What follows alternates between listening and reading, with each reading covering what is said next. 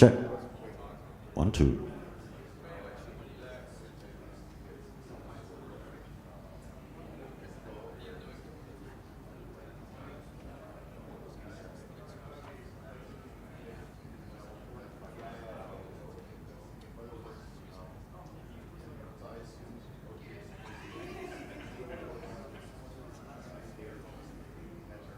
Can you get my screen up there?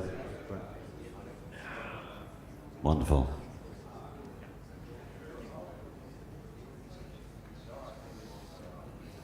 Okay, good morning everybody. Thanks for joining us. Thanks to everyone tuning in online as well, wherever you are from over the world. My name is Ben Thomas. I run marketing and communications for the DPDK project on behalf of the Linux Foundation. And I know what you're probably thinking, 8 o'clock in the morning. I can see the dread coming over your faces. God, they're torturing us with a marketing guy. First thing. I get it. But I've been locked in a cage downstairs and they've let me out, so I'm going to take my time. Evie, push back the schedules. Okay? Everyone get caffeinated, hydrated. We're going to be here for a long time.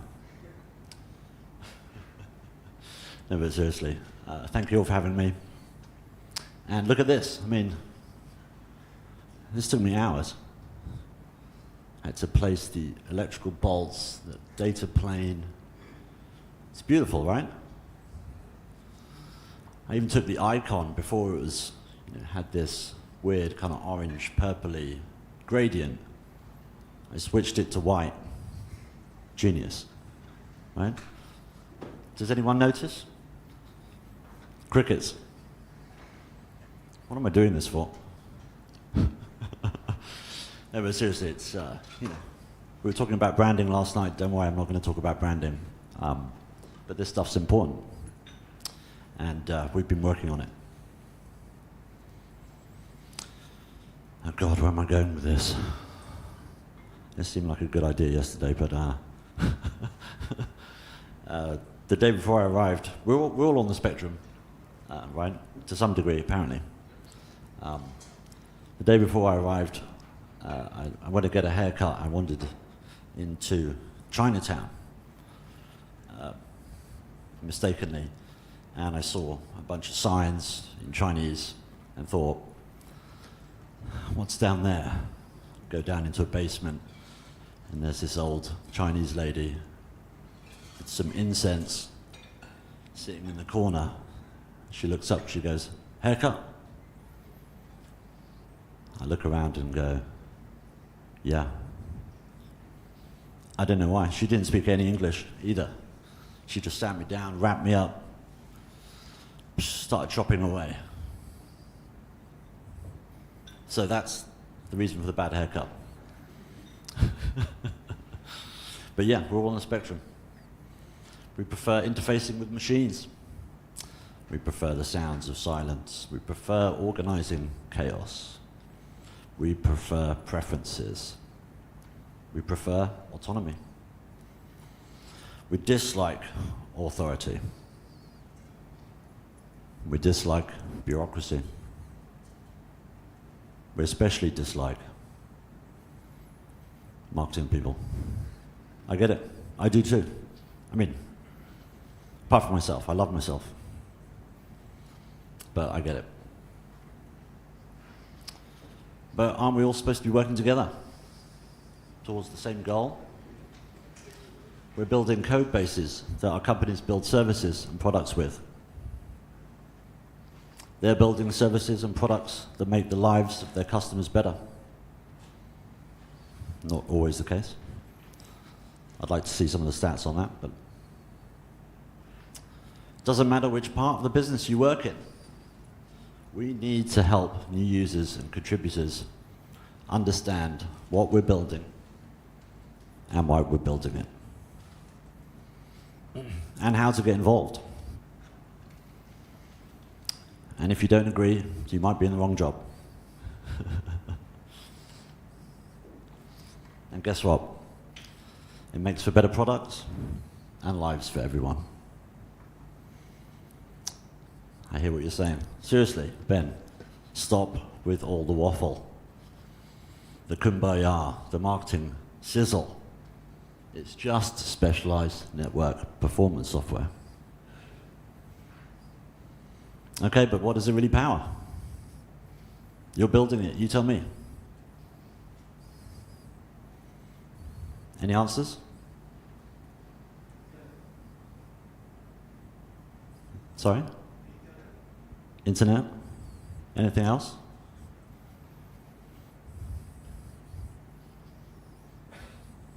No? Excellent. I'll take that. An upload of a medical file that saves a life. A closing of a trade that makes a fortune. An uninterrupted call from a veteran overseas. Morton was telling me about this last night. Power to communities in disaster zones, and safe journeys to DPDK events, and much, much more. A particle processor that ends all life on Earth.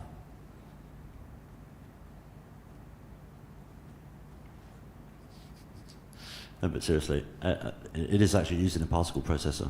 But with great power comes great responsibility, right? And the next LTS release. Thank you, Kevin.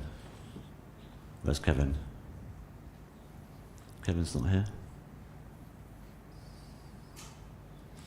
So the next time you punch in that code, think of the longest output it achieves. Actually, this slide should have gone in a better place. Those are the stories we want to tell, that everyone wants to hear, that start at your keyboard. Help me tell them. That's all I've got.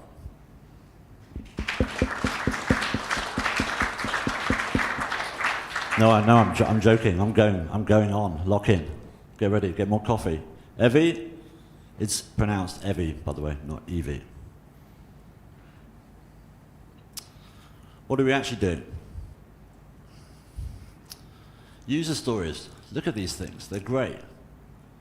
Spent days and days on these. Not creating them. Going back and forth between your legal departments and PR marketing teams, trying to get approvals and sign off. These take ages, but they're brilliant. They're brilliantly written, superbly written, by myself, of course. But thanks to everyone involved, it's been a real pleasure getting to know you through these and the business, and thank you for your patience in getting me up to speed on all the tech. I do appreciate it.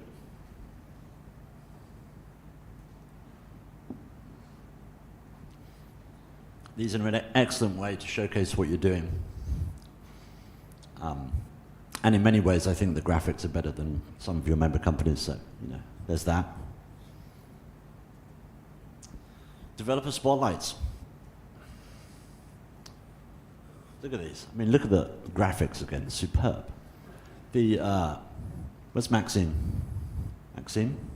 Hey, I know you don't want to talk to me anymore, but look what you started. Fantastic. Now I can't. There's too many people coming at me now. I've got so many developer stories in the works. It's great. Wonderful to get inside, you know, your galaxy brains. Not just to understand the tech, but to understand your lives, how you balance your work, life, and the interesting insights that come out of these as well. Not just from a community perspective, but from other trends like how many people here play? Okay. I ran a poll across the Linux Foundation last year that revealed that almost 40% of developers also to practices coalesce. Why aren't we talking about that? It's interesting. Why did the two work together? And the trend rolls out across industries as well. A lot of CEOs, business leaders, musicians, creatives, who also code. So these are great ways to showcase what the community is really doing, what they're building, who the community is. And as I said, I've got a slew of these coming over the next month. So please get in touch with me if you want to be involved in one. I'd love to hear about it.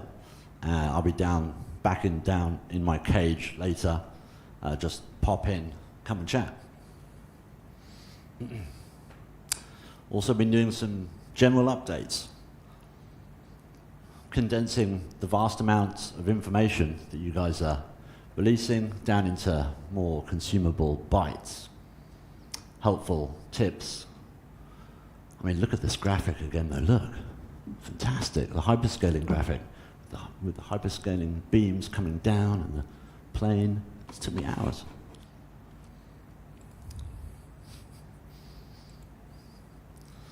But again, yeah, overviews of the events. We're releasing these. Sorry? Yeah? Good. And the monthly newsletter. How many of you have read this? 2, 3, 4, 5. Great.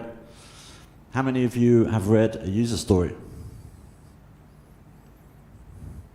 Okay, that's better. What about a developer spotlight? Okay, not bad. But it's okay, they're not for you.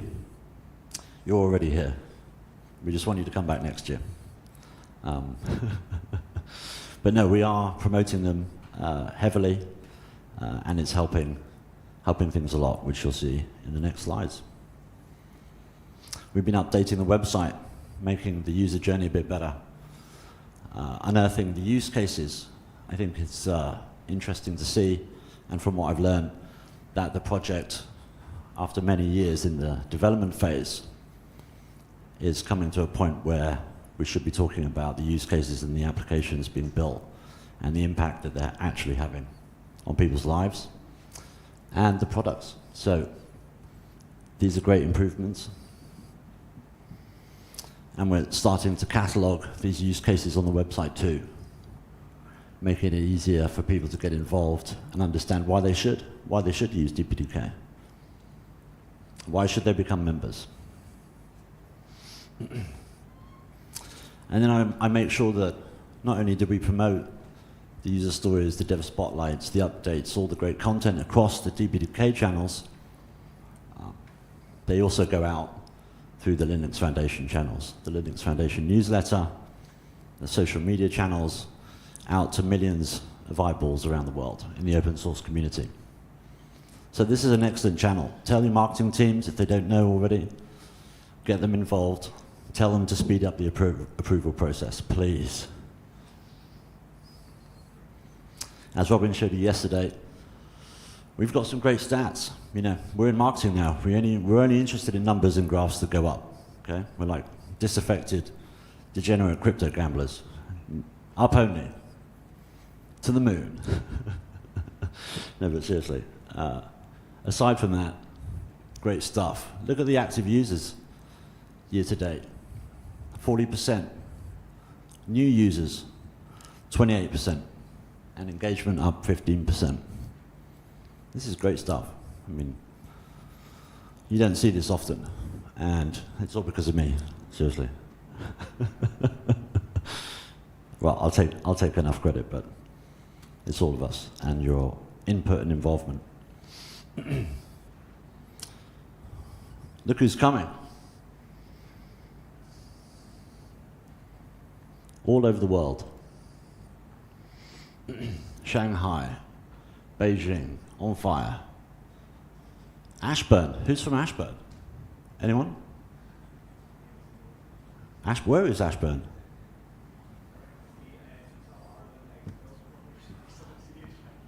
Is it Virginia? What are those guys doing? Oh, man, Russia. Such a shame we can't do business. But look, I mean, this is fantastic. Bengaluru, honestly, these guys come up on all the analytics across all the projects.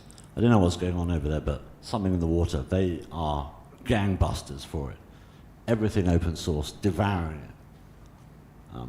Always top of the charts. It's fantastic. Interesting stuff.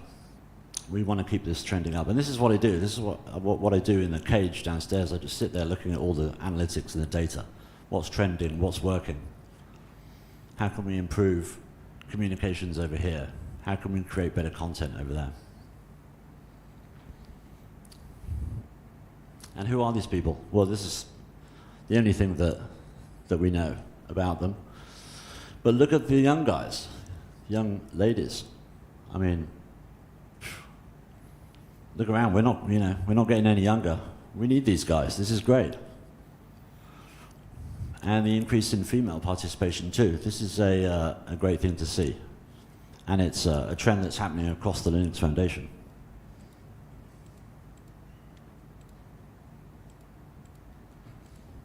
It's also coming out of some of the insights to the new developer stories, particularly in Asia Pacific, where the cultural boundaries are coming down for more females to be involved in open source. So these are all great things to see. But we need these youngsters.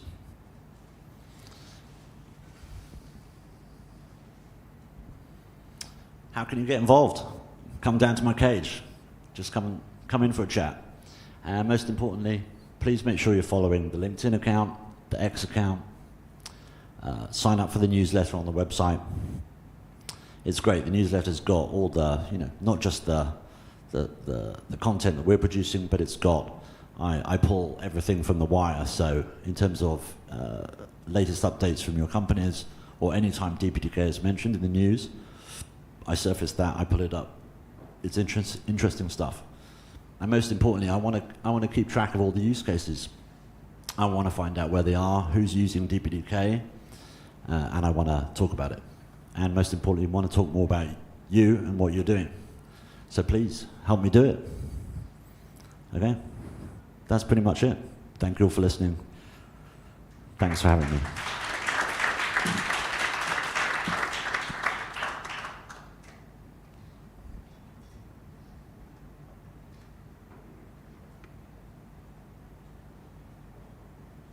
DPDK. So here's the agenda for the session. We'll briefly discuss on what is TLS and Hi everyone, I'm Akhil Goyal, Principal Engineer at Marvel. I also work as Crypto Subtree Maintainer for DPDK. In this session, I, along with Anup Joseph, would be discussing on what is TLS and how we can accelerate it using DPDK. So here's the agenda for the session. We'll briefly discuss on what is TLS and what are its different layers. After that, we'll discuss on TLS handshake and TLS record protocol and how we can use DPDK to accelerate the protocol processing. In the end, we would share the current status which is available in DPDK. TLS stands for Transport Layer Security, which is used for encrypting the communication between web applications and servers. In DPDK, we supported IPsec at layer 3, MACsec at layer 2. Now for layer 4 security, TLS is also added. So what is TLS? It is a reliable layer 4 security protocol which provides end-to-end security channel for data to be sent between applications over the internet. It ensures that eavesdroppers and hackers are unable to see what we transmit, which is particularly useful for private and sensitive information such as passwords, credit card information, and personal correspondence. TLS has basically evolved from secure socket layer or the SSL. TLS has various versions. First version was introduced in 1999, which had many issues. TLS 1.2 was introduced in 2015 after SSL 3.0 was deprecated. Currently, TLS 1.3 is the latest version, which is considered as the most secure version. There are three primary features of TLS. First is the authentication of server. It ensures that the parties exchanging information are who they claim to be. Second is channel confidentiality. It encrypts the data being transferred from third parties to ensure that channel is confidential. message. It verifies that the data has not been forged or tampered with. TLS is implemented on top of TCP. Hence, it assumes all the features of TCP along with security. Now, there is another protocol added which runs over UDP, the DTLS, datagram TLS. There are few fundamental differences between the TLS and the DTLS, while the purpose of both is to provide security at layer 4. As TLS is based on TCP, it ensures ordered packet delivery, while in case of DTLS, out-of-order delivery is allowed. An explicit sequence number is added in the DTLS header to help application handle the out-of-order packets, while in case of TLS, sender and receiver updates an implicit sequence number in the session atomically. In case of TLS, a decryption failure will result in termination of connection, while in case of DTLS, timers are added for retransmission to handle packet loss. Anti-replay checks are also added in DTLS to prevent replay attacks, similar to what we use in case of IPsec. Since TCP can handle large fragments, TLS may generate packets up to 16 kilobytes, while DTLS recommends path MTU discovery to prevent fragmentation. Now we will discuss on different layers of TLS protocol. Every TLS or DTLS packet is basically considered as a TLS record. The TLS records can be of 4 message types. First is handshake message, change cipherspec message, alert message, and the application layer data. TLS basically has 2 subprotocols, TLS handshake protocol and TLS record protocol. We'll discuss the details of both of these in upcoming slides. In case of TLS handshake protocol, handshake messages and chain cipherspec messages are used. Handshake messages are required to negotiate various session parameters like algorithms, keys, etc. Chain cipherspec is used to specify migration to a new protocol protection suite. Now, once the handshake is established, alert and application layer messages can be sent.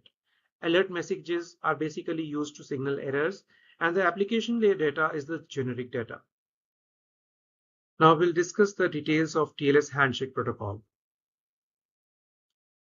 Since TLS is a communication between a server and a client, we need to have a handshake or a negotiation between them. The handshake protocol basically addresses 4 major requirements which is needed to have a reliable connection between the server and the client. First is to specify which version of TLS or DTLS will be used and decide which cipher suites and algorithms are compatible between them. Second is the key establishment using public key exchange algorithms. Third is to authenticate the identity of the server using the server's public key and SSL certificate authority's digital signature. Fourth is the generation of symmetric session keys to use after the handshake is complete for the generic application layer data. Various versions of TLS and DTLS have different changes with respect to handshake. We'll not go in details of every handshake process. For illustration, we have taken TLS 1.3 to show the handshake process. Here, the handshake can be considered as a 3-phase process. The key exchange process, getting the server parameters, and the authentication messages. In the key exchange phase, the server sends the client hello message, which contains a random nonce, its offered protocol versions, a list of symmetric ciphers and hash pairs which it can support, a set of Diffie-Hellman key shares, or a set of pre-shared key labels, or both, if it supports that, and then some additional extensions, if any. The server processes the client hello and determines the appropriate cryptographic parameters for the connection. It then responds with its own server hello, which indicates the negotiated parameters for the connection. The combination of the client hello and the server hello determines the shared keys. The key establishment can be done using ECDHE or the pre-shared keys. The server, in the second phase, the server then sends two messages to establish certain server parameters.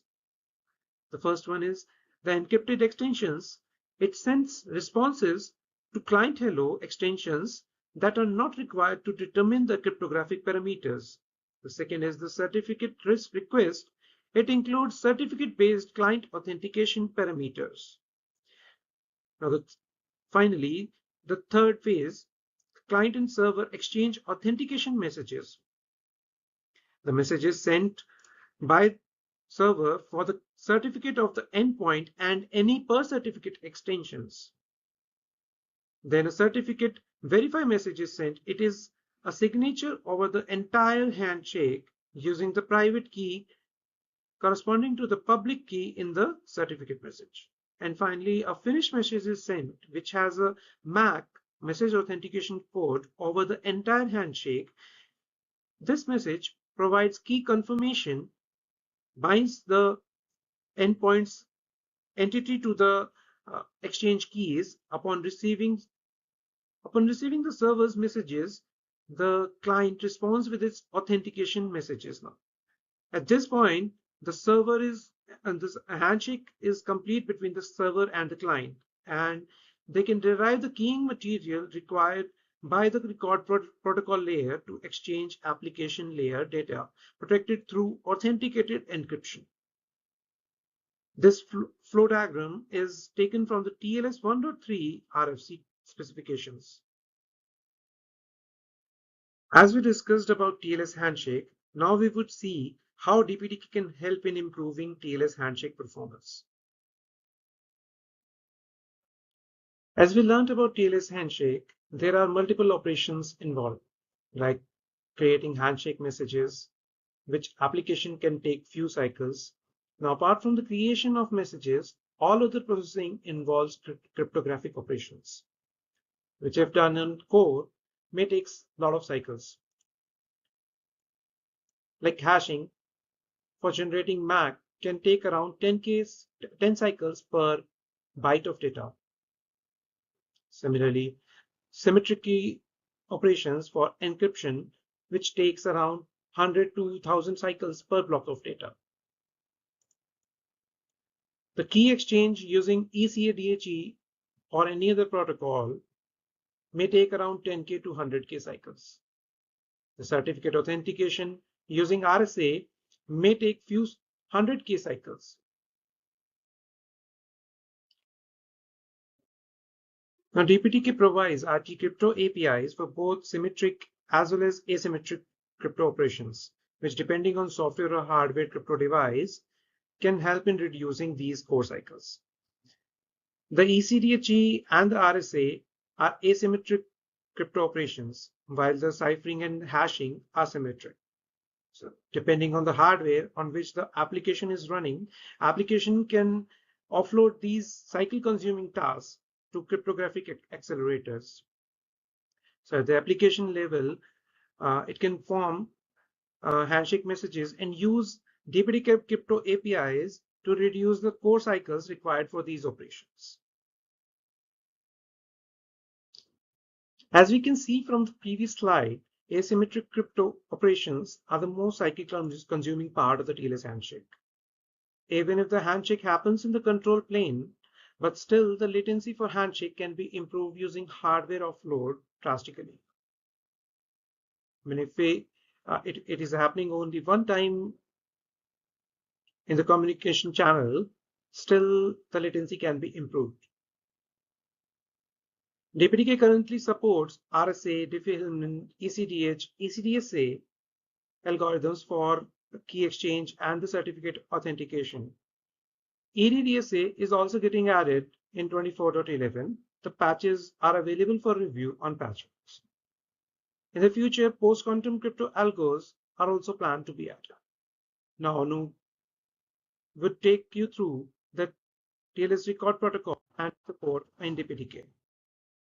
Thank you. Hi everyone, I'm Anup Joseph, Senior Principal Engineer at Marvel Technology. I'm also a co-maintainer of the RTE Security Library in DPDK.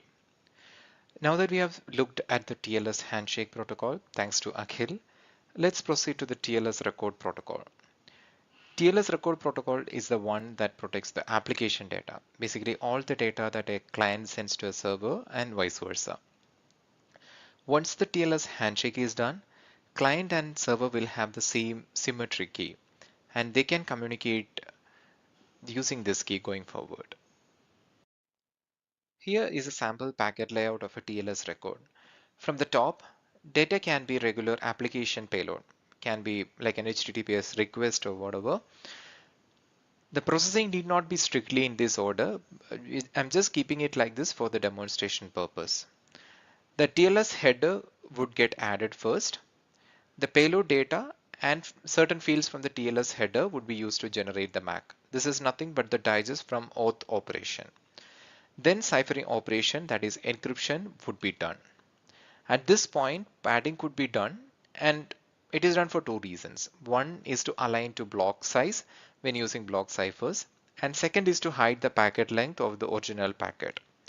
Once the padding is done, then the payload could get encrypted. This is the scheme used for block ciphers and varies slightly for other types, which we will see in the next slides. Since TLS is a security protocol, cryptography would be at its core. There are three types of ciphers used: stream ciphers, block ciphers, and AAD ciphers. Stream ciphers are not preferred due to vulnerabilities. Block ciphers and AED ciphers are more common.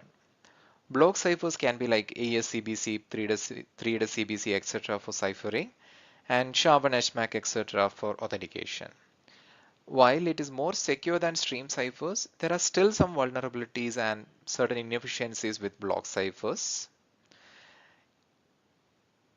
AED ciphers provide both confidentiality and integrity for the encrypted data. ASGCM, ASCCM, Chachapoly, etc. are some of the common algorithms. These are more preferred. In TLS 123, which is the latest TLS version, only AED ciphers are supported. That is, no stream ciphers and no block ciphers. Let's start looking at some of the building blocks of a TLS record. As with any security protocol, TLS also has a concept of atomic sequence number. These unique sequence numbers ensure that the cryptographic operations result in a different output each time the operation is performed. If not, usage of the same inputs, that is the same sequence number and the same input data, can result in compromising the symmetry key. With TLS, both the sender and the receiver maintain a sequence number and increment the value synchronously. This means that TLS expects perfect in order delivery, and this is possible since TLS is on top of TCP. So how does DTLS work, which is on top of UDP? UDP doesn't guarantee order delivery of packets, and so DTLS behaves differently. As with TLS, DTLS also assigns atomic sequence number in the sender side and puts a sequence number in the packet. At the receiving side, this sequence number is used for decryption and digest verification, etc.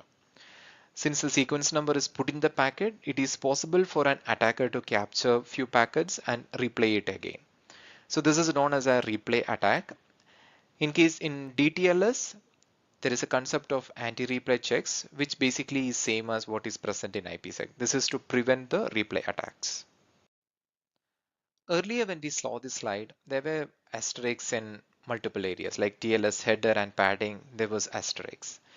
So there are some specific handling in TLS for these sections, and it is important to understand both these topics to understand some of the API choices. First, we will see padding.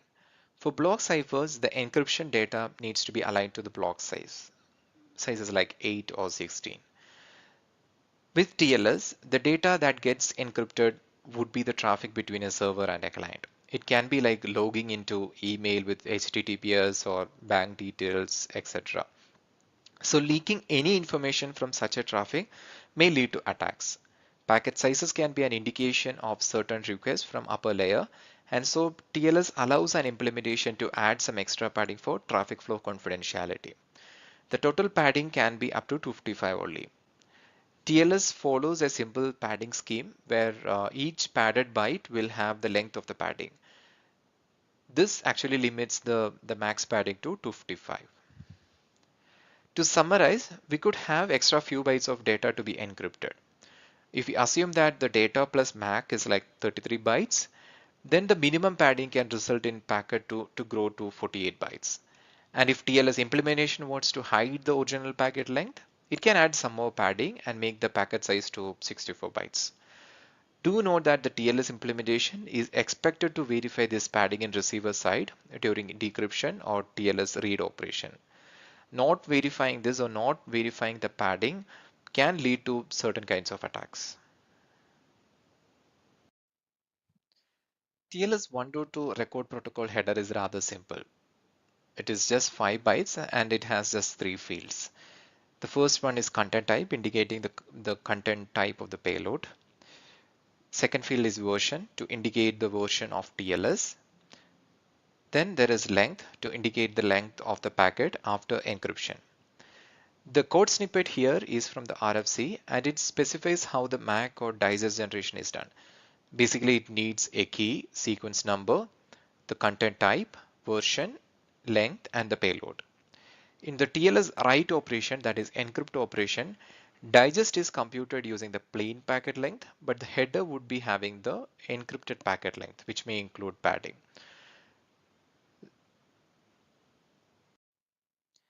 At the receiving side, TLS read or decrypt operation would have to do the exact same computation and make sure the MAC is the same. This is the way to ensure that the data was not tampered with during the transmission. The inputs needs to be the same to get back the original MAC. When a packet is received, how can the receiver compute the MAC? So we need the fields that we saw in the previous slide, basically write key, sequence number, then the fields such as type, version, length, and fragment. So the write key is the one that after the TLS handshake, both the client and server will have. So that is okay. Sequence number, again, it is coming from the state. The receiver state will give the sequence number. Then there is type and version, which comes from the TLS header. Following that, there is length. So what is the length that has to be used for the MAC computation? It is the plain text length, while the length field in the TLS header is the encrypted length, which includes a variable padding, which is impossible to predict. So how can we work around this? So there are two solutions. One is perform decryption first and then perform authentication. It works, but the problem is there won't be any chaining. So we have to do the ciphering operation first and then go for the auth operation, which means that there will be like more DMAs when using an external accelerator. The second option is to decrypt the last block, get the padding value, and then perform the chained cipher plus authentication. So this again means multiple passes. First pass is to decrypt the last block, get the original padding, and then use that for the computation of AAD, and then perform the chained operation to decrypt the original packet and the authenticate at the same time. So how does DTLS 122 compare with TLS 122? Crypto operations are similar, just that RC4 is discontinued for DTLS 122. Other than that, crypto operations are just the same. As discussed earlier, DTLS need to carry the sequence number since UDP allows out of order delivery. So the packet layout is on the slide and it demonstrates how the sequence number is packed inside the TLS record packet. DTLS also has a concept of epoch, which can be thought of as an upper two bytes of 8-byte sequence number. The actual sequence number in a TLS record is 6 bytes, but it's better to think of epoch plus sequence number as an 8-byte sequence number. Essentially, when rekeying event happens, epoch gets incremented and both sender and receiver would need to switch to new epoch. TLS 1.3 is the latest version. It is also on top of TCP and it is like the newer version of TLS 1.2. It has major changes in handshake and record handling. TLS 1.3 supports only AED ciphers, that is only ASGCM, CCM, and Chachapoly. No block cipher or no stream cipher, and yeah, no associated padding issues. TLS 1.3 allows zero padding, and that can be up to max packet size. MAC generation and verification uses ciphertext length instead of the plain text length to simplify the decryption or TLS read operation. So earlier we discussed about the padding being variable and the requirement to use the plain packet length, complicating the digest verification case. So in case of TLS 1.3, the spec states that the MAC generation is based on the ciphertext length instead of the plain text length. Do note that the differences between TLS 1.2 and TLS 1.3, it can itself be a 1 hour topic. So the ones that are highlighted above are just few ones that impacted some of the DPDK API changes. So how can DPDK help in accelerating TLS record operations? There are two libraries in DPDK which helps in performing parts of TLS record. One is RT crypto library, which enables cryptographic offloads on an RT crypto div, and the other is RT security library, which enables security protocol offloads. RT crypto is designed to perform raw cryptographic operations such as ciphering and authentication. Since RT crypto performs only crypto operations, it is not expected that the packet layout or the length would change following an RT crypto operation.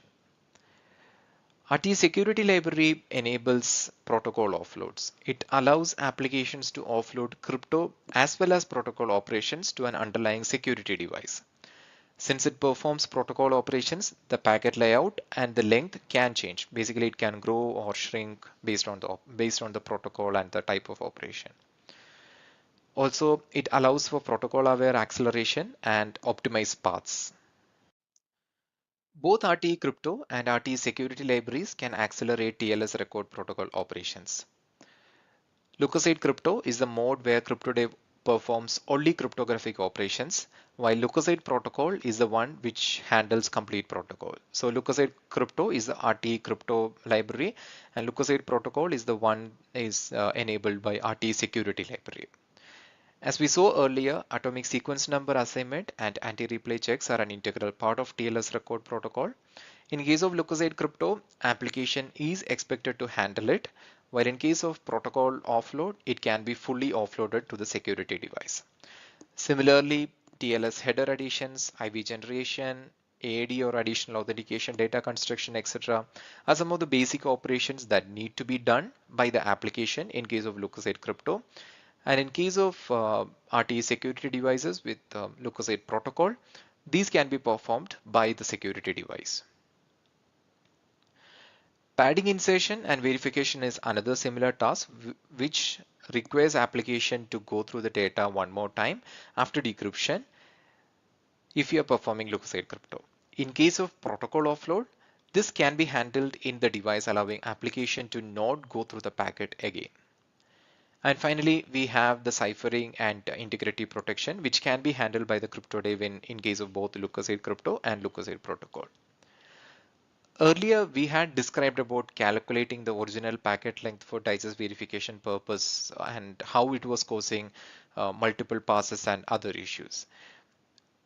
That can also be optimized in case of Leukocyte protocol, as a security device is aware of the protocol and it can very well look at the last block and make such decisions on the fly. This is the transform which configures an RT security session as a TLS record session. Currently, it supports TLS 1.2, TLS 1.3, and DTLS 1.2. So as we can see, there are fields that are very specific to DTLS 1.2, things like anti-replay window size, and epoch, etc. And there are like common configuration, things like lifetime, which is applicable for all the TLS protocols. So all that is captured in this transform. Data path for crypto devices which supports RT security is enabled using standard RT CryptoDev APIs. That is RT CryptoDev NQBurst and DQBurst for the data path. As we discussed earlier, TLS record requires some more additional inputs than what was required for other existing offloads such as IPsec. One use case is padding, where an application can request the TLS record protocol to add more padding than the default padding. RT CryptoOp had a field called aux flags, which we kind of repurposed to allow application to pass this padding info to the security device. Originally, the field was acting as an output from the security device to the application, and we modified it such that it can also be used as an input to the security device. The field also carries as an output information such as soft expiry, which is applicable for TLS record as well. So as an input, applications can give padding information, and as an output, that field can carry the soft expiry notification. Earlier, we saw that there was a field called content type, which was put in the TLS header. But with TLS 1.3, this content type was moved to the encrypted packet data. So the content type was the content type in the header was supposed to indicate as a application data, but the actual content type was actually inside the TLS 1.3's encrypted payload. So this was supposed to be inserted between the payload and the padding, and upon in the receiving side, this need to be like after decryption, the padding needs to be determined, like based on from the end, the TLS implementation has to see how many 0 bytes are there, and the last non-zero byte will be counted as the content type. So that field, the content type, also needs to be given back to the application for its processing.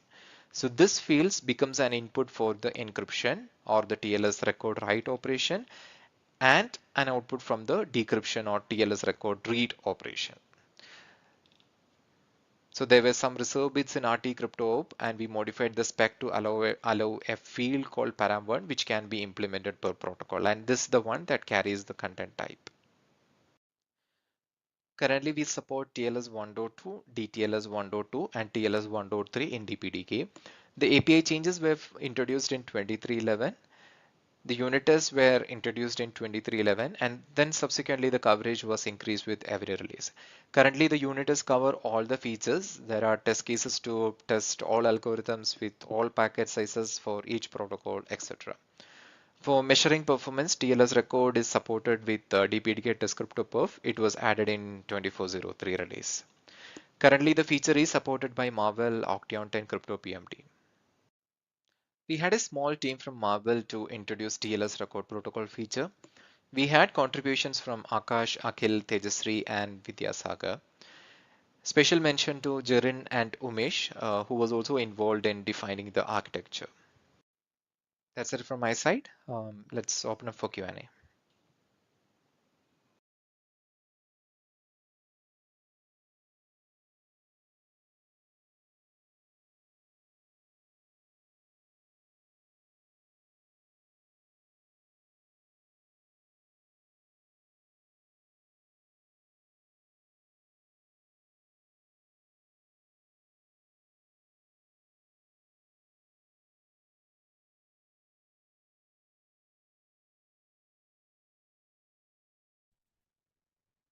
The question is about the TLS record acceleration, right?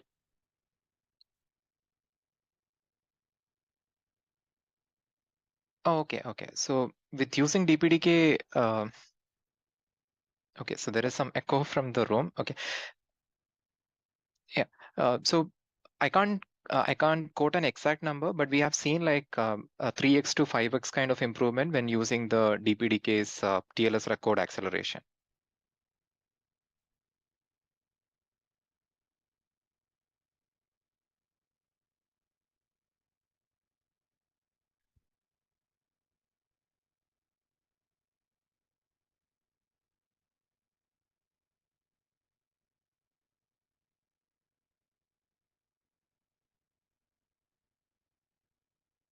Good question.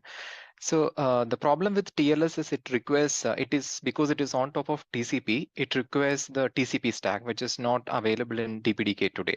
So yeah, because of that, we cannot have an application like IPsec gateway, but for DTLS, yes, it is possible to add an IPsec gateway kind of application. And Marvel internally, we are working on it, and hopefully in the next releases we will submit.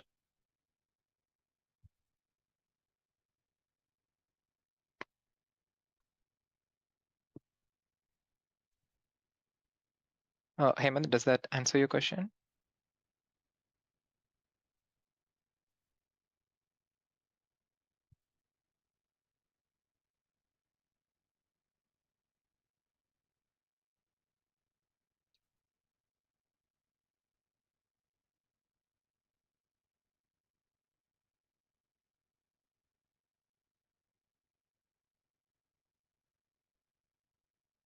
Yeah.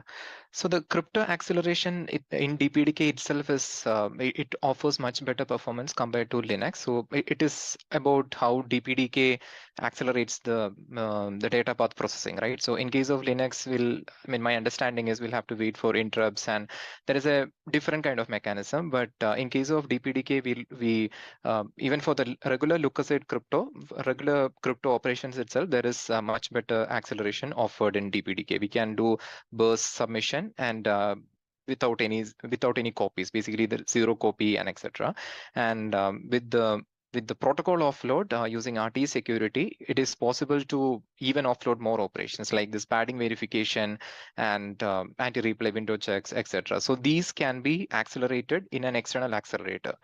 So that is fundamentally driving the performance gains. Just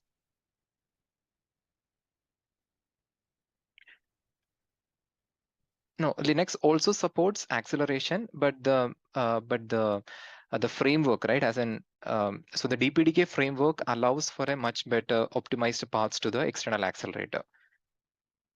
So the poll mode kind of schemes offer much better performance. Yeah, Akhil, you want to add something? Yeah, just to add, it is like similar to what we support IPsec in DPDK, right? So it gives a much better performance compared to the kernel one. So similarly, TLS, while working with DPDK, it will give much better performance than kernel.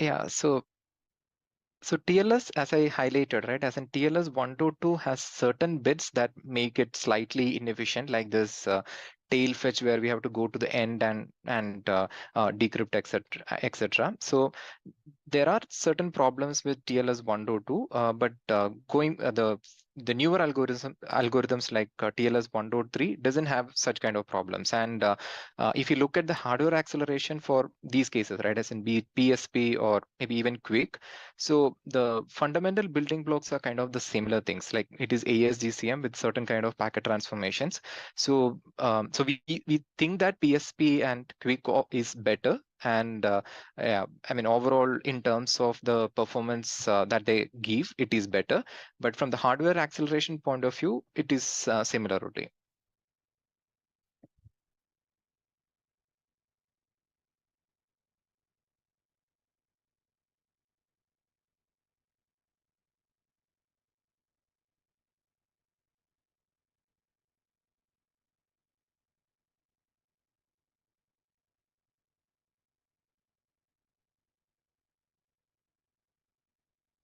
Yeah. Thank you, everyone.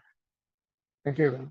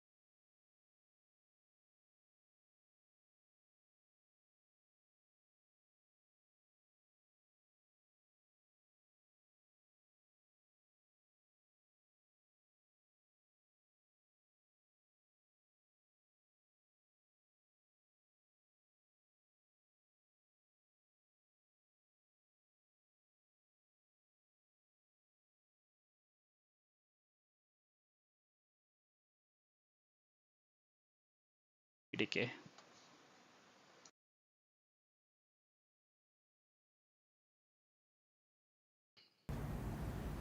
Encryption is a technique to transform the data into a form that only an authorized recipient can understand it correctly. In cryptography, to encrypt the data, a secret key is used. Based on how the secret key is generated and used, encryption is either symmetric or asymmetric. In symmetric encryption, same secret key is used by both sender and receiver, meaning encryption and decryption uses same key. It applies simple mathematical operations such as XOR, multiply, but on smaller numbers. Hence, it's quick. Whereas in asymmetric encryption, a key pair commonly called private and public key is used. Encrypted data with one key can be decrypted by other key.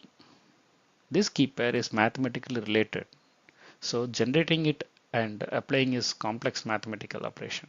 That's the reason it provides more security to data in comparison to symmetric encryption. At the same time, asymmetric encryption is slow because of the complex operations. Hence, these two techniques are used according to what data is to be encrypted and for what purpose. For example, TLS SSL protocol is an example where these two techniques are used. In short, a pre-master secret is sent by the client to the server securely after encrypting it with the server's public key. Then both client and server generates session key, which is later used for TLS record processing, where actual data is encrypted. Asymmetric encryption is also called public key cryptography. Today, as we securely access websites over HTTPS port, asymmetric encryption plays a significant role. As you recall in the previous slide, private and public keys are mathematically related. So digital authentication is carried over public key encryption, whereas signature generation is carried over private key. Most of the implementations today rely on RSA or ECDSA for digital authentication and sign purpose. Due to implementation challenges for public key cryptography algorithms, they open door for side channel attacks as well. Importance of cryptography design. Statistics say in last 10 years, HTTPS traffic almost doubled. So attacks on HTTPS session is increasingly common where a malware could be designed to steal private key which is critical to HTTPS session.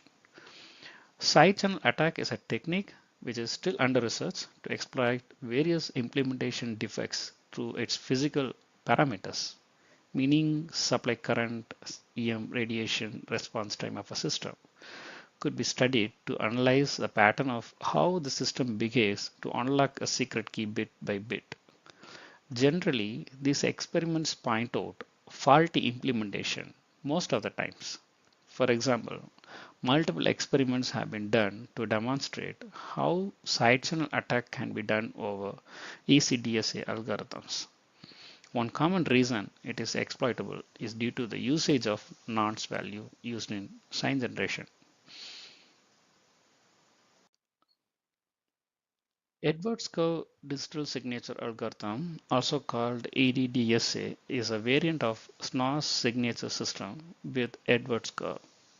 Earlier, RFC 7748 introduced two elliptic curves, namely curve 25519 and curve 448. These two curves aim two things. One, constant time implementation. Two, exception-free scalar multiplication. This is important to resist from side channel attack, specifically cache and timing attacks. RFC 8032 in standardized Edwards curve instances based on hash function and other elliptic curve parameters, and they are ED25519, ED25519 CTX, ED25519PH, ED448 and ED448 PH. Here CTX means context and PH means prehash. Technical advantage of EDDSA is that it doesn't use nonce, meaning portion of private key after hashing it determines a nonce instead of using any random source. Hence, sign is more deterministic.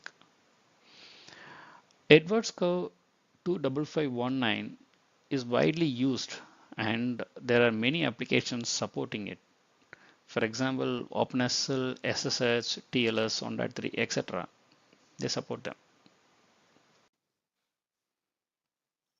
EDDSA offers several technical advantages over other algorithms like RSA and ECDSA. Here are its key benefits. 1. EDDSA performs faster signature creation and verification than traditional algorithms like ECDSA and RSA. Number 2, it has no variable time operations, so reducing susceptibility to side-channel attacks. Number 3, it is deterministic in sign generation, meaning same message always results in same signature because no random source is used. Number 4, EDDSA achieves same or better security than ECDSA for the same key size. For example, to achieve same security strength of ECDSA, curve SecP 256R1, curve 25519 needs only 128 bit.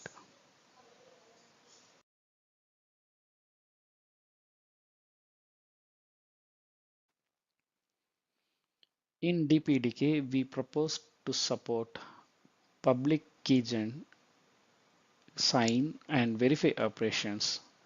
At present, our 5 curve instances that RFC 8032 proposed are implemented.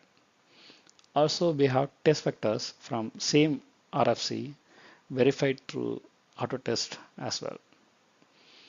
And the same test vector is used in CryptoPerf application as well for benchmarking PMD driver performance.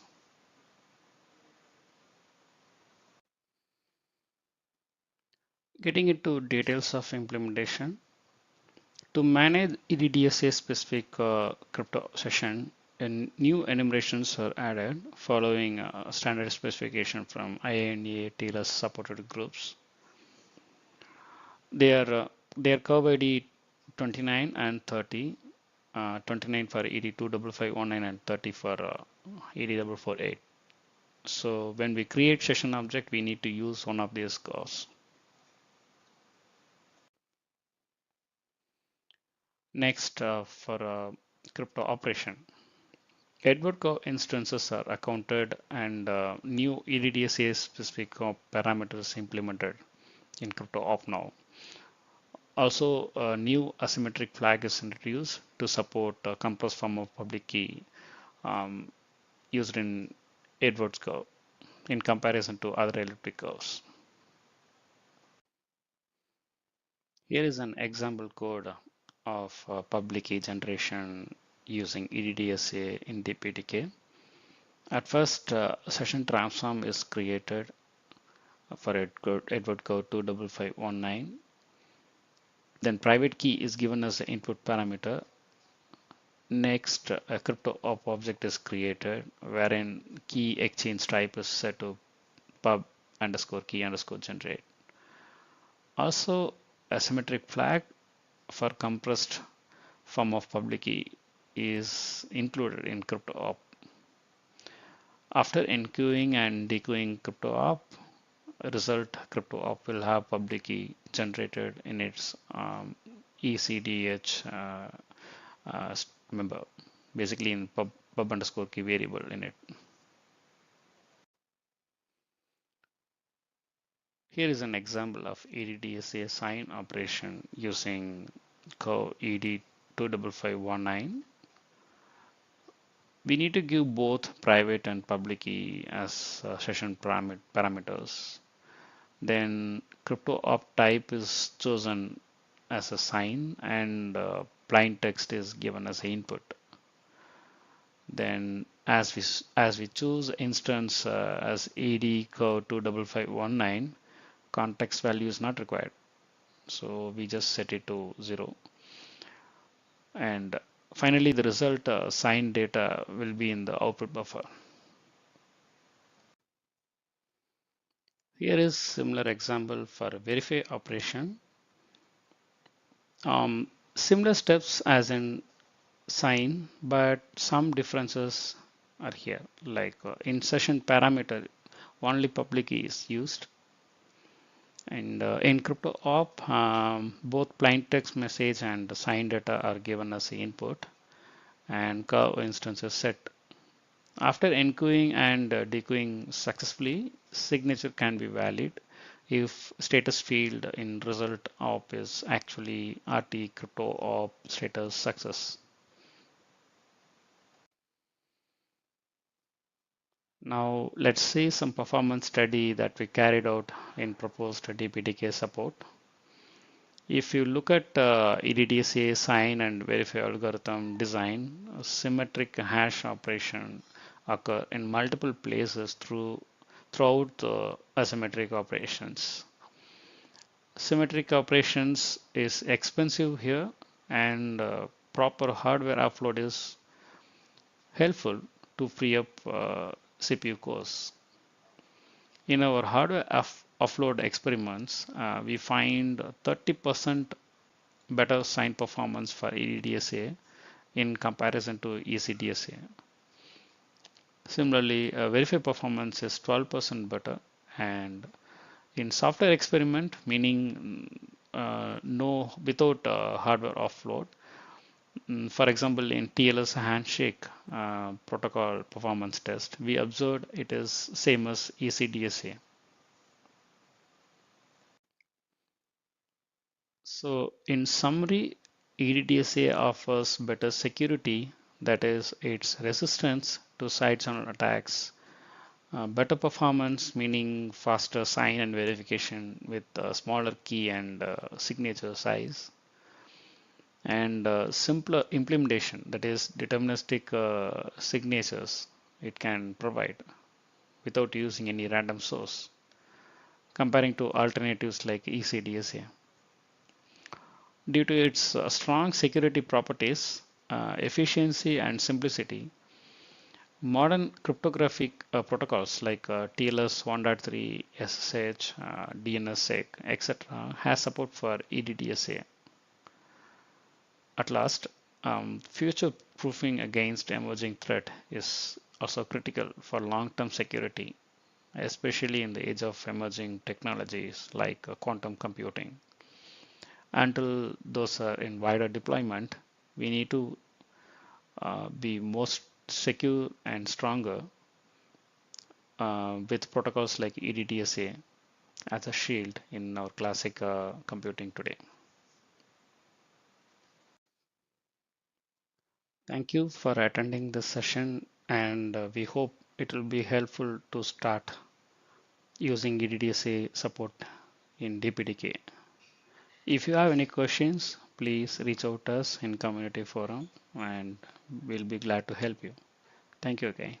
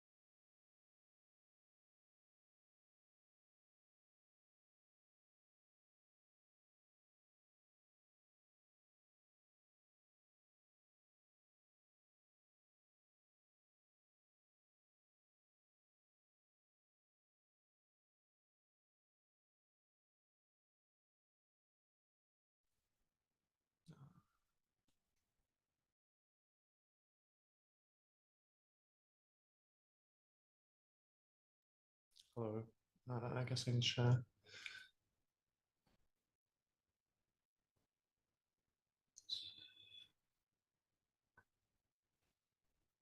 Okay, is it visible?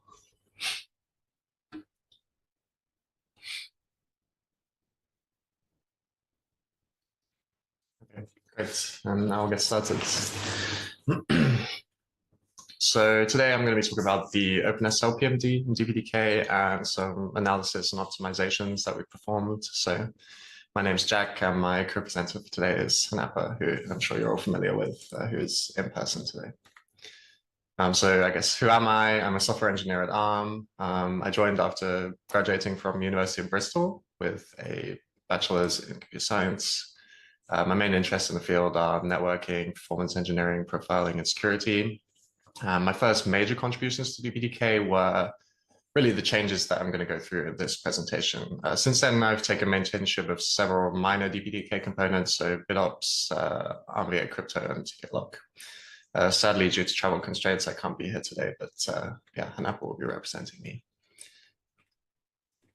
So first we have some kind of background of where this has all come from. So what are the existing DPDK software crypto PMDs?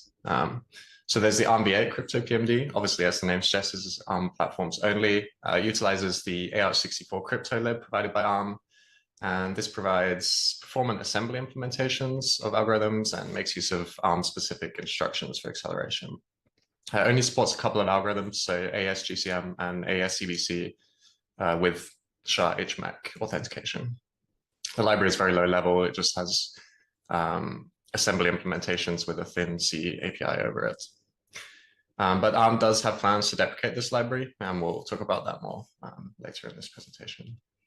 There's IPsec MB, which there are kind of two versions of this. There's the original Intel's IPsec MB library, and then there's an ARM fork of this. The ARM fork has a much more minimal set of supported algorithms. It's only these two. And this also has a thinner API than OpenSSL, so a bit more similar to AR64 CryptoLib. And finally, there is OpenSSL, which is what we're talking about today. This utilizes the very well-known OpenSSL library. It's widely packaged for basically all distributions. Supports an extremely large range of algorithms. Although the DPDK PMD only supports a subset of these, it's still a large subset. And it has a much heavier API.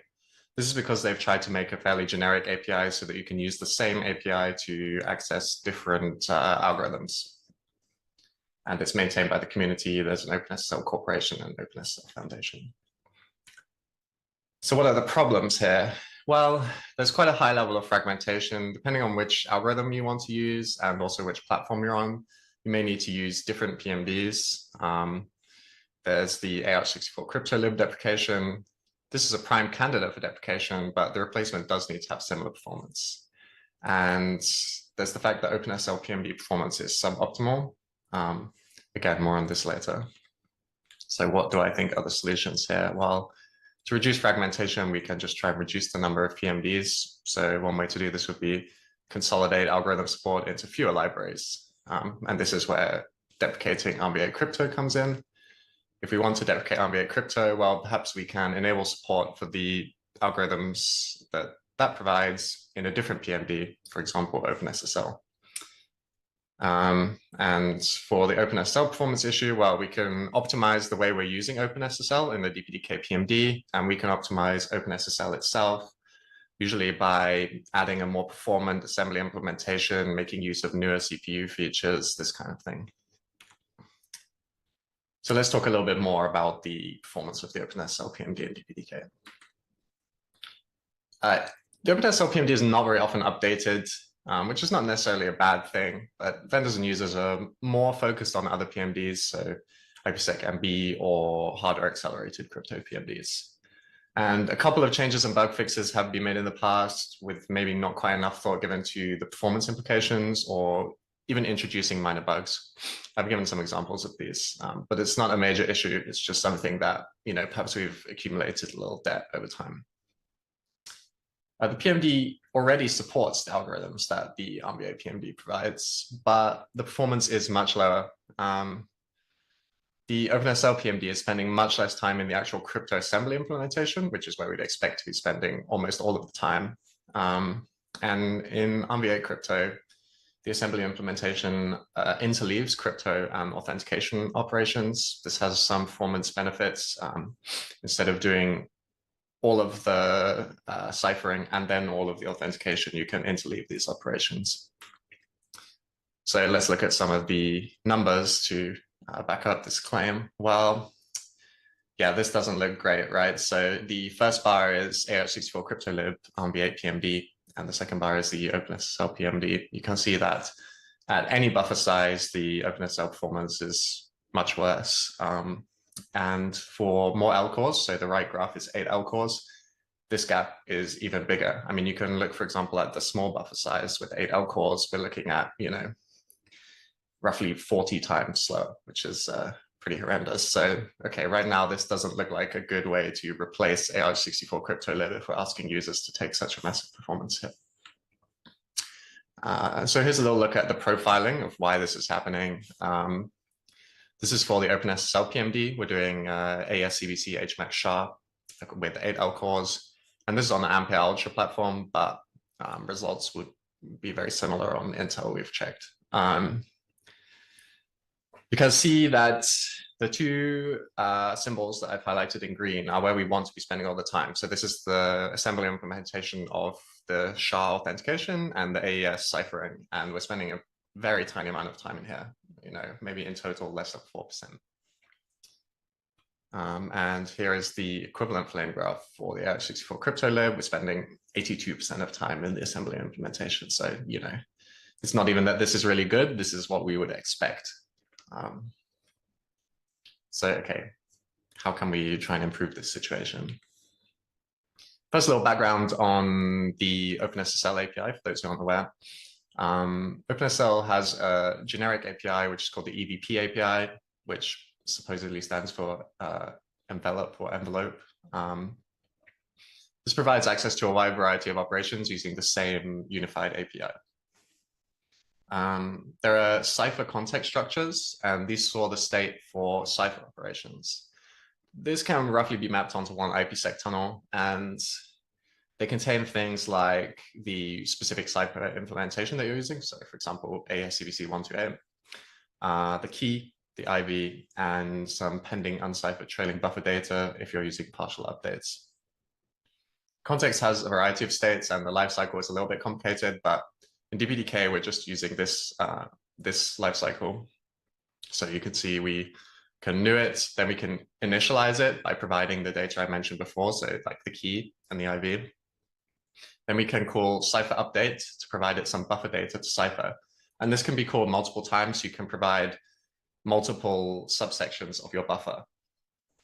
Then once you've provided all of your buffer, you can call cipher final. And at this point, you will have some output that you expect to have.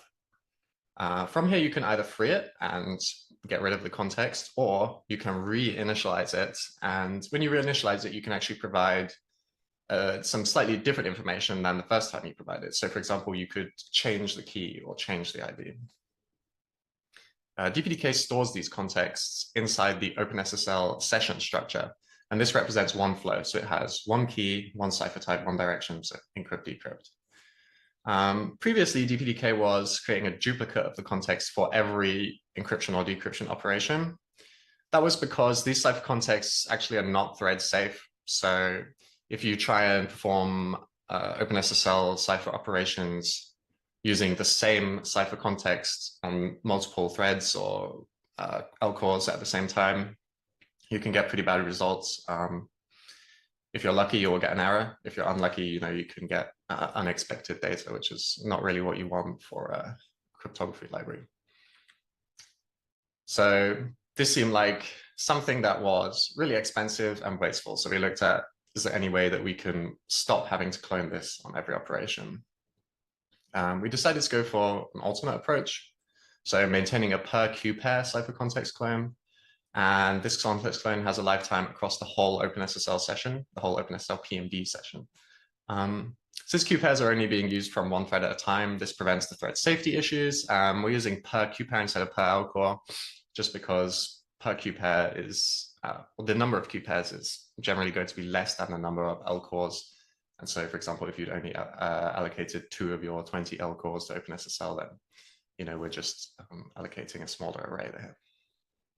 This does increase memory usage because the lifetime of these contexts increases, but it does drastically reduce the amount of context duplications that have to be performed.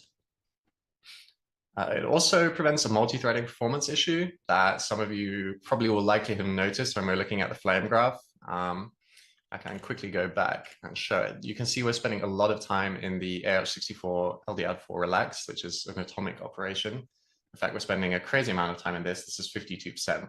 I should note that this is on 8 L cores, so it's highly parallel. But the reason for this, we found actually, is that there's a globally maintained EVP cipher instance, and this lives inside, or there's a pointer to this inside the cipher context structure. Because it's a globally maintained instance, it uses ref counting to handle its lifecycle, and that means that every time we clone the cipher context or free them, we're thrashing the ref count. So especially for small buffer sizes with a lot of L cores, we're really thrashing this ref count, and it performs pretty horribly because these atomic operations are just wasting a lot of time. So our approach of not cloning this per buffer obviously negates this issue. So we implemented this as a patch set against DPDK.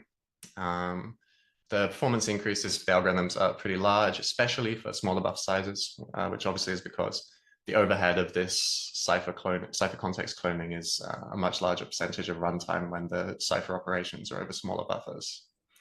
The throughput uplift ranges from even up to 1,000% increase on really small buffers with a lot of L cores to a more modest 5% or so with 1 L core and very large buffers. The patch set was accepted and it's shipping as part of DPDK 2407. I would really like to thank everybody for their feedback and reviews, especially Nick Connolly and Watsala and Hanapa from ARM, and Kaiji and Akogoyel from the community for upstream reviews. And users of this PMD across all platforms should now be able to see crypto speedups without making any code changes. So here's a little comparison of the results that we got from making these changes. You can see that the performance gains are pretty reasonable, especially on the 8 L core graph because of the atomic operation issue that we discussed. And you can also see there's never any downside to it throughput-wise, so that's a good thing. But obviously, I would be remiss not to mention that, okay, we're still not matching the AR64 cryptolib performance here. So we're still missing something really. So the next thing we looked at was, can we optimize the AES CVC HMAX SHA implementation in OpenSSL itself? So AR64 cryptolib already has a well-optimized implementation of this algorithm. The algorithm combines the encryption and the authentication and uses interleaving, which means they're performed together instead of fully doing one operation over the buffer and then fully doing the other. Took this assembly implementation from AR64 cryptolib and created a PR against OpenSSL. The assembly implementation is essentially ported to OpenSSL, but there's a few small changes which had to do with rearranging some of the instructions to take advantage of some instruction fusing on ARM CPUs. So it should perform a little bit better actually than the previous one. But a patch to DPDK's OpenSSL PMD is needed to actually integrate this new algorithm support. There are some difficulties here. We have to think, should this be provided to the user as a separate algorithm? Like, for example, the user has to request interleaved AES CVC HMAX SHA, or should we just transparently switch to using it when the user is selecting AES CVC encryption and HMAX SHA authentication, which is what they would have been doing previously when using the OpenSSL PMD with this combination. So we had a couple problems when we came to integrating this with DPDK's PMD. The initial implementation doesn't support partial updates. So if you remember back to the lifecycle graph, this is when we call cipher update multiple times, and we provide the cipher the buffer data to OpenSSL, not in one go, but in multiple goes. This wasn't supported for the initial port, and that's because AR64 cryptolib never supported this. It always required the whole buffer to be provided in one go. There's no way for the PMD to really inform the user that this isn't supported for a specific algorithm. There's no existing mechanism for that. So the only option would be to error out on segmented buffers when using this particular algorithm, and then document that it isn't supported somewhere. But this rules out the previous suggestion of perhaps transparently switching to interleaving, because now we'd be introducing a feature regression, right? Previously, you could do this with those two algorithms. Now you wouldn't be able to. So actually, the solution that I decided to go with here is, okay, we'll just add support for the partial updates to OpenSL's implementation. Here's a little background on AES-CBC for those who aren't familiar. So AES is a very popular cipher algorithm, and CBC is a mode of operation. It stands for chained block cipher. So data is processed block by block, and the output of one block forms part of the input to the next block.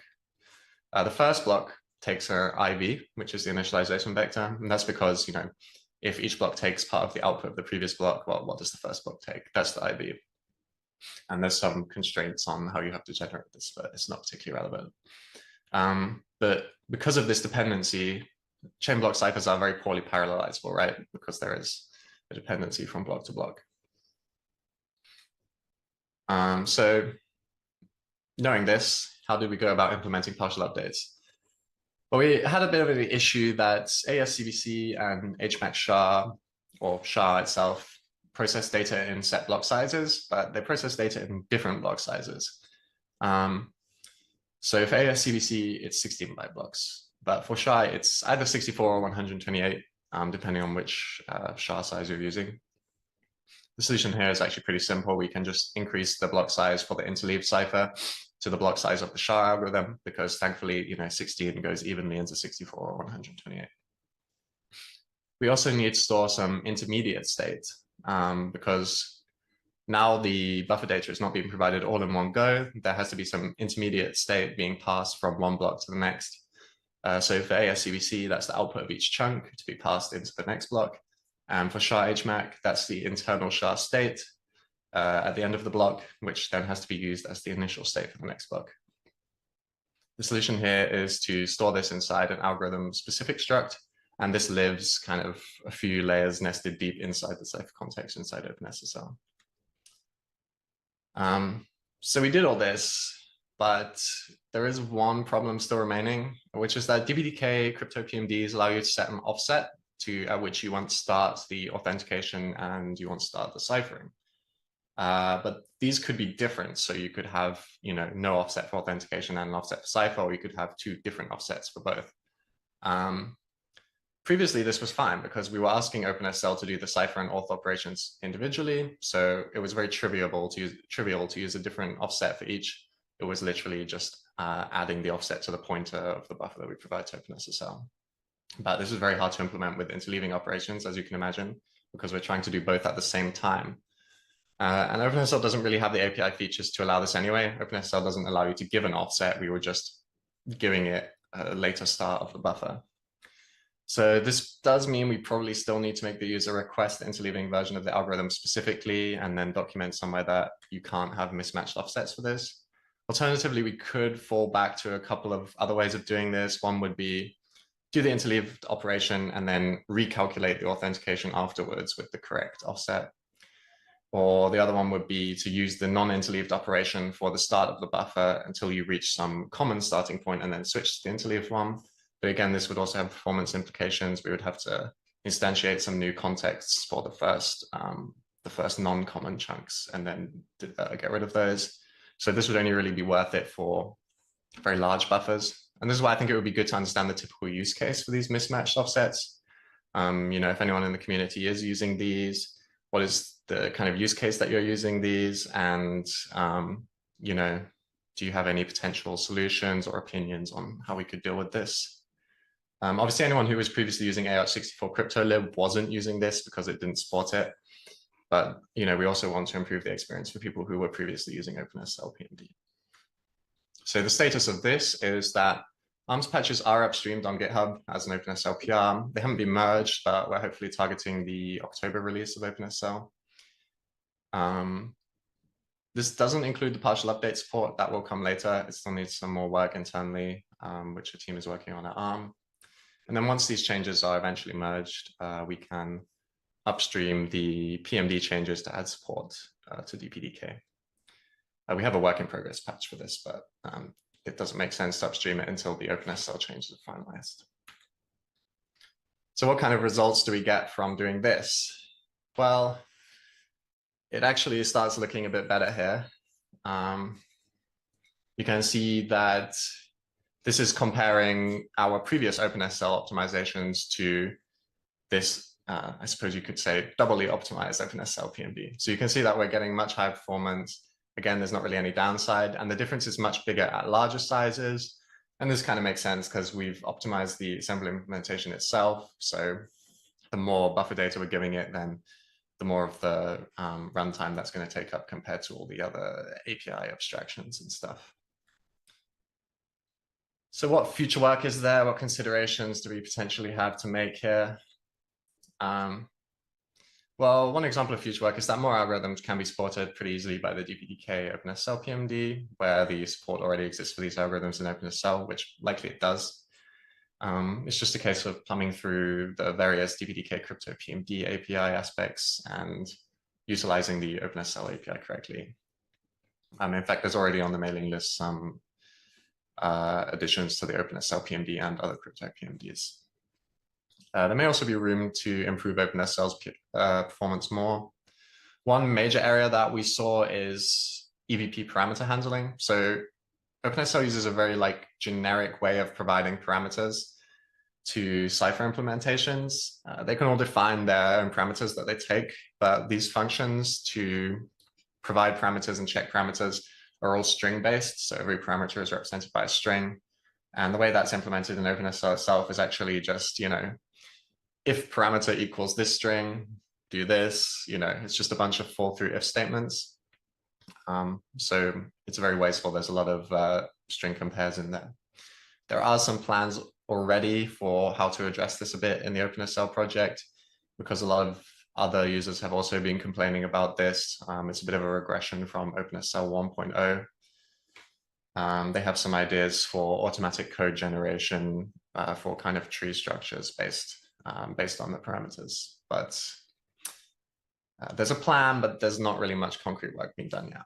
But hopefully if this does get finished in the future, then we'll get basically a free performance boost by upgrading OpenSSL. There won't be any changes necessary to DPDK, for example. And we also have some investigations ongoing within ARM itself as to whether the performance of the OpenSSL API can be improved in any other ways as well. So, okay, here's the graph that I've been waiting to show you, which is the comparison of AR64 CryptoLib versus the OpenSSL PMD with all the optimizations that we discussed before. So the interleaving optimization and the PMD Cypher context lifetime optimizations. And you can see, okay, maybe this isn't the result we were dreaming of. We are getting better throughput, but only at buffer sizes larger than, let's say, 750. Below that, we're still getting a lot of our runtime eaten up by the EVP API. So for example, the parameter handling actually takes up quite a lot of this time. And then just there's a bunch of other code inside the EVP API. It's also doing some OpenSSL cleanse calls, which writes a bunch of zeros to memory after it's used it, which is a cryptographically sensible thing to do. But I believe AR64 CryptoLib didn't do this. So yeah, this is kind of where I wanted to open up to discussion from anyone, if anyone has any thoughts on, potentially deprecating AR64 CryptoLib in the future, given this context.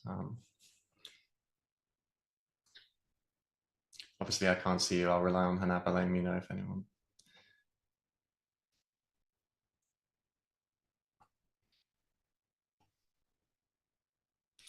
But obviously, if people don't want to bring up anything now, please feel free to either start a thread about it on the mailing list or email me directly or email Hanapa directly or anything like that. We're really keen to hear opinions on anything that we've gone through today, really. Yeah, that's it really. I'll leave you with the overall graph, which is kind of the combination of all the different iterations that we've talked through today. So yeah, any questions? Oh, yeah. Yeah, I can hear you. So.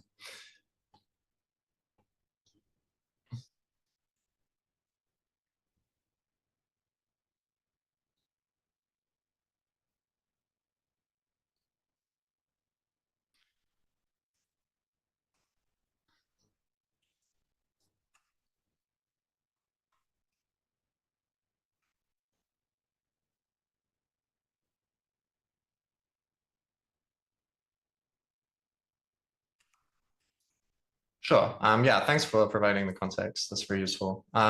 Absolutely, it's possible. And of course, when we talk about deprecating AR64 CryptoLib, we're mostly talking about at first deprecating AR64 CryptoLib itself, and this would just entail not providing support or future updates anymore. This would take a long time to feed through to DPDK itself, you know, in terms of eventually deprecating the ARMv8 PMD, which utilizes that library. And removing that library, I think, would be a long time in the future anyway. And that is not something that we would imagine doing, I think, until we had at least very close to performance parity across all reasonable buffer sizes. And I think, yeah, your context here is very useful that, you know, somewhere in the range of 100 bytes is actually a very important size for you. Yeah, thank you. Does that answer your question? Or? Yeah. Okay, thanks.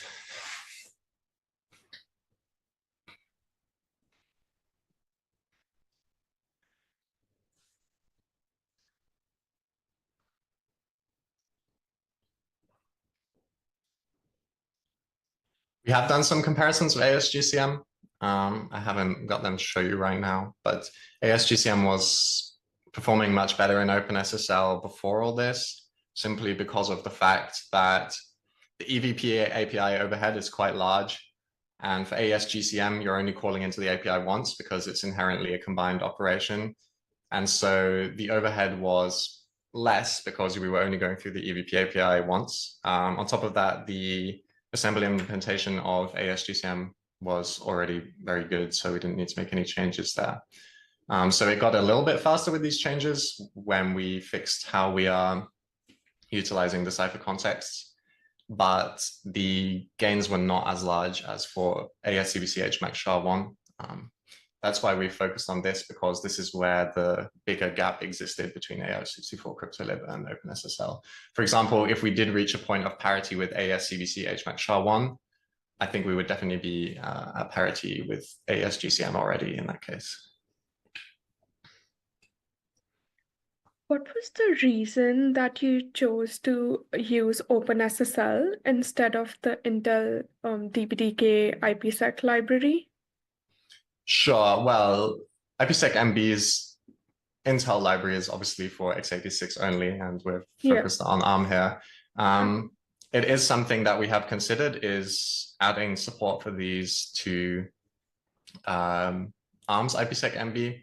The reason that at first we wanted to focus on OpenSSL was, first, when we were doing the initial data gathering, we spotted some pretty low-hanging fruit with the OpenSSL PMD performance, which is what I've gone through here. And so we figured this is a good way to give anyone who is using this library a nice performance boost.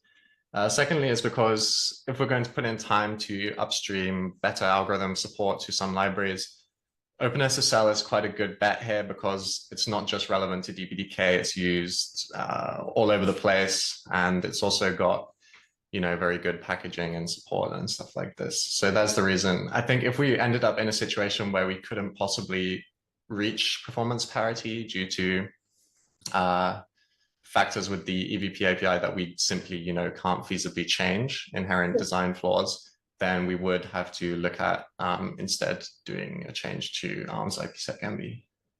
Okay, thank you. Thank you. I have one question. This is Nitin Saxena from Marvel. Sure.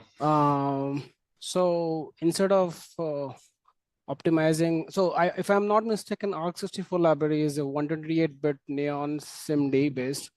Did you trying optimizing it and port it to SV2 256 to support SHA-2 crypto algorithms?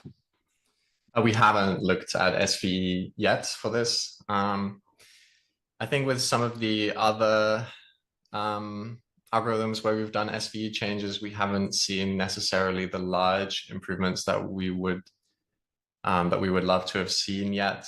It's definitely something that we can look in the future, but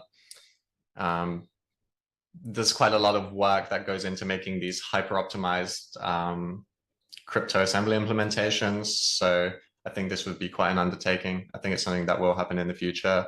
And especially if we get future platforms with bigger SVE widths, I think it would be more justifiable as well. Okay, thanks.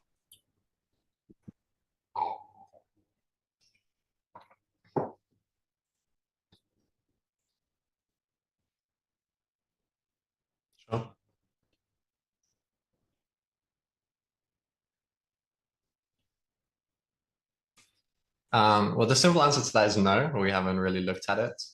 If it's something that there is interest in, it's definitely something that could be looked at. I think, given that I didn't put any energy into optimizing it, my guess would be that there is probably quite a lot that could be done from the DPDK side there too, but it would have to be something where we benchmark it and profile it and figure it out.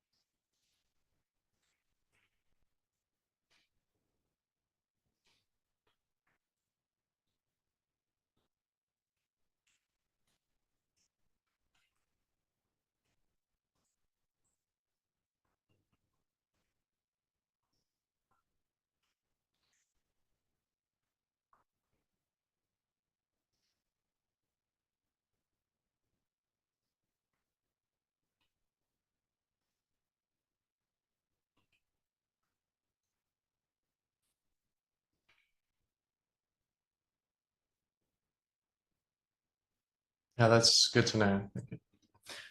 I think one thing I would add here is that there is quite a big difference here between OpenSL 1 and OpenSL 3.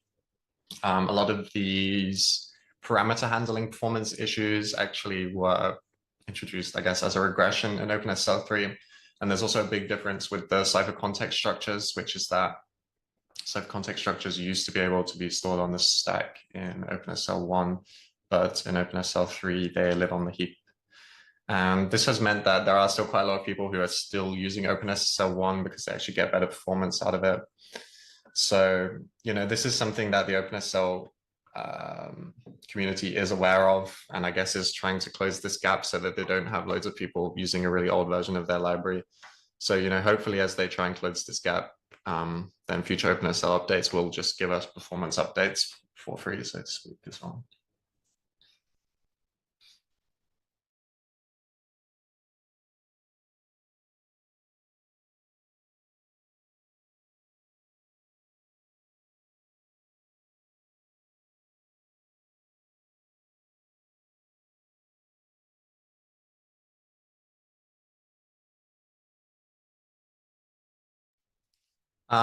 We haven't, simply because, as far as I'm aware, there's no DPDK PMD existing for this. So we were just focusing on improving what already exists there. I think, again, this is something that we will have to look at if we end up in a situation where we are saying that the fundamental design decisions made by OpenSSL don't allow us to get the performance that we want. Then we are going to have to make some decision on this. Like, are we going to move to IPsec MB, or potentially look at other SSL, other crypto libraries that already have support? Thank you.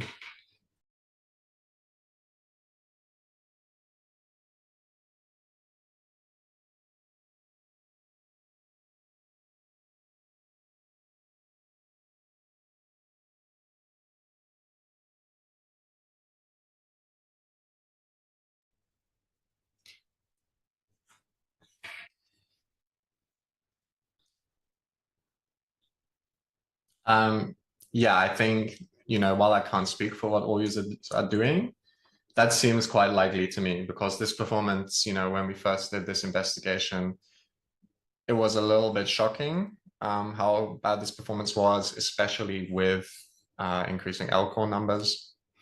So yeah, I think, part of the goal here has to being to make OpenSL PMD a little bit more competitive. This could potentially help to reduce like vendor lock-in with certain IPsec MB or AR64 cryptolib libraries. And also just reap the benefits of OpenSL's widely distributed and frequent updates, good support, etc.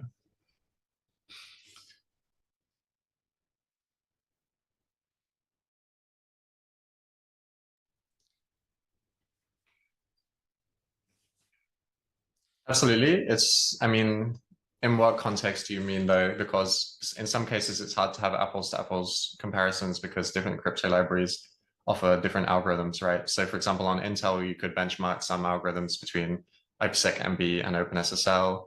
On ARM, you can benchmark some between IPsec MB and OpenSSL or some between AR64 cryptolib and OpenSSL.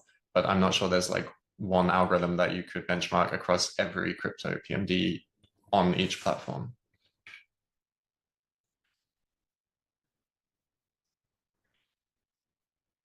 Sure, yeah, there just has to be the work done then to implement the PMD over this API. So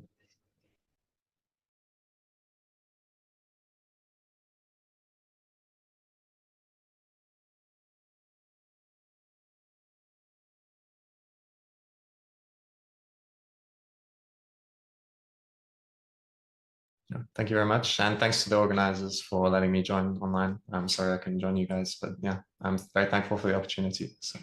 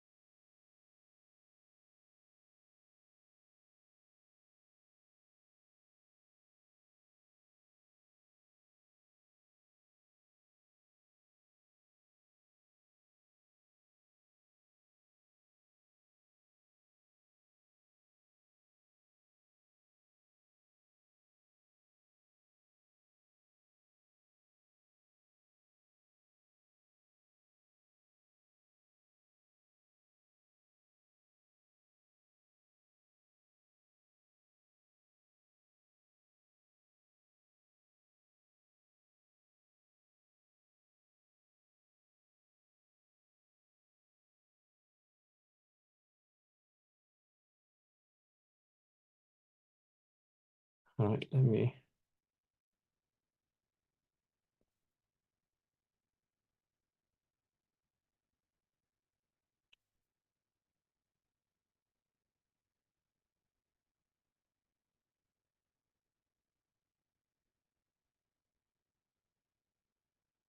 Can the slides be seen?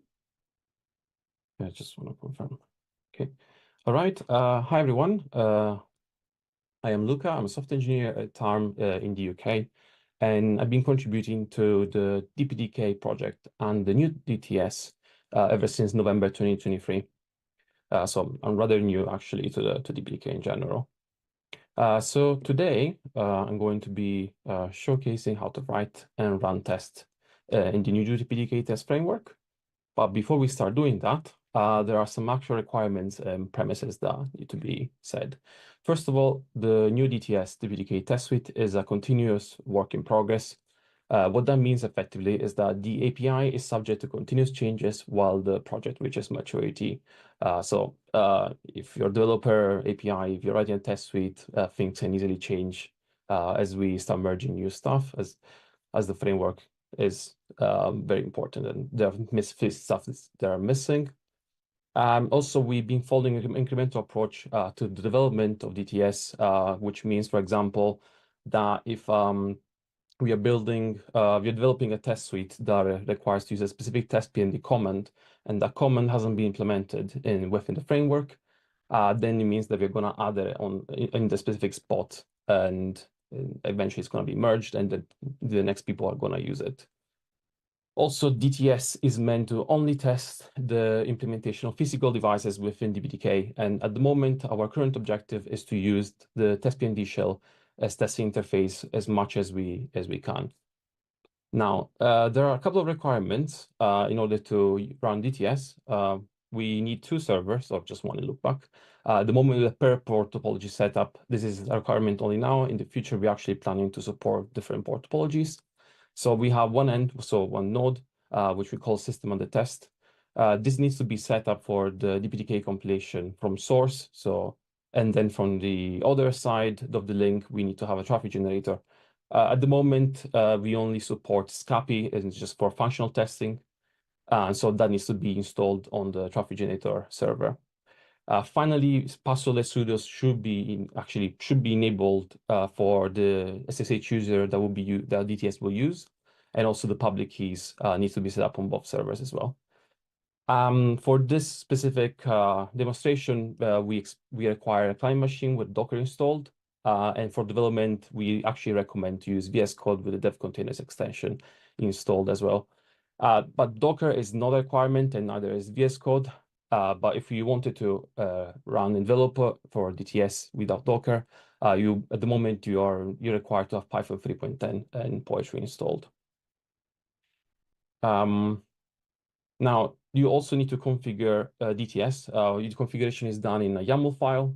We actually have a sample under the DTS folder in the DPDK repository, which is conf.yaml, and basically this configuration file will have a field containing all the nodes that you want to test. So you will need to specify at least one assistant on the test node, one traffic generator node, with 2 ports each, because it needs to have 2 pairs of interconnected ports. And also, you need to specify test runs, which are effectively just your runtime configuration for DPDK and other stuff, and which has also these fields specific to this that can also be overridden using the command line arguments when running DTS. Now, we can just show quickly how to run Hello World. We're not actually going to do a demonstration on the terminal. We're just going to go through slides. So the first thing you need to do in order to run Hello World is that we need to build, in this case, a render image, which is actually it's just being used here for demonstration purposes only for the presentation, but we don't actually recommend to use it, as that's only meant for CI, so automation. But the process should be really very straightforward. Under the DS folder, there's a Docker file, so you can call Docker build and specify runner as target. And once this is successful, you basically have an image that contains the current version of DTS available to run. Also, since we want to run the hello world example, that means that in the conf.yaml, we want to specify hello world under the test suite, under your test run, or you can, as I said earlier, you can use the command line argument to override this, and you can just pass test suite hello world, which will just run test hello world in this case, overriding everything else.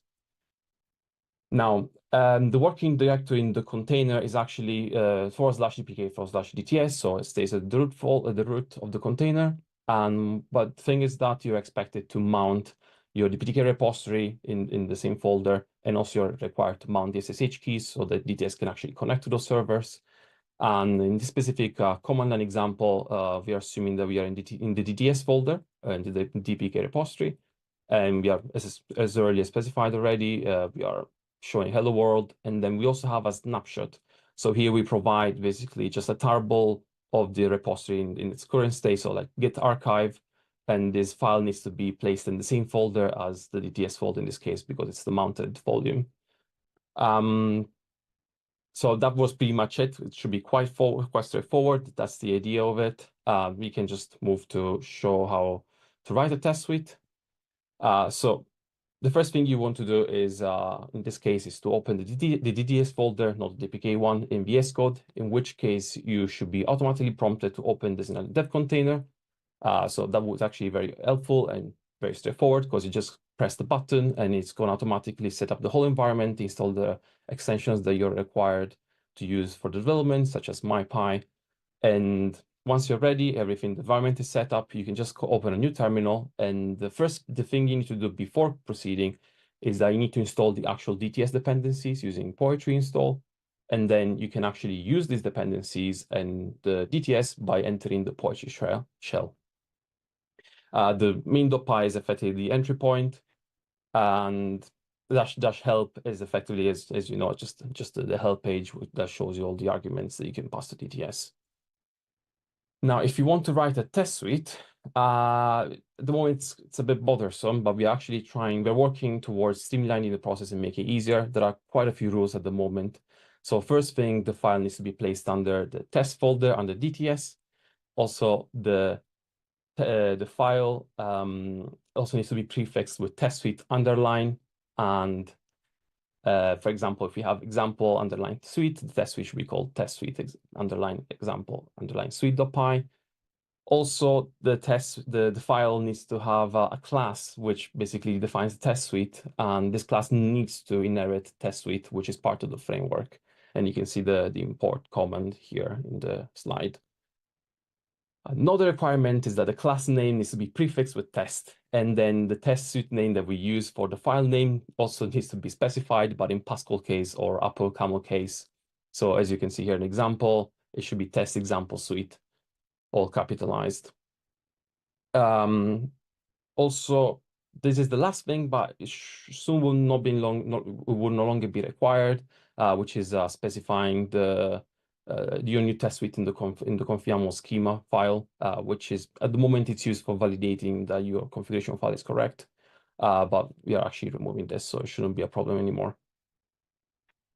This is pretty much a diff to show you how to just create your file. Just pretty simple. Just start the example suite in the schema file, and then create your file, which is just a simple class. There's nothing else to add to this. But you'll want to add test cases.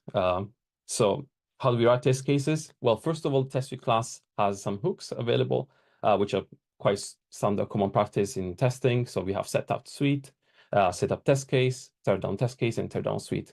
Setup suite, of course, starts at the beginning of the test suite when it gets run. And so that's tear down suite at the very end, whereas the setup test case and tear down test case happens before and after running every single test case. Now, test cases need to be prefixed as well with test underline, but in the very near future, we're actually changing this, and it won't be a requirement anymore, but what will be required is using the decorator test, which will actually have configuration parameters for your test cases as well in the future. For example, if you have an all-course test case, this is effectively how you need to define it. So you also need to specify the types because we are trying to enforce stronger typing through static type checking in DTS as well. This is an example, quite straightforward. If you want to have a single core and an all cores, test case for your test example suite, this is pretty much how you write that. Now, there are a few APIs available at the moment. The test suite class which you inherit to create your test suite actually has a few which should suit most of the cases. We have send packet capture, which the only thing that it does is that you provide the packet that you want to send to DPDK, and then on the other end, the traffic generator is going to capture all the packets it listens on its RX port. So basically what DPK will forward back.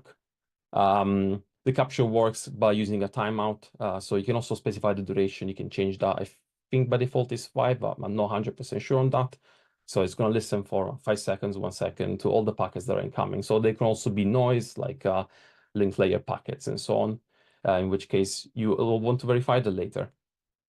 We also have send packets and capture, which similarly, you can just pass a list of all the packets you wanted to send. And this one is interesting, the get expected packet. The idea of that is that it's going to take your packet and it's just going to swap the MAC addresses and AP addresses, or just add the correct ones so that you can actually match the receiving packets to the one you sent as from the DPDK perspective. Now we have a very simple verify method as well, which you just pass a condition. If that condition fails, then the test case fails, and the failure message that you specify will be returned instead. We also have verify packets, which effectively just take one. It takes one packet to be expected. Usually use this in conjunction with get expected packet, and then the list of received packets from, for example, send packet and capture. If this will only check, it will do a deep packet inspection. If your packet is in the list, then this succeeds. Otherwise, it will fail a test case. Finally, we also have match all packets. It takes a list of all the packets to expect, and you give it a list of all the received packets, and it's just going to make sure, it's just going to basically count if all the packets you expected are present in the received ones. If so, just passes, otherwise it fails. There are also a couple of objects which you can access, which is the object instance for the system on the test node and the traffic generator node, which you should be able to access all the configuration parameters and all that kind of stuff. You're going to ask how to write packets, and that's quite a normal question to ask. We have actually a generate random packets utility, which you can specify the number of packets you want to generate, the payload size you want your packets to be, and also the protocols to use. You can say, I want to use L3, I want to use L4, or for example, for L4, you can choose, I want to use UDP or TCP or even both, and it's just going to automatically pick randomly for every single packet it's going to generate. If you use L4 protocols, you also need to specify a ports range, so you can also automatically and randomly select a port for each packet from that range. The INTU value is mandatory, because that is just there to enforce that the payload size you specify is respected and won't break the system. If you don't want to generate random packets, you can just arbitrarily create your packet by using SCAPI constructs. Should be quite straightforward. What DTS adds to this is that you can just add the L2 and L3 layers empty. You don't need to specify anything else, and DTS will automatically fill this for you with the correct physical MAC addresses and some IP addresses, which are predefined in DTS. You can also, as mentioned earlier, we use TestPND shell a lot. So how to use TestPND shell? You can just import this from the framework again, and you can just call it. It is required that you specify the node instance for the system under test for this, and then you can pass to the actual function, to the class instance. You can pass all the arguments for TestPND shell as well. So you can actually customize that, and then after you enter in this web context, you have access to the shell, and you can send all the commands you want from the ones that are implemented, or access all the configuration. There are quite a few TestPND shells commands implemented at the moment, and these should be available in the documentation.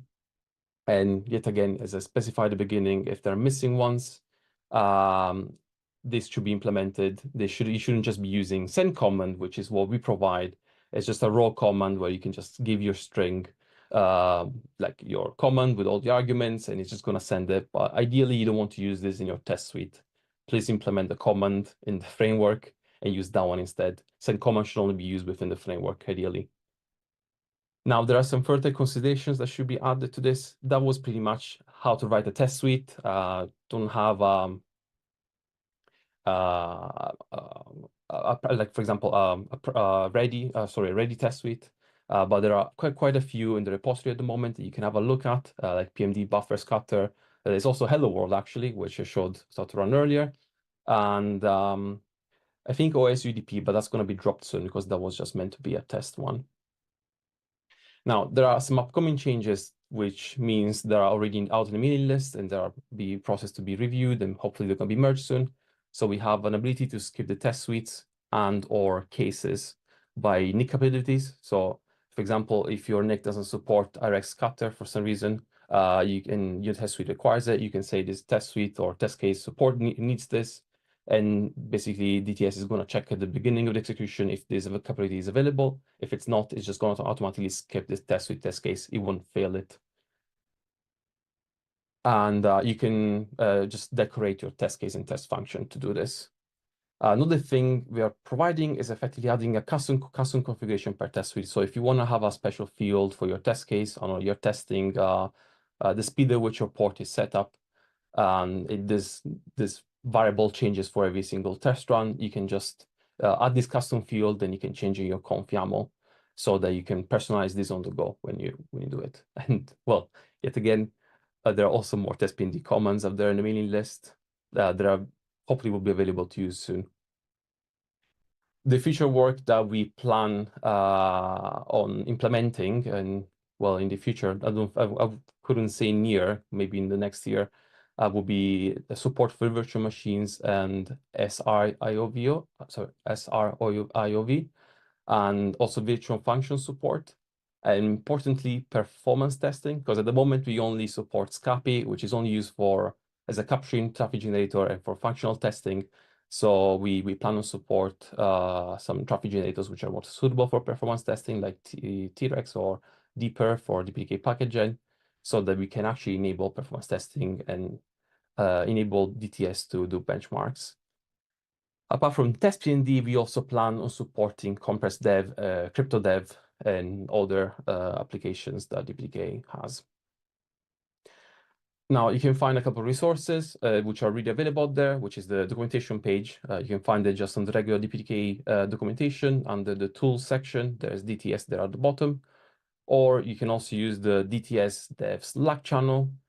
This is basically frequented by the DTS maintainers and all the developers, and we are always going to be available there if you need help, if you want to ask questions, if you want to have some discussions, or just provide us with some feedback. Hopefully it's going to be good.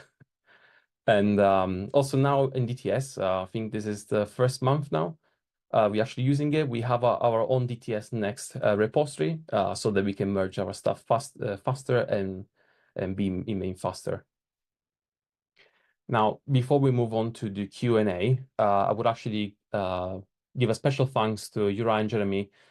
These two people basically are the responsible for the biggest contributions to the framework of DTS in the past years. And unfortunately, they're leaving us this month, so they're no longer going to contribute to DTS. And also a very big mention to Patrick and Nick because they actually offered they offered to basically replace me in case I wasn't going to be able to do this virtual presentation today.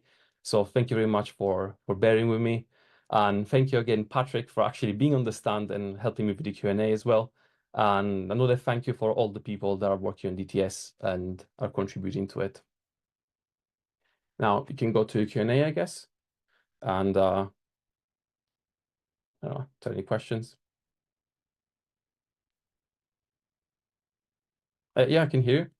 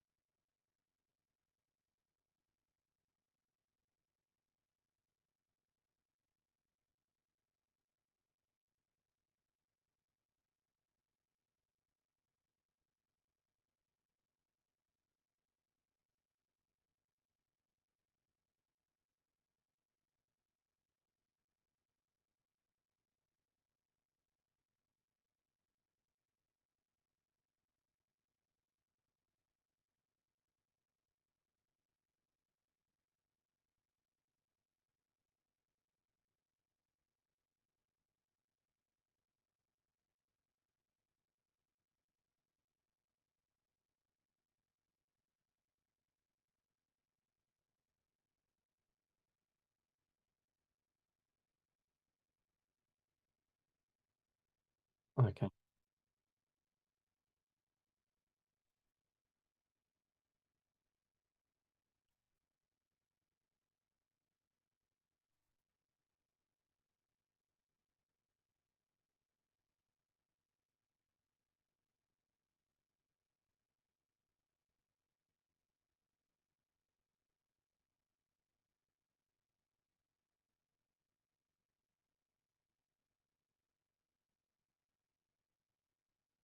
Yeah. Another thing, I would like to add another thing is that yes, it does take a lot of time at the moment, but we actually do provide a skip build flag in DTS. So you can basically just compile the first time, and then from the second time onwards, you can just use skip, and it's not going to build again. It's just going to straight use the sources that were already present on your system on the test node.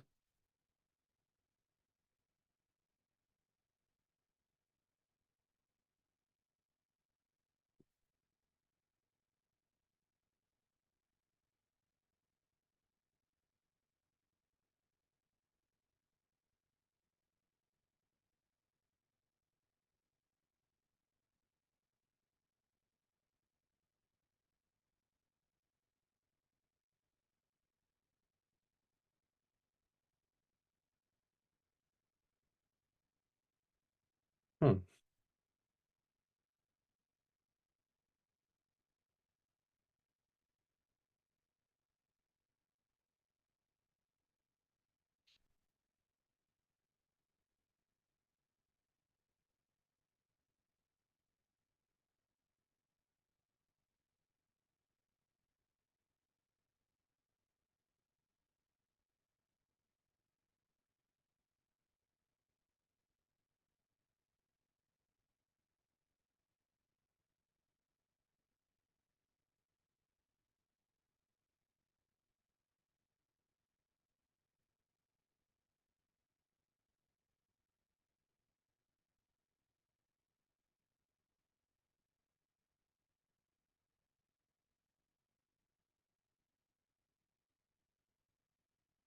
Well, not much to add, but as you said, we haven't done anything regarding performance-wise at the moment. But that is definitely something we can discuss and add. But as I said, there's a Slack channel. This is actually a great point. We can discuss in the future as well when we're gonna get closer to that kind of development.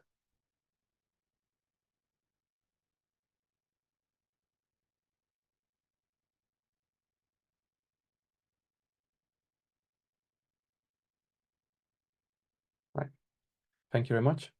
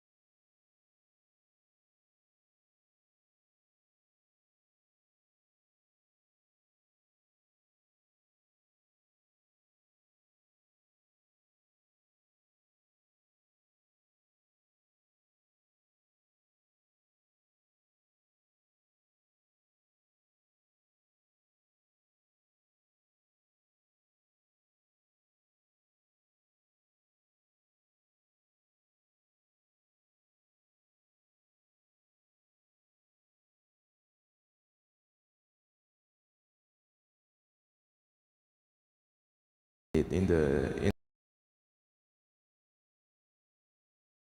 pretty obvious considering how, big data and privacy, all these terminologies come together. But anyway, I will still provide a little bit of context, maybe more from a technical point of view to get started. So on the left-hand side, it is what we are still commonly having nowadays. It's a regular VM where its memory is visible to vendor, even with traffic encryption or disk encryption enabled for the VM.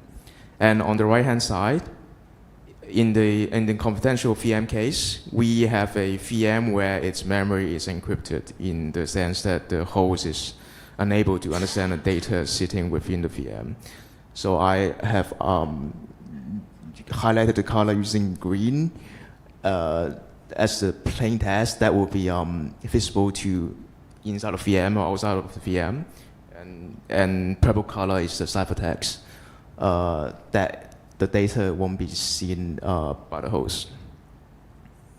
So to further demystify what CVM is about, first of all, it's from the user perspective, it has the same abstraction of as a regular VM. So it's just the same way as using a typical KVM machine. And secondly, in terms of the memory management setup, there will be one bit in the page table entry that is used to control the encryption state of the guest page. And by default, all pages that are used by the VM is encrypted. You may ask, for example, how does the encrypted page get decrypted? And here I've attached a diagram. It's sort of a bit too low level, I suppose, yeah? And it's decrypted automatically by hardware when loading into CPUs, LLC, and registers, and vice versa for the other direction, yeah? So as a result, the pages are protected from unauthorized manipulation. And then there's also a new secure module for the VM exit path in the case of CVM. So what we had before is that VM exit will occur when the host is trying to do some privilege operations, and the hypervisor will handle it before running VM enter to return to the VM context. But however, for CVM case, the VM will instead first do an exit into an intermediate state, so-called the secure module, before doing the actual VM exit return to the hypervisor, and vice versa, yeah, for the other direction. Also, as we can see, the secure module is responsible for masking sensitive registers and to restore sensitive registers as well. So using this feature like this obviously will come at a cost. We did some couple of experiments on both CVM and non-CVM environments and trying to obtain more insight of how the networking performance is impacted. Here we used the term TEE, which stands for Trusted Execution Environment. It seems like it's being used interchangeably nowadays with CVM context in confidential computing domain, but you get the idea, yeah. So the first experiment that we did, which is very standard, we ran iPerf with setting of using TCP 32 threads. So we see that in the CVM environments, the performance is around 10 times slower than the non-CVM one. While on the right-hand side, we ran engines with TLS version 1.3 enabled for different packet sizes. We can also see that the performance drop in terms of number of requests is very high. So what we're going to do now is we are going to do a breakdown and try to find out where the performance overheads are coming from. So the picture here shows the data flow of the packets in both RX and TX direction. So for RX direction, the NIC initially receives an IP frame with TLS and encrypted payload. And now for CVM environments, the buffer will be DMA write into an unencrypted memory region called software IOTLB, which we have highlighted green color here. After that, the kernel will copy the data from the software IOTLB's buffer out to a memory region that belongs to the guest. And after going through the kernel stack, Nginx will receive the packet. And on the other hand, for TX direction, when Nginx tries to send a packet, a TLS encrypted payload is initially located in the encrypted memory or page inside the guest. And then the kernel will copy this buffer to the software IOTLB. And at the end, the NIC will DMA read this buffer before sending it out. So in summary, you can see that the purple color region again in the encrypted memory, where only the guest can see the real data, while the green color region is shared between the guest and the host, and both can see the data. So here for a short summary, so we can see that the additional overheads are mainly introduced by, first of all, a longer VM exit path when executing privilege operations. So for the CVM case, the VM exit cost is going to be at least a couple times higher in terms of the number of cycles comparing to non-CVM case. And also what we saw earlier is that the extra memory copy happen in the software IOTLB bounce buffer, which ultimately resulting a so-called double encryption problem, as we can see that TLS decryption is also needed after that, such that the guest can access the data in plain text. So here, how can we use DPDK to optimize the two problems that we just talked about? Well, DPDK PMD operates in PO mode, so the number of VM exit can be reduced.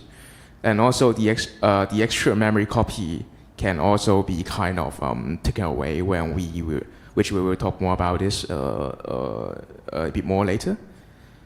So this couple optimizations is achievable by, first of all, patching the CVM Linux kernel to allow DPDK to use the unencrypted memory to do DMA.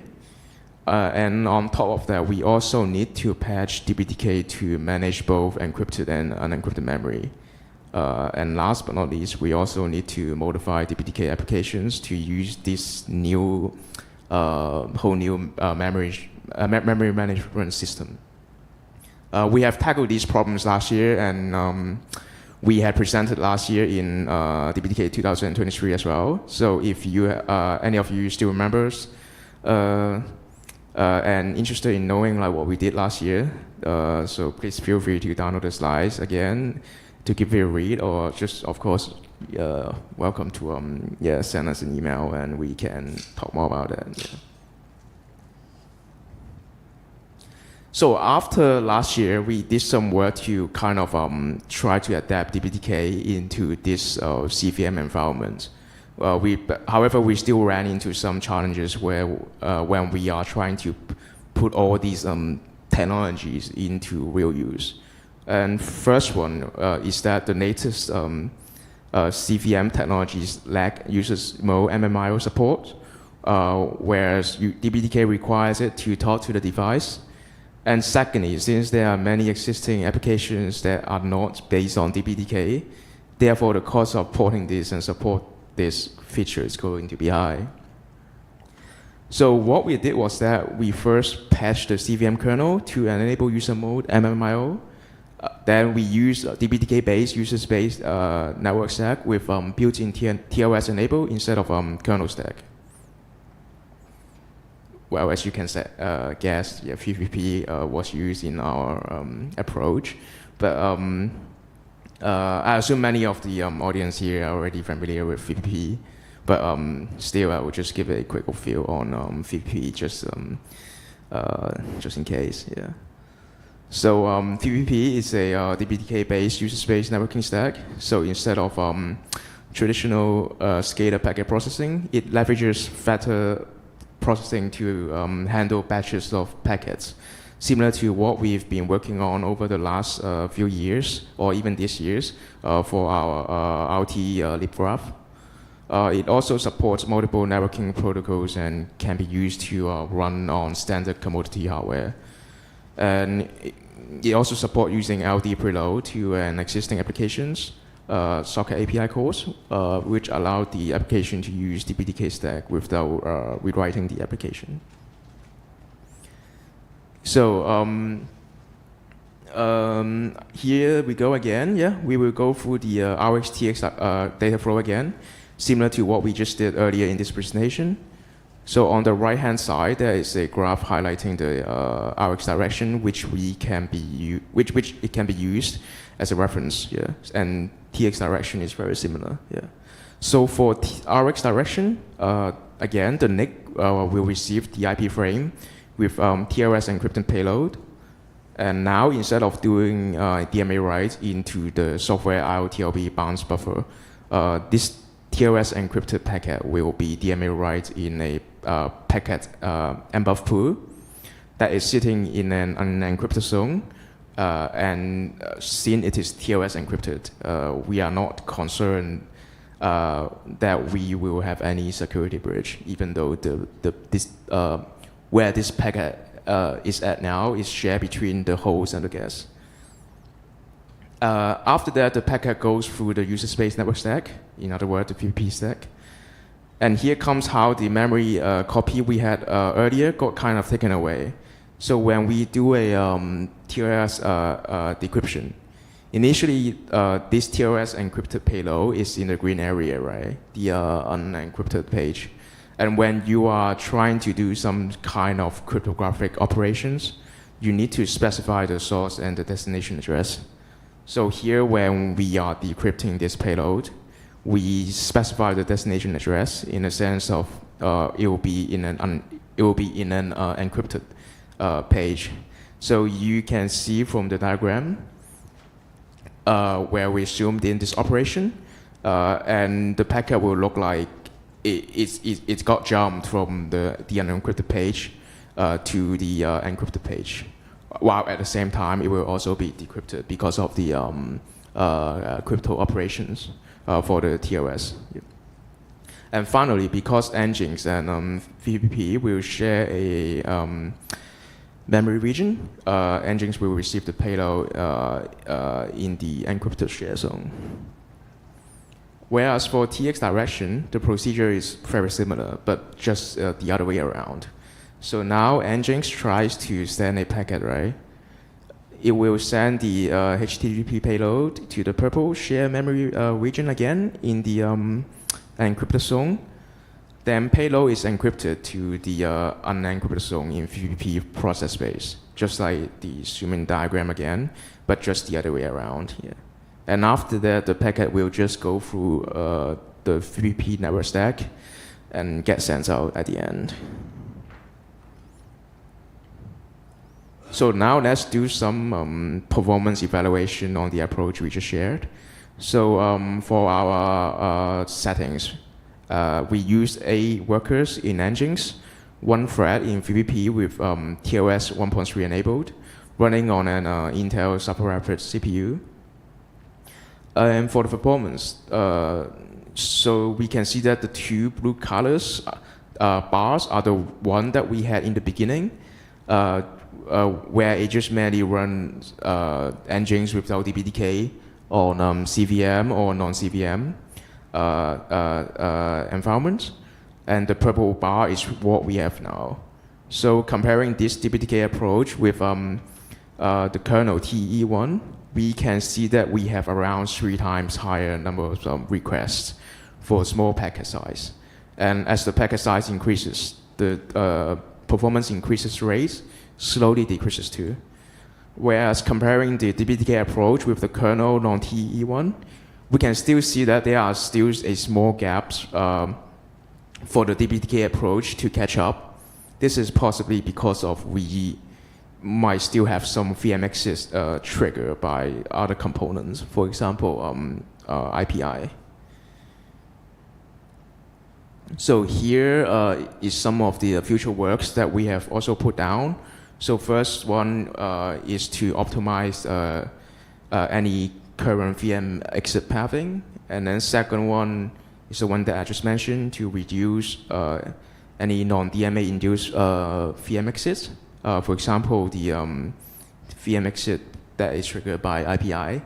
And also, it would be nice to extend current solution to storage application in a similar manner. And yeah, that's all from the presentation. And yeah, if you have any questions, yeah.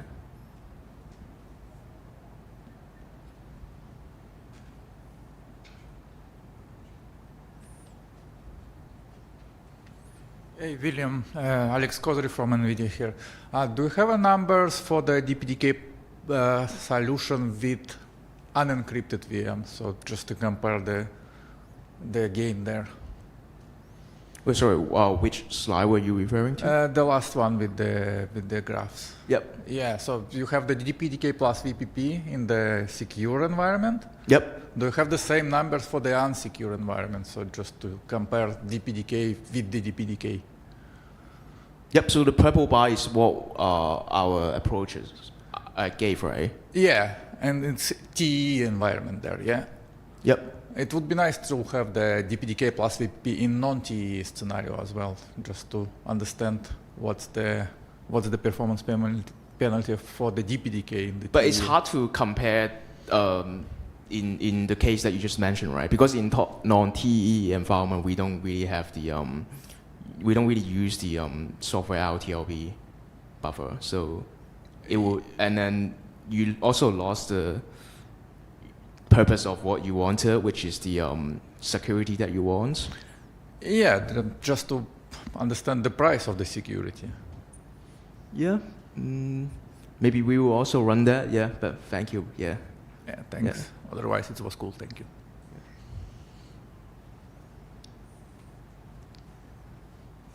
Hey, this is Edwin from Intel. What is the blue bar exactly? So follow-up question on that.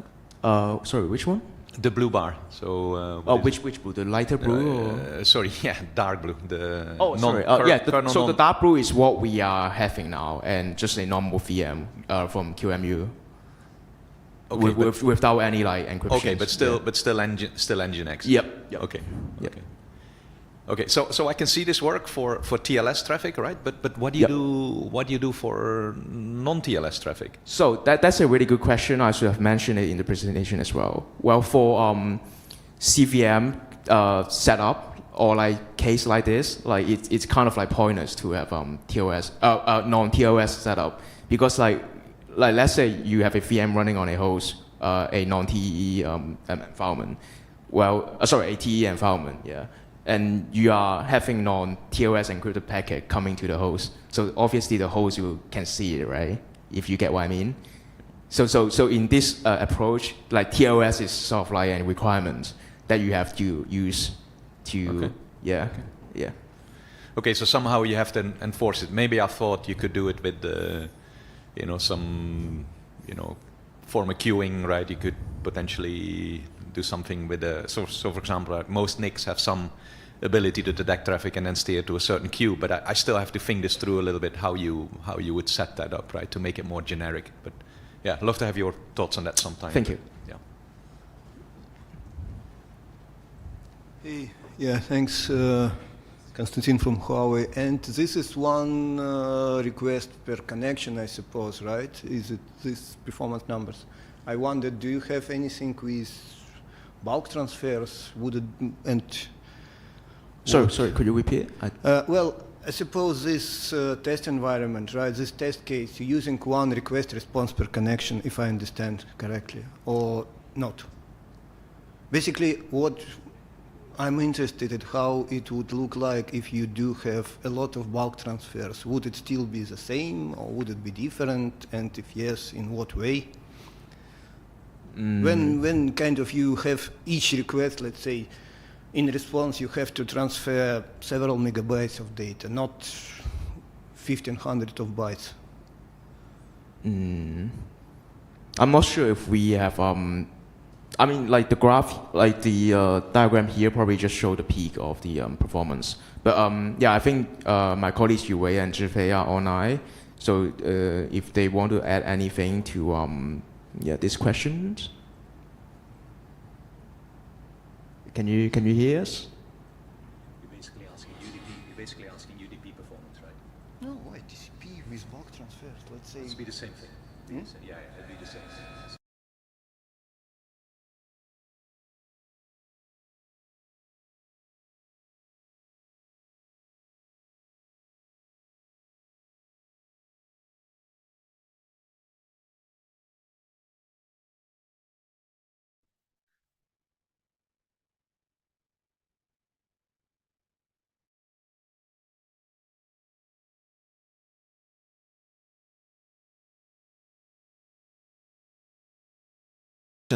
First, we see that you are using VPP probably because that's very convenient. All the features that you need, but don't you think that you could get better performance if you manage to use just DPDK with a TCP TLS stack?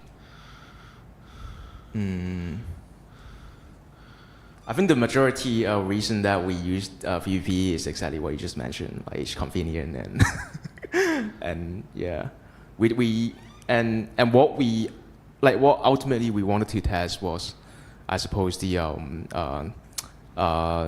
TE features, like the software RTLPs, and the changes in the VM exit path. And we think that like current approach and current setup would do the job. But yeah, thanks for the bring up. Yeah, maybe we will also use like use the BTK to like cover it like in a broader. Yeah. Okay. I'm just checking if you are interested to work in such a solution. To what? To avoid using VPP. Yeah, that's the question. Yeah. I mean, we could try. As I said, like, and now we have like more developers working on LibGraph, right? Yeah. So maybe it's also a good way to. Yeah, there is someone in Binance working on a nice TCP stack, libTPA, for instance. Oh, sorry. Could you repeat? libTPA. libTPA. TPA, yeah. TPA. It's a TCP stack. Done in Binance. Not anything that I'm aware of now, Okay. but maybe yeah, we need to communicate like internally for that. Yeah. Okay, let's connect. Different question. I remember from last year that there was a need for new functions in DPDK to support confidential computing. Yeah, I think it was the user space MMIO that we mentioned last year. Yeah, so last year we were like after our talk, we also needed to do some work to support user space MMIO for different vendors. Okay, so there is a need for a new function in DPDK for that? No, Yeah, not new function in DPDK. Yeah, No. okay, Yeah. it's completely transparent. Yeah. Yeah, thank you.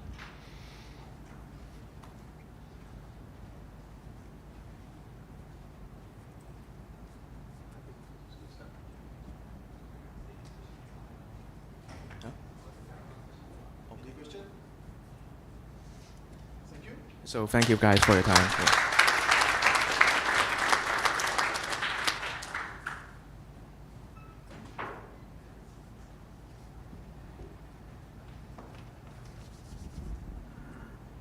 Great. Next up, we have the Q&A with the governing board and tech board. Toma, you want to handle this?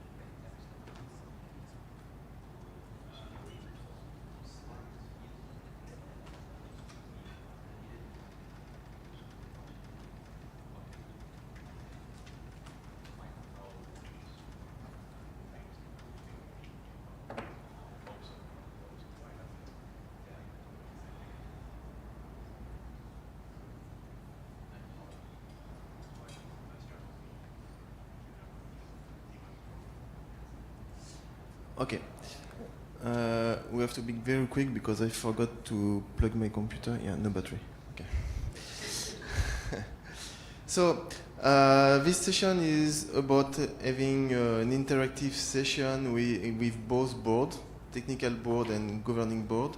So I'm asking everybody from a board to join here. We'll be in front of the stage. Okay, you see, no battery. Okay.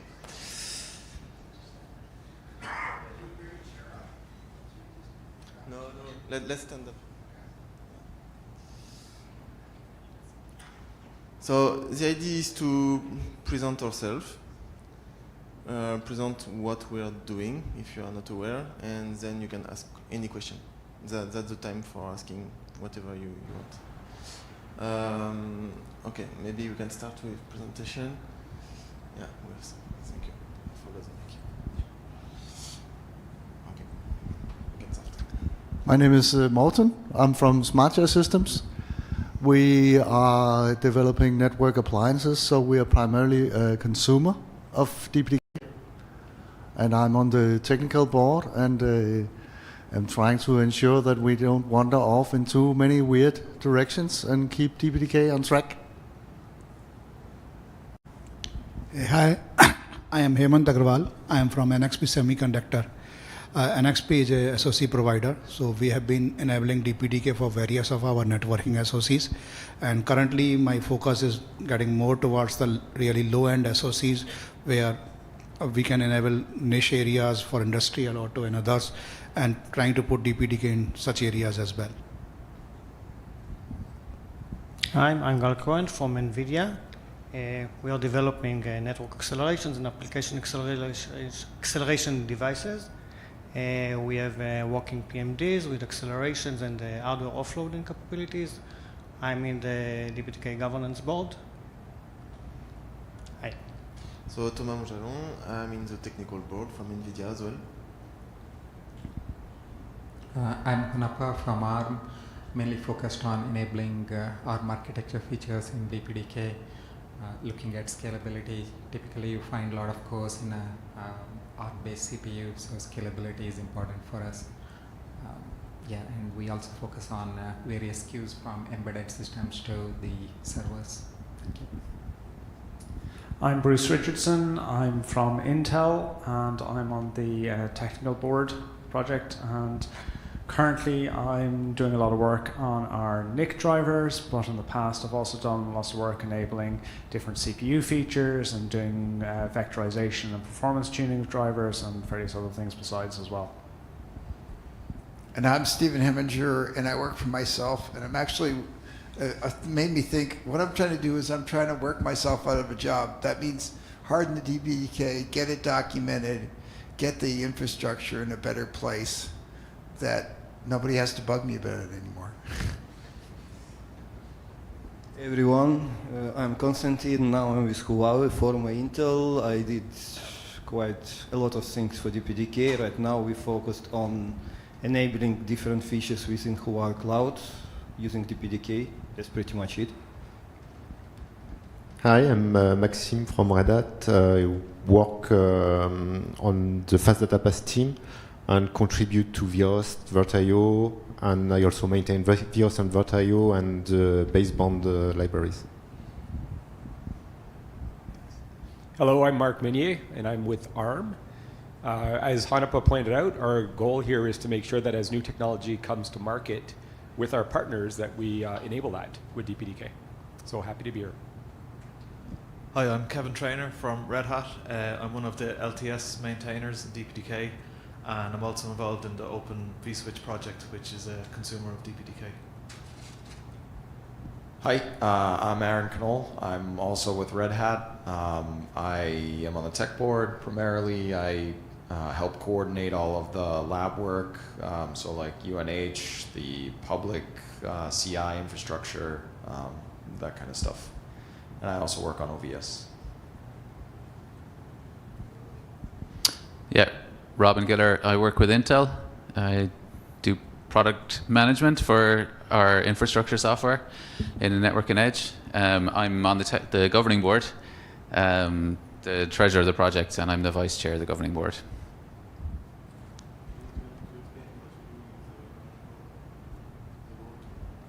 the role on the governing board.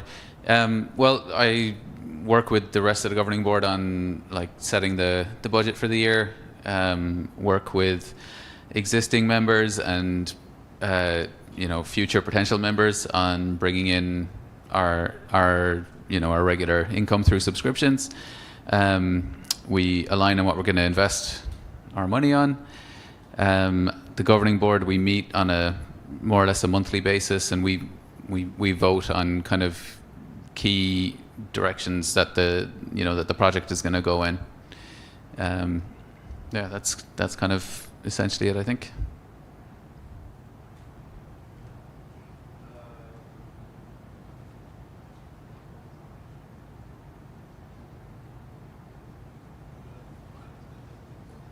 What's the tech board doing? Good question. Okay, I picked up the mic, I get landed with it, thanks. So yeah, the technical board, we're responsible, I suppose, for the overall technical governance and technical code quality of the project, amongst probably a few other things as well, which I'm sure somebody else will fill in if I forget. So we would meet every 2 weeks. Our meetings are public and they're open. We meet on Zoom, and anybody who's not on the technical board but who has an interest in technical aspects of DPDK and the running of things like the mailing list, any discussions that are happening on that mailing list, patches outstanding in the Git repository, things like that, you're more than welcome to join those technical board calls, especially if there's a topic that you're interested in that's being discussed currently on the mailing list. Oftentimes the technical board would actually, if there's something controversial happening, we would discuss that at our meetings in person and try to reach some sort of consensus or perhaps give guidance back to the authors on the mailing list.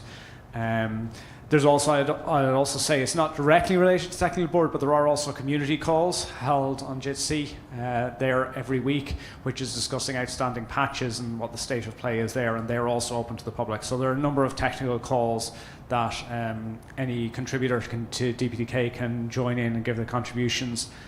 So technical board, in terms of conferences like these, it's also the technical board that is doing the work of reviewing the submissions and giving feedback to the authors and deciding what talks are here today. So if you don't like any of the talks, you can blame the technical board, except for me, because I was actually on holidays whenever the decision was made. So I'm disclaiming everything for that. I'm off the hook there. What else does the technical board do? Did I cover most of it? Tamara, Hanapa, am I missing? Putting in new projects like Groot.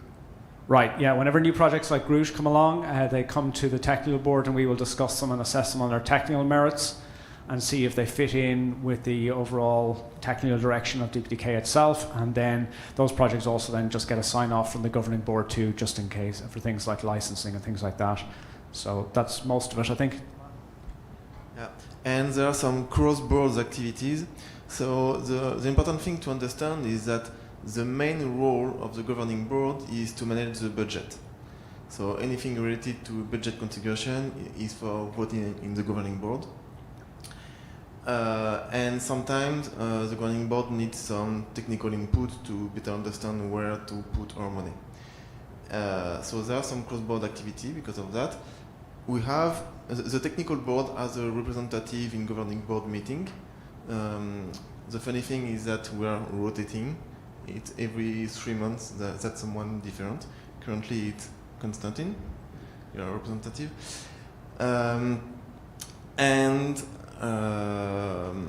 So, for instance, what do we do with the budget? Robin already presented it, but for instance, we have a lab in UNH for testing, and so the governing board decides how much to put in this investment, and the technical board helps to define the priorities in the lab.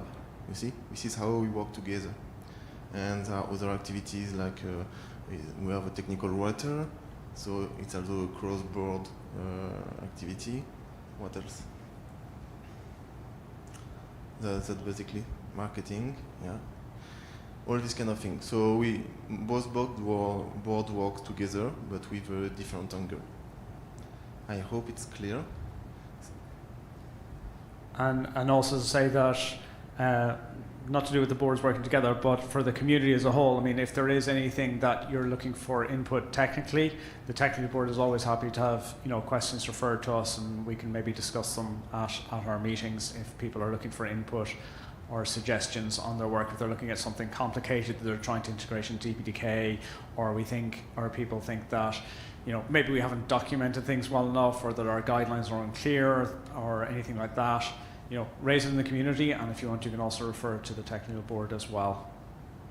And also keep an eye out, as well as the meetings being open, the technical board, we also publish the minutes and the output of our meetings to the DPDK mailing list. So if you search back, you should find lists of all the things that we've discussed over the years, recorded in emails posted to the mailing list. We try to be and also on the website, are they all linked to the website too? Yes. So we're trying to be as transparent as possible, because, you know, we're your board trying to just make sure that the project runs technically very smoothly.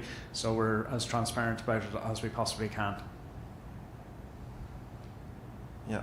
If you want to be aware of what happens technically in new features, etc., it's all in the mailing list. But if you want to know what happens in the governance, it's better to look at the website and see the meeting minutes. So there are meeting minutes for Tech Board, but there are also meeting minutes for the CI activity led by Patrick. So you can find all of that on the website, and few reports also from the governing board are in the blog, the blog part of the website. Time for questions?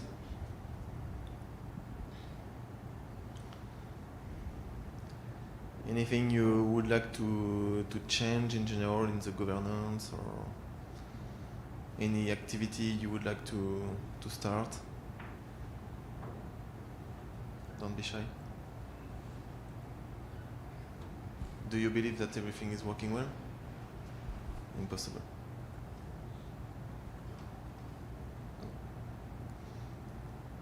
Aaron, you have a question.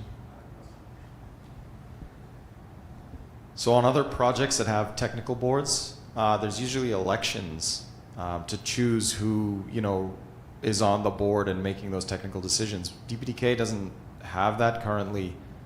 Do we think it would be a good idea? Should we talk about it, or? Okay, my understanding. If you agree, I can talk for the governing board. That's very easy. In the governing board, each member represents his company, which is giving some budget, which is participating in the budget. So just because you are a giving company, you are a representative in the governing board. I don't think it's supposed to change. No. Probably no. It's part of the charter, etc. Now in the technical board, that's more fuzzy. Why are we member of the technical board? I think that's a question from Aaron. And at start, it was few well-known developers who already did a lot of activity with some expertise in some areas, and also those who want to be part of the technical board. That's also criteria.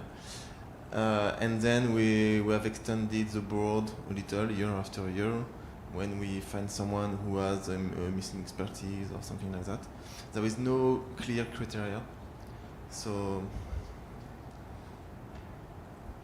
the other thing is we've made a conscious choice to make sure that it's balanced between the contributing companies.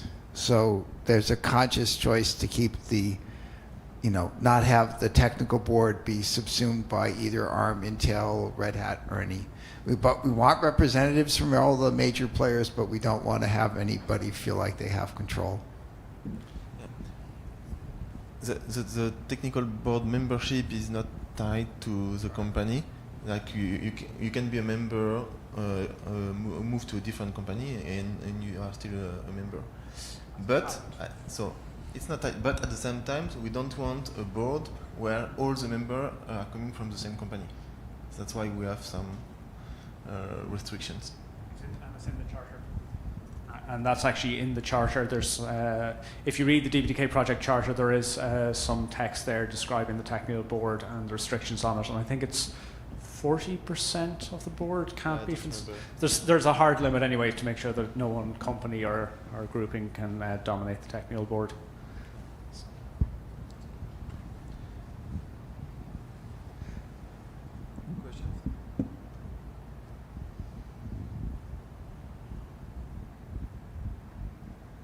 Everybody's hungry for lunch. You are hungry?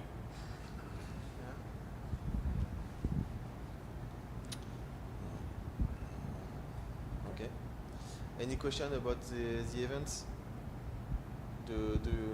Are you satisfied with this event's location? Well, because we are also both boards are also deciding for the event organization. So if you want to propose something about the event, something to change or different location, etc., different period of the year for the events, that's the right time to give feedback. You are all satisfied?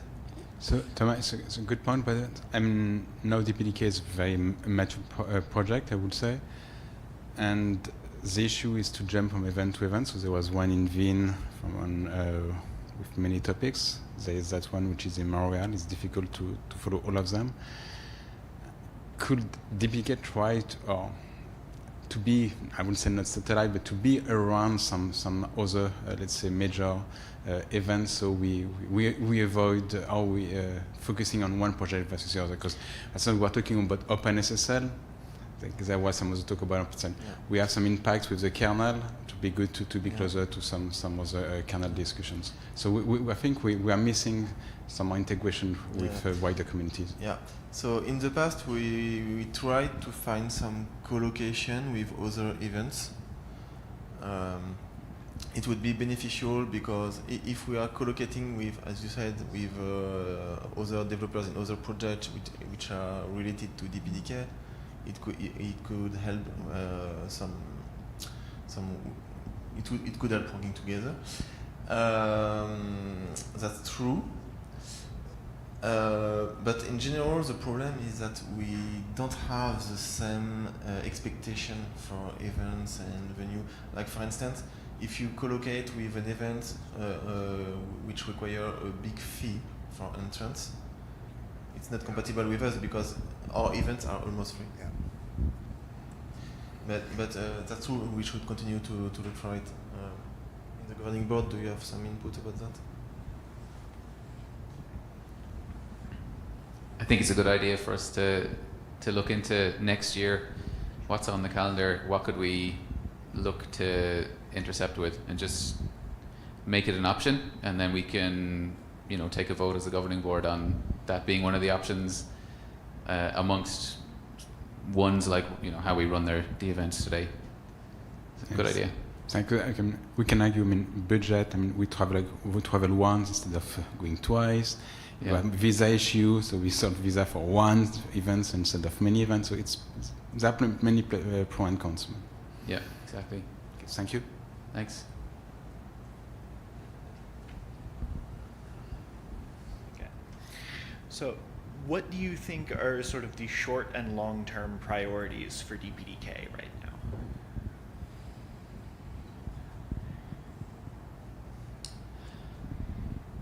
So I talked a bit about it in the opening session yesterday.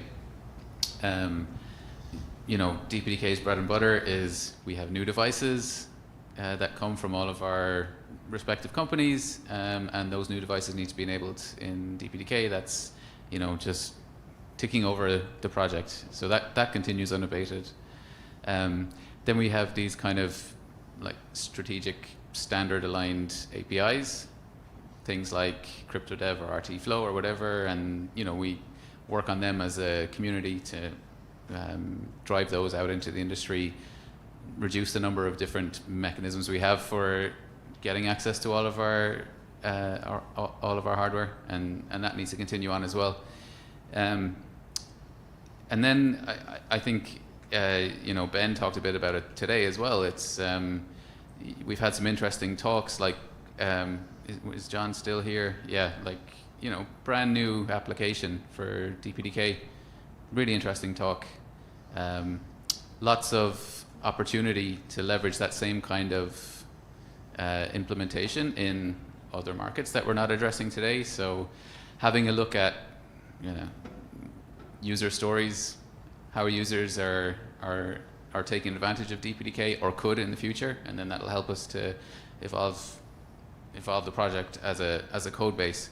So you know, there's definite like growth potential in you know, markets that were not traditional DPDK markets, and I'd love to see us put more effort into things like deployments in the cloud, or you know, how does DPDK help with end-to-end AI applications and use cases. Plenty of growth opportunity for the project in those kind of areas. That's my input, Tama. Maybe Tech Board has more. Yeah, I think on the technical side, typically it's driven by the contributors. I think this event kind of gives a view of where it's heading. Performance has been the paramount for DPDK, and I think, you know, with all the new technology that's coming up in terms of multi-die CPUs, etc., we got to keep up with the performance. You know, how do we make sure that DPDK works best on those platforms? I think that's going to be like a goal forever, in my view, for DPDK.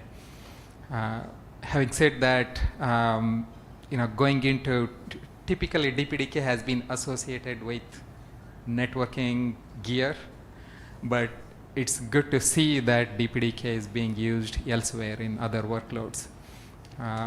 I would say we need to focus on those upcoming workloads is what I think.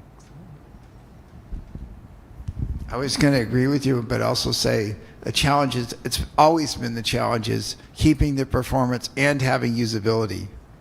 Because as you can see, as we add this complexity, the usability goes down, yet we're always striving to have better documentation, better infrastructure to keep the usability up. So, one of the things that it's not only adding new features and so on. One of the key things that we focus on in the tech board is ensuring that DPDK remains stable and reliable. And one of the things that we do to expand on that is expand on testing. So we add more and more testing stuff that's already there, but testing it and having it in the CI ensures that it remains that way and it remains stable. And that's a long-term goal. It's a short-term goal. It's a super long-term goal. So reliability and stability is really, really important. Just want to add one more point. One of the short-term goal is to improve the usability of the DPDK by enhancing the documentation and creating more and more use cases, sample examples, so that it's become very easier to use DPDK. Yeah, when we discuss about the priorities in the tech board, we keep saying that we should focus more on higher layers. Because today DPDK is really related to drivers, low layers. And it's related to the talk we had just before, when you want to use DPDK to accelerate, but you need the TCP, TLS layers, etc. So you go to VPP, and maybe we can provide better solutions inside dpdk.org with helping with building TCP stacks, TLS stacks, etc. And all new protocols which are coming nowadays. Yeah, I completely agree, and this is why it's great hearing things like Grout, isn't that how we pronounce it? Yeah, there was a little discussion about how to pronounce it at the last tech board meeting we had too. But yeah, it's the way we want to go. But just to re-emphasize the point that was made earlier as well, DPDK is driven by contributions. You know, we don't have a section for, you know, feature requests that somebody magically picks up and does it. Instead, it's, you know, we rely on people actually doing the work, sending the patches. Then also, always, we need people helping reviewing patches, because it's, you know, we do have a large patch backlog and we do need good reviews on them. And so we're relying on contributors as well as contributing new stuff that you want to get in, But to help get that in, we need you to also to review other people's stuff so that the whole community works better. So that we all work together to help drive the product forward, get these new features or these new hardware drivers or whatever it is in. It is all community driven. It's up to all of us to try and do that, not just the maintainers to do the reviews or to suggest the features. It's the community is to bring the features, and the community needs to help with the reviews as well. So just to draw attention to that.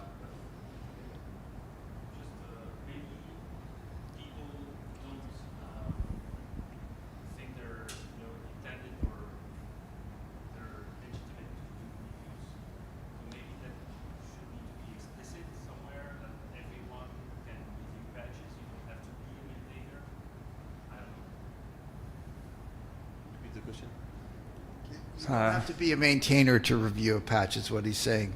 Yeah, that's true completely. All eyes are good. We may have different skill sets, but anybody who can see anything is great to see. Yeah, I think that the point is that we perhaps need to make it more explicit. Patches welcome, contributions welcome, but reviews also needed. Yeah. To encourage that. So we're open to suggestions too. And testing too. And if you don't think you understand something, if you think you can reproduce it and test it for somebody, that helps a lot too.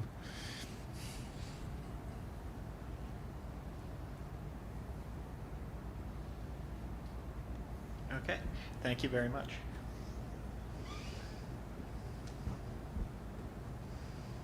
Any other questions? Or we all just stand here? Okay.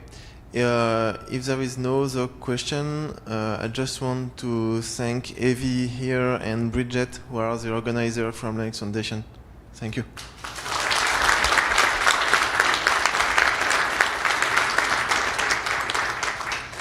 And I suppose the lunch is almost ready? Yeah. Let's go. Thank you.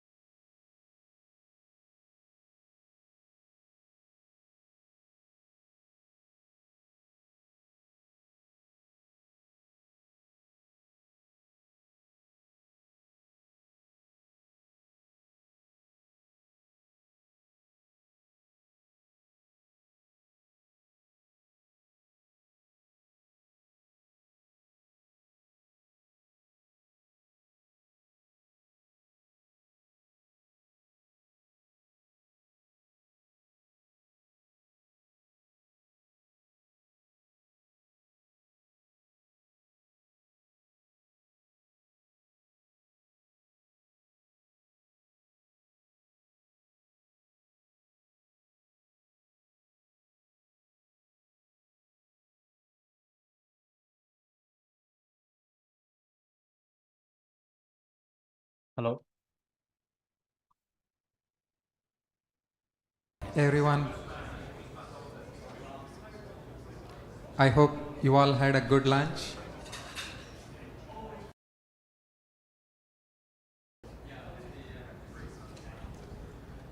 We'll get started in a couple of minutes.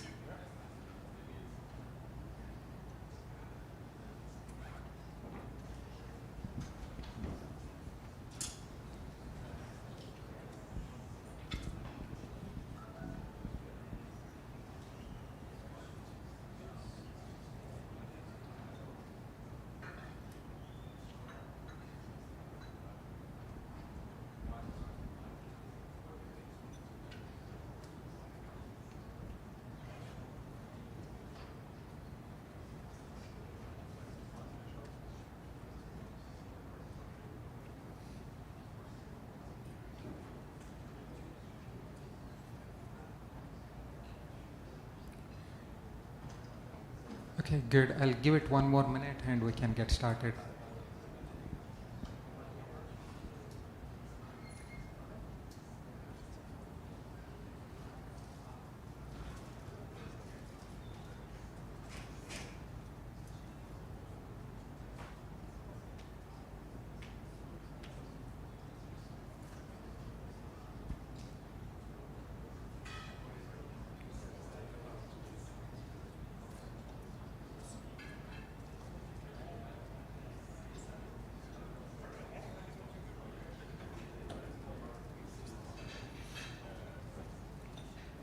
Okay, great. We can get started.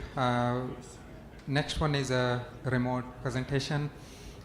We'll have Shrikant from Marvel Technology to talk about machine learning inference in DPDK.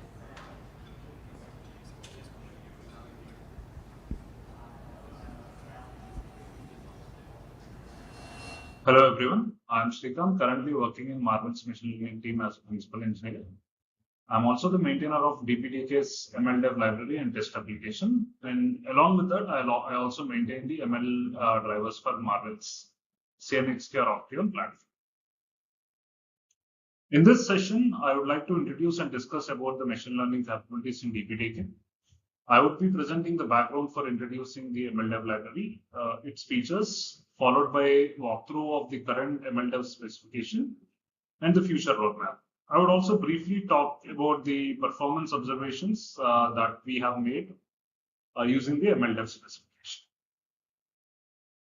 Before we start, I would like to give a brief overview of machine learning usage in networking and then packet processing domains.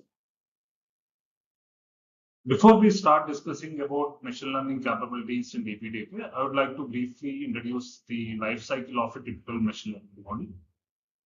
So at the top level, the cycle usually has 3 different stages. The first one being data preparation, followed by model building and training, and then followed by deployment and monitoring.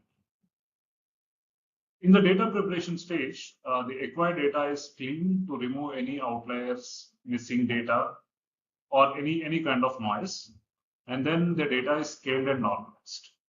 This stage also includes labeling and feature extraction. Along with this, the total data that is available is split into 2 different data sets. One is used for training and one for validation. The second stage is model building, which usually involves choosing the appropriate algorithm, followed by training the model using the training data set and validating the generated model using the test data set. It also includes tuning the hyperparameters for the model, which would enable the model for an optimal performance. The last stage includes deploying the model in production and tracking the accuracy of the prediction. This would help in identifying any retraining requirements or any adjustments that are required to improve the model performance. Now, coming to the scope of DPDK, the scope of DPDK includes only model deployment, specifically model training, which would enable running the model inference operations or predictions on ML accelerated devices. Now, if we observe the recent trends, other than the regular use cases of machine learning in domains like marketing and sales, analytics, customer support, human resources, and others, we are observing an increased interest in using the ML models in domains like networking, cybersecurity, packet processing, etc. And also, we are also observing an increasing trend in use of ML models on edge devices, specifically in radio access networks, and basically covering the 5G and 6G space. These domains that which involve the networking and packet processing typically involve fast processing of live network packet data, and also they require the inference operations being performed with extremely low latencies. The use cases would also involve model deployment in both data centers as well as the edge devices. Majority of the ML inferencing deployments use either an external ML accelerator or an integrated ML accelerator to offload the ML operations. Typically, an external accelerator is a device connected to the host machine through PCI. They have a wide range of capabilities in terms of the ML models or the operators that they support. An integrated accelerator is generally a custom ML accelerator, is vendor specific and and are generally integrated into the SoC. The integrated accelerators are designed for a specific type of workloads and can support a very limited set of operators. They are usually power optimized in nature, and since they are integrated into the SoC, they provide a very tight integration with the data path. Now, as we know, DPDK is primarily meant for accelerating the packet processing workloads. Supporting ML in DPDK would enable us to use both the accelerated device types for inference offload operations.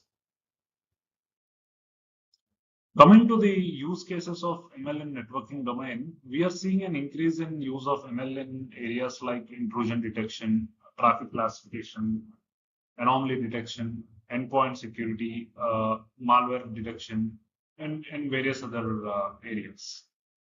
Use cases for intrusion detection can include one specific model like Lucid, which is a CNN-based model that can be used to detect DDoS attacks. And another use case could be deep defense, which is based on a bidirectional LSTM, and also uses RMN and CMX for the intrusion detection purpose. Now, this slide shows few other examples for the use cases in traffic classification and anomaly detection. We can see that people have used CNNs, RNNs for both the scenarios for like traffic classification and anomaly detection. I have not covered the use cases specifically for endpoint security and malware detection as part of the slides. In this section, I'll talk about the top-level features of MLDev library in DPDK. MLDev library provides a very generic ML device framework to support inference operations. Support is enabled for both physical devices, which are backed by the hardware, and virtual devices, which are backed by the software. The library provides APIs to configure and manage the devices. Along with this, it also supports APIs to run the inference operations and do some pre-processing and post-processing of the input and output data that is used for the inference operations. Now, all the APIs defined by the specifications are implemented by the vendors through platform-specific pole mode drivers. This slide talks about a typical MLDev flow to run an inference operation using the ML device specification. Now, the flow includes multiple stages. The first stage being device initialization, followed by model initialization, then input data handling, and the actual inference, which includes both enqueuing and dequeuing the inference operations. Post-inference, the next stage would be output data handling, and followed by model and device termination. Of these all operations, the device or model initialization and termination can be considered as control path operations, whereas the IO data handling and the inferencing can be considered as the fast path of the data path operations. As said, the API framework supports multiple devices, and each device has configurable queues per device, of course, subject to the hardware capabilities.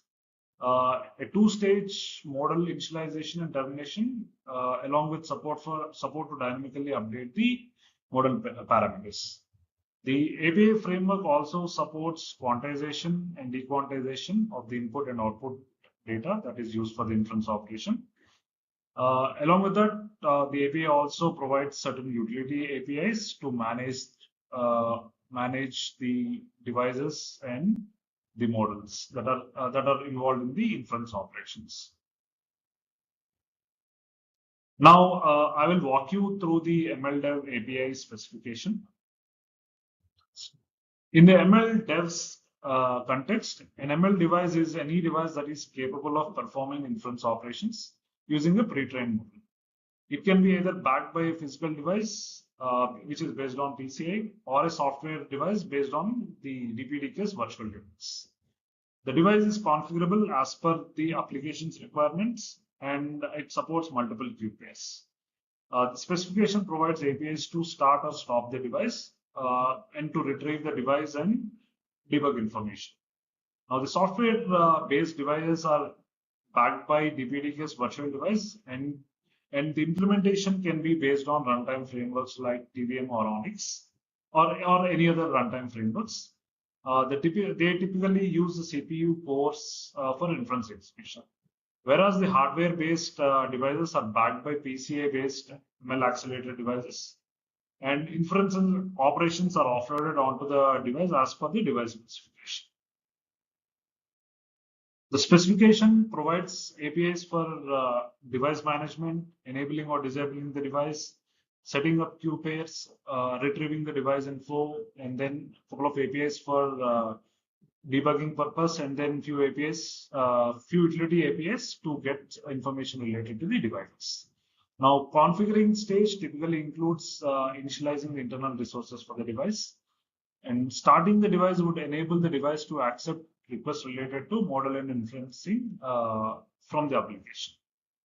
Now, RTML dev info get is an API to fetch the information related to the device, which would typically include the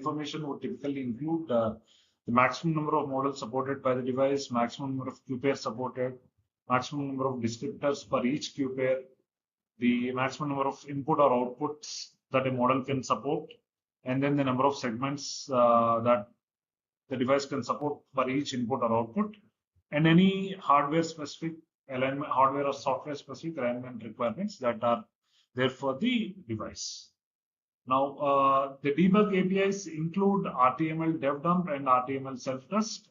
Dev dump is used to dump all the device's hardware or software debug information, and self-test is an API that is used to test the health of the device. The device utilities include RTML dev count is a valid device to check whether the device is valid or not, then an API to get the socket information for that device. As we know, inference operations require an ML model to be used. Depending on the device being used, the model can be in a native format or a compiled format. Native formats are used in cases where the device is based on a software runtime like TVM or Onyx, and compiled models are generally used in custom hardware accelerators. Now, the model operations are primarily of two types. One is for enabling the models, and second is for disabling the models. These two operations are again split into two different stages. For example, if we take these operations for enabling the models, this operation is split into two different stages. The first one being load, and then the second one being start. The load operation is meant for initializing driver resources for the model, and the start would enable the device to accept the inference requests specific to that model. Now, on a hardware-backed device, the start could also involve copying the model data to the hardware.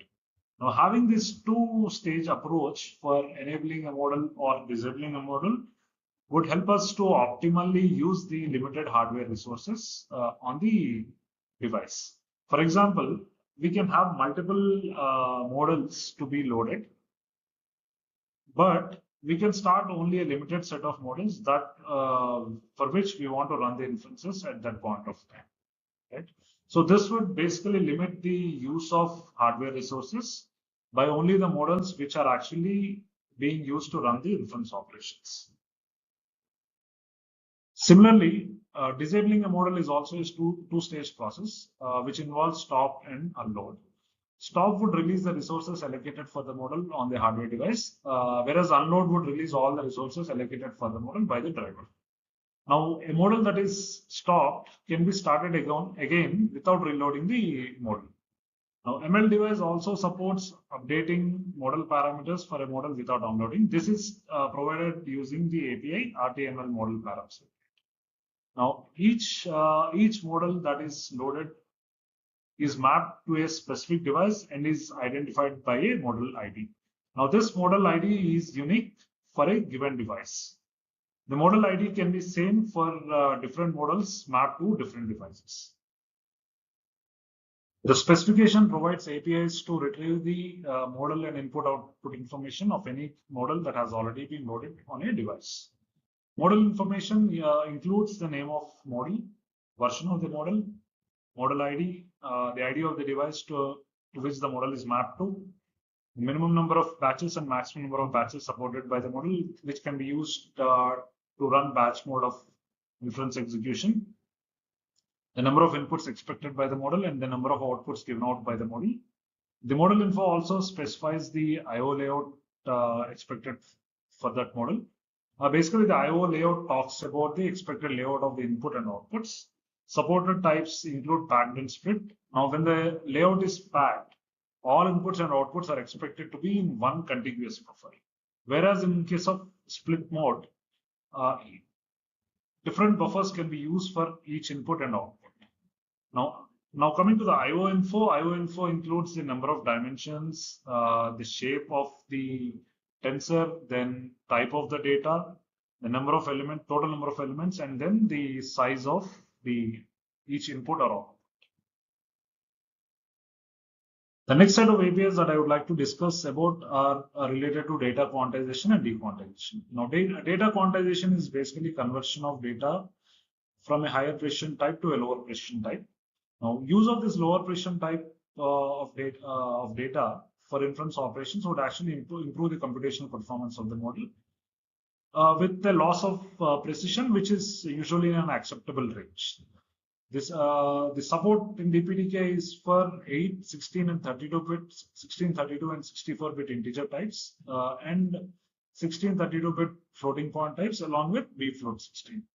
Now, the library also has an optimized implementation, software-based implementation of the conversions, along with an optimized Neon intrinsics-based implementation for AR64 architecture.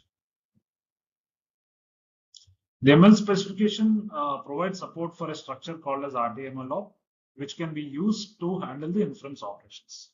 It is used to specify the model ID to be used for the inference operation, along with the input and output buffers that have to be used for the inference. The RTMLOP also provides support to specify the number of batches for which we want to run the inference for. Along with this information, the RTMLOP also provides support to pass some context information from the enqueue thread to the dequeue thread through a user handle field. The MLOP can be used to retrieve the driver-specific error code and a human-readable error message in case of an error during the inference operation. The RTMLOP is basically managed through a mempool. The ML spec provides APIs to create and free the MLOP pool. We can actually use the generic mempool functions like getInput or getBulk to allocate or free the MLOP handles from the mempool. Now, this allocation, as it is coming from mempool, the allocation is thread safe and is also cache aligned. Now, the APIs that we are talking about are the RTML pool create and then RTML pool. The MLDev spec provides fastpath APIs to enqueue and dequeue inference operations. The APIs support burst mode of enqueue and dequeue to handle multiple inferences in a single call. There is an option to specify the queue pair to be used for the inference operations. Now, coming to the number of actual ops that are enqueued or dequeued would depend on the free slots available within the queue. The two APIs that we're talking about are the RTML enqueue burst and then the RTML dequeue burst. MLDev specification supports a generic approach to retrieve the statistics through the XStats APIs. The XStats API supports both device and model stats. Supported stats basically are defined by the driver. Now, usually, like device stats can include the number of inferences enqueued, dequeued, number of inferences failed, errors, and then the number of models loaded. Whereas for the model counters, it can include the number of inferences enqueued specific to that model, and then similarly the inferences dequeued or errors. Additionally, we can also report the fields like latency, throughput, or any other device-specific parameters as part of the model's extracts. I would like to talk briefly about the current status of the implementation of libraries, drivers in the test application. Now, coming to the specification and library, the APIs with library implementation is added as part of the DPDK 23.11 release. Test application is available as DPDK test MLDev. Now, test application currently covers all features like single or multimodal execution, then queue pair handling, inference validation, as well. And it also supports, for example, for inference operations, it supports interleaving and non-interleaving mode of inference operations. Now, coming to the contribution library, it's contributed by Jaren Jacob, Shivashankar, and myself from Marvel. Coming to the drivers that are currently implemented, we have implemented the Marvel PMD implementation. This implementation currently works with both the models that are compiled using Low Compiler framework and also the TVM compiler framework. Now, the driver is also integrated with the TVM runtime. It supports both the PCA-based ML accelerator engine and also the software-based VDEV. The implementation currently supports all the RTML APIs that are defined by the spec. Key contributors for the driver implementation include Anup, Prince, and myself from Marvel. I would like to quickly talk about the performance observations that we have made with the current implementation. As part of testing the library and the driver that we have implemented, we have tried inference operations with various models that are available in the public domain. Now, in this slide, I want to mention the performance of ResNet 50 and 18 models that we have observed. What we have observed is a throughput of 175 or 408 samples per second with ResNet 50 model, based on the quantization type that we have used, and similarly 376 or 865 samples per second for ResNet 18 model, depending on the quantization type that we have used. Now, what I would like to really highlight in this slide is the extra latency that DPDK adds to NQ or DQ the inference operations, which is as low as 1.1 microseconds. I would like to conclude my presentation with the future roadmap that we have planned for DPDK ML specification. In order to enhance the ML device specification and also to tightly integrate the ML device specification with the rest of DPDK specification, we would like to use the RTE MBUF for input and output buffer handling. And we also want to decouple the quantization or dequantization APIs with the model ID and add support for data type conversion APIs. As part of the new data type conversion APIs, we would like to enable support for affine or asymmetric quantization also. Along with this, as an enhancement to the model info, we'd like to add support for the dynamic shape in model info structure. And we would also like to add in specification for ML event adapter library, which would enable integration of the ML devices with the event devices. Thank you all for joining. Now I would like to take any questions from the audience.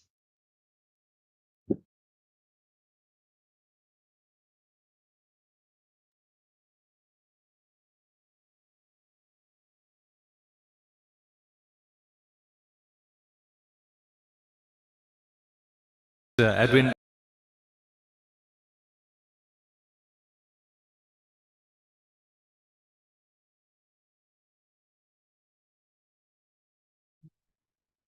Oh, okay.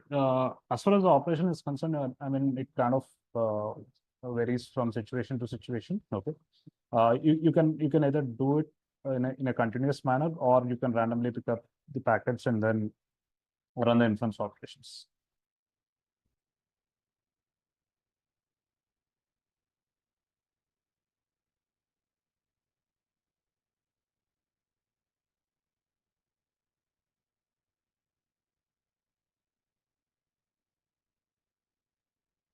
Correct. Yes.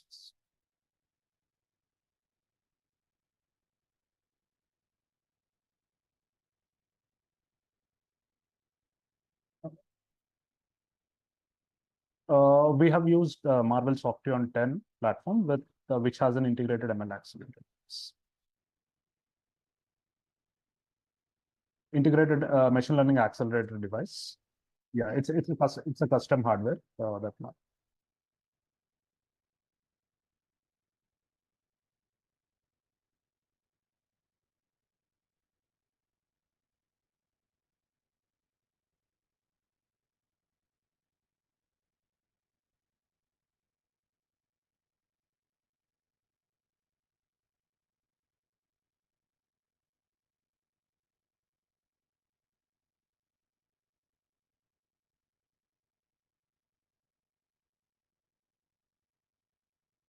At least I think as far as what I understand, from DPDK point of view, it would be strictly C based. But I mean, in fact, while we were implementing the driver, we had certain challenges, specifically when we are trying to integrate the TVM's runtime. Okay, which provides both the C++ and C APIs for the runtime library.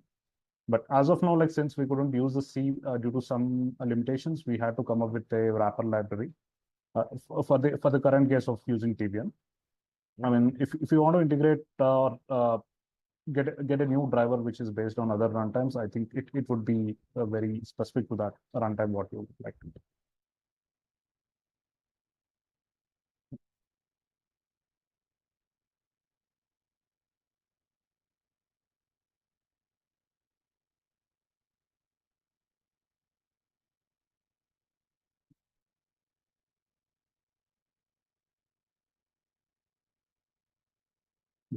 Thank you, and thanks for giving the opportunity.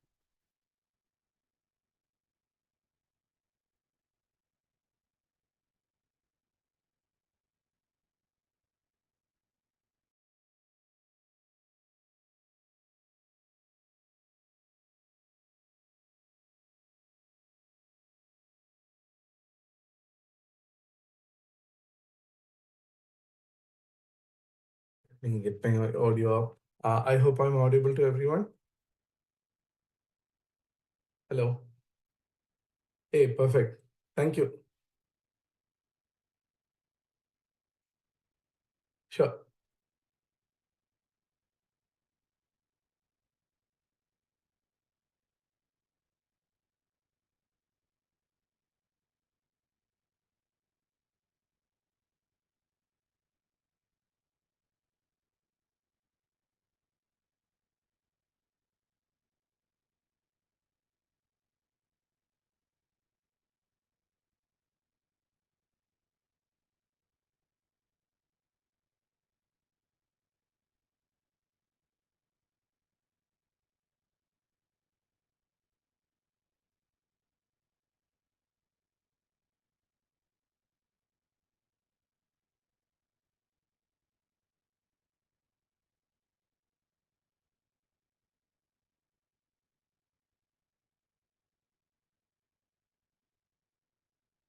VPN, you can.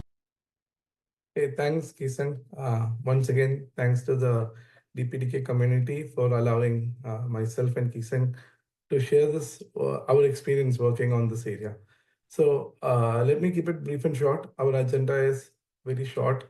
That is what had driven us to go and look at the ML library and why it became a priority for us and how we try to combine a couple of hardware and software ecosystem solutions together under AMD to address under ML. What were the challenges? What were the opportunities?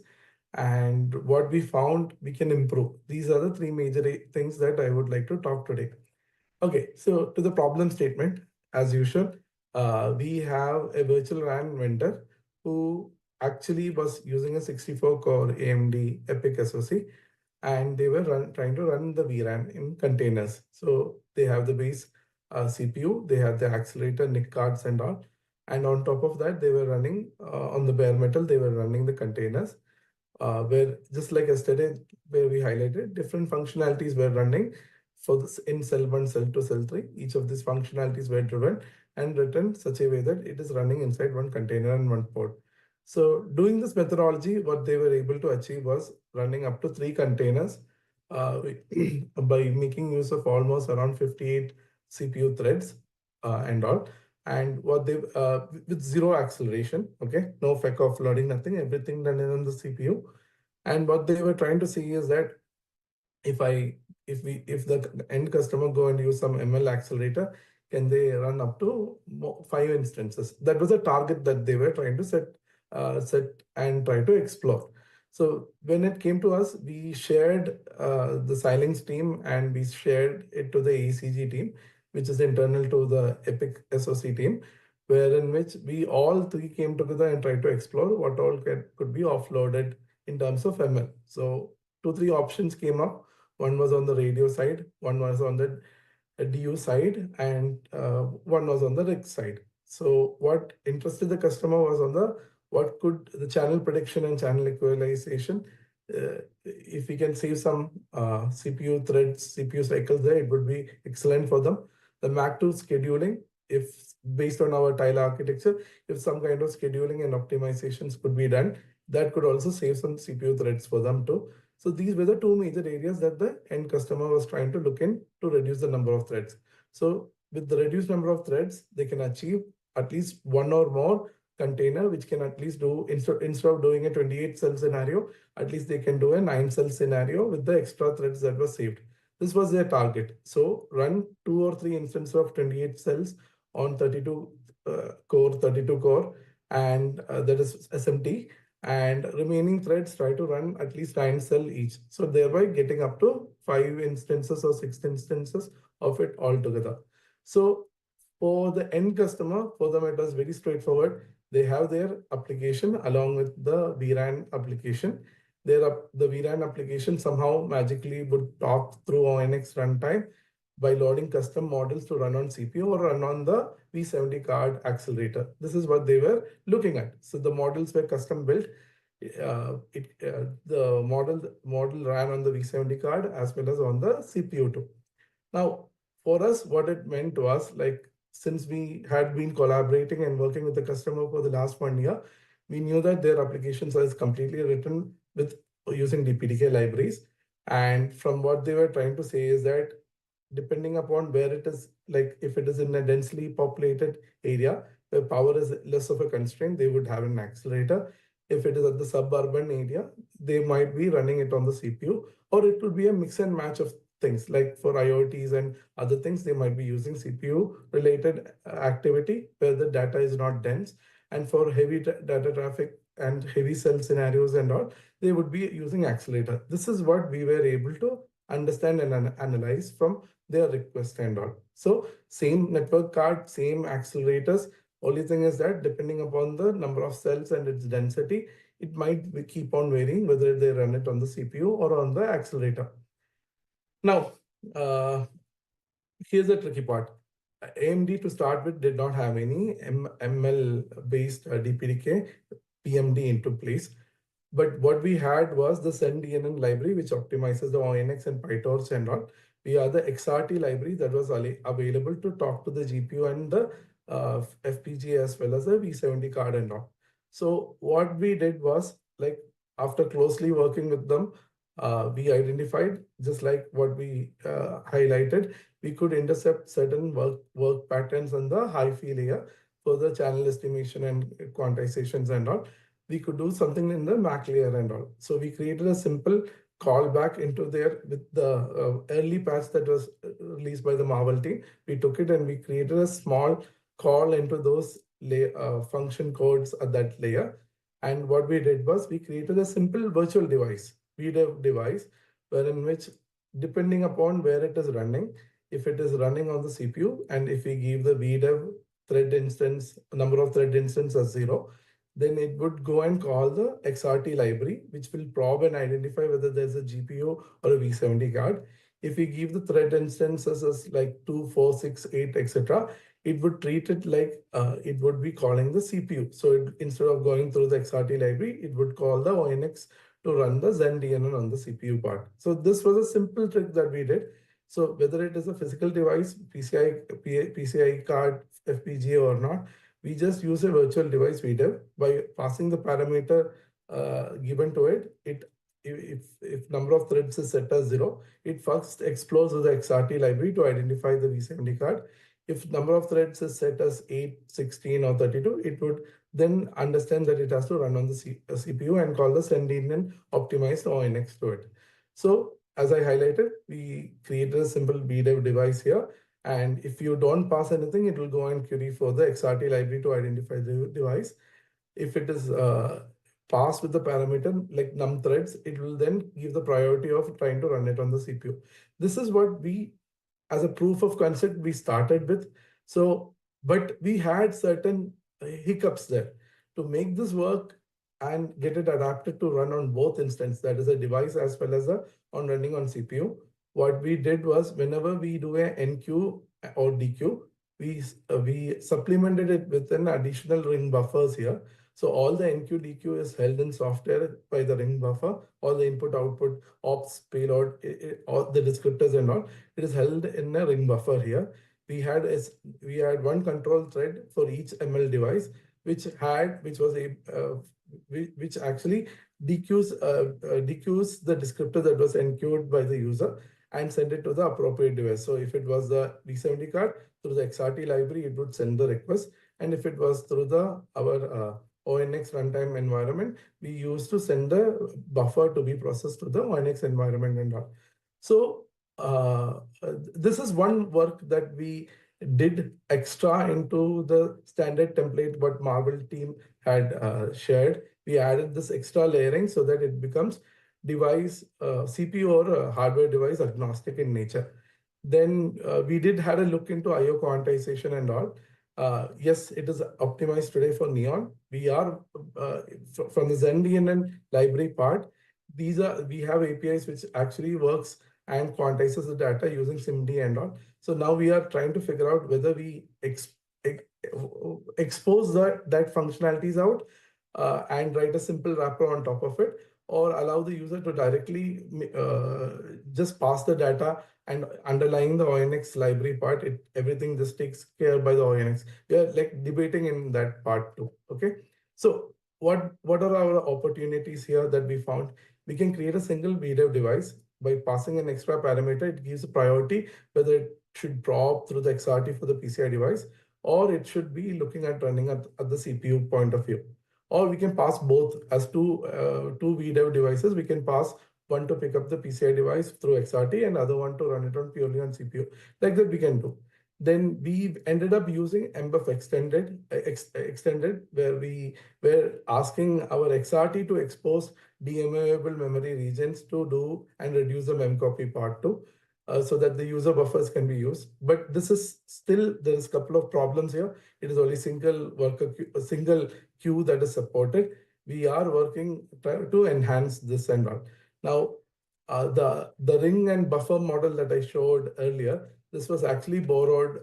This idea was borrowed from the software skeleton DMA, where we had a single dedicated control thread that is generated from the PMD, which actually does the work for you. Same model we executed here. So it is mostly like cut and paste from it. But these were the things that we added extra to make our logic work on complete one AMD ecosystem. Now, like I pointed out, telemetry is missing.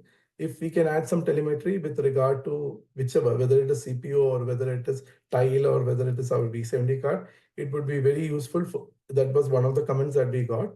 Now, the second thing that we are like I talked about was on the quantization. Already we have ZenDNN library, which actually when any calls to the ONX takes place, the libraries are optimized to do the conversion and all.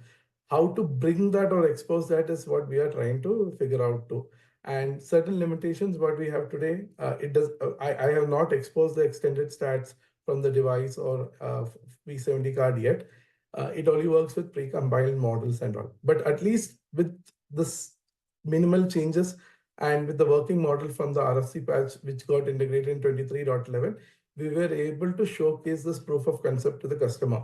So the next activity is going and showcasing this demo in MWC and getting it worked out, while we are working on trying to get this pushed in 24.11, which is tough, but at least by 25.03, be able to get this exposed out, at least as a RFC out. This is our plan with regard to the ML and our activity done so far on the ML dev. That's what I had to share in the small talk. Thank you.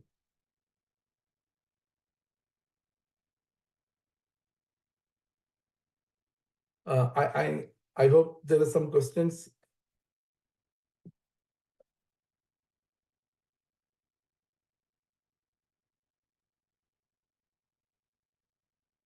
Okay. Vipin, I just have one question. I would like Hi, to understand. Srikanth. Hi. Good job, actually. I'd like to understand what are the limitations that you see in the current spec. I mean, more I would like to understand from what are the Srikant, areas where we can improve. thank you. I think I got the question. Let me try to answer it. Srikant, it's not a limitation on the MLDev library, but like I pointed out, AMD has 3 to 4 different ways of running ML. One is on the purely on the CPUs, which supports the VNNI and other instruction sets. We have a dedicated V70, like it's a DSP with certain MIPS kind of cores and all. We have a FPGA variant of it, and we have GPU variant of it. The struggle that we were facing is based on the customer deployment, like if it is in the suburban area or if it is in the remote area and all, the power and other factors affected where the user did not have the right power to plug in an multiple or single accelerator card to do it.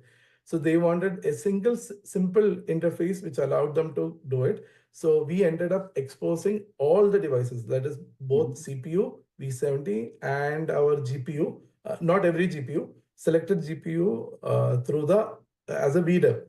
And when we do the probe functionality, we just go and check based on the argument given whether we have the particular device plugged into that platform. If yes, run it on that, or if not, fall back onto CPU. It's not a limitation in MLDev library. It is what we had to do something to accommodate what the end user wanted. Yeah, I mean, my question was more focused on what are the areas that, I mean, since you are one of the user who has actually used the spec, right? We just want to understand what are the areas in which we can make more improvements so that it would be telemetry. Of course, yes, telemetry is one big important thing, which is key thing to expose all the values out so that the orchestrator or the central node controller can do many things too. So that is something that I would recommend to see. I'm happy to work on that with the team and DPDK family on that area. That would be the immediate thing if you ask me. Sure. Thanks. Thank you. Kisan, I hope it is covered. Thank you all. Have a good day.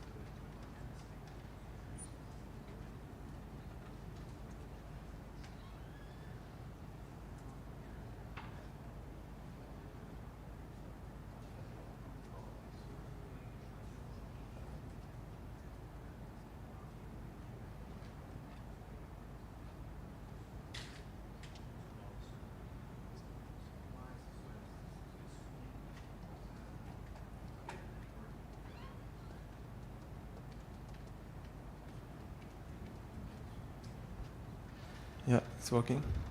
Okay.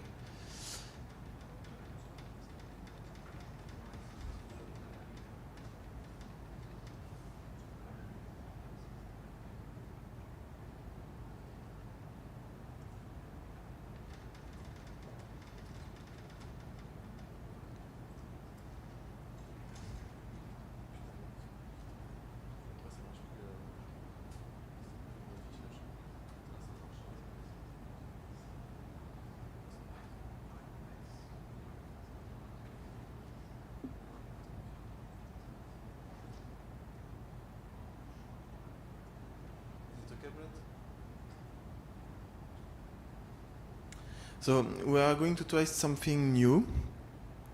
We called it workshop session, and the idea is to have a time in smaller group to discuss some specific topics, and really the goal would be to reach some conclusions about these topics.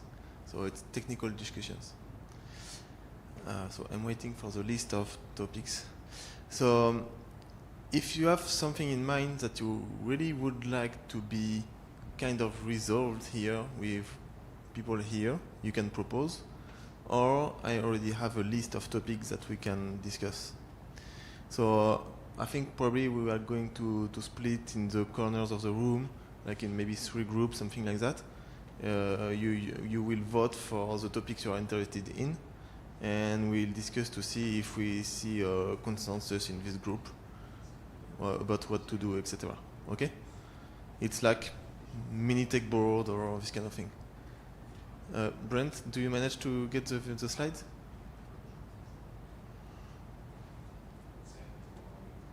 Sorry? Okay, the slides are here. Okay, this is the first slide? Okay. So this is exactly what I was saying. So I think we have 1 hour, something like that.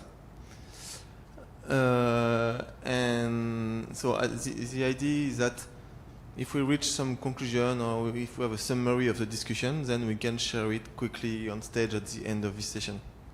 Okay? Any question about how it works? Is it clear?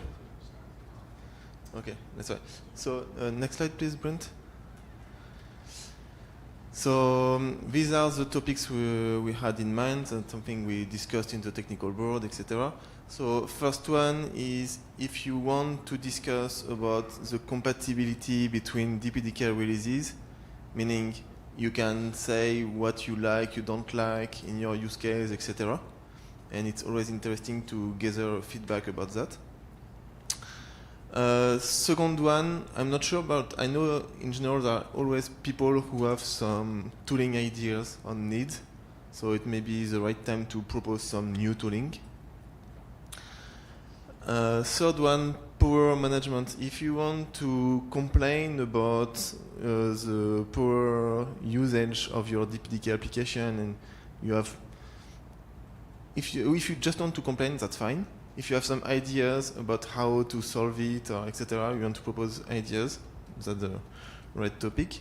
Fourth one, dynamic allocation. This is about discussing what we can do to have more dynamic memory allocation in some libraries, because we still have a lot of static memory allocation at the beginning of initialization. Maybe we can improve that if you have ideas in this area.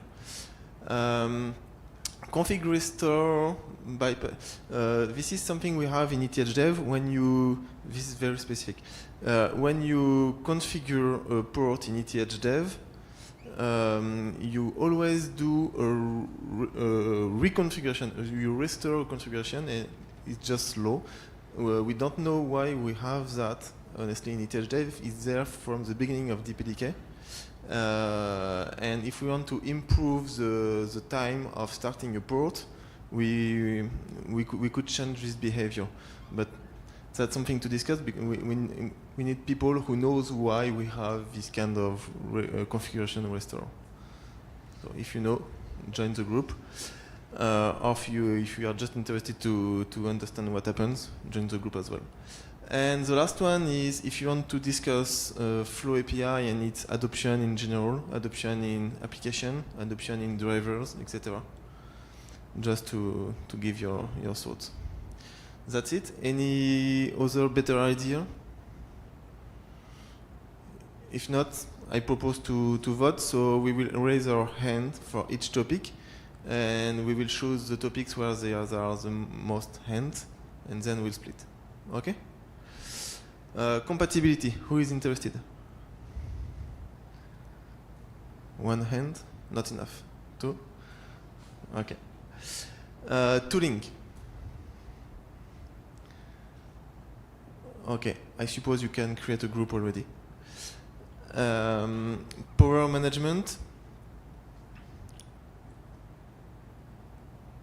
Difficult. Okay. Dynamic allocation. Okay. You cannot be in all groups. You understand? Just one. ETH dev configuration. Yeah, this is Darius' topic. Okay, and Flow API.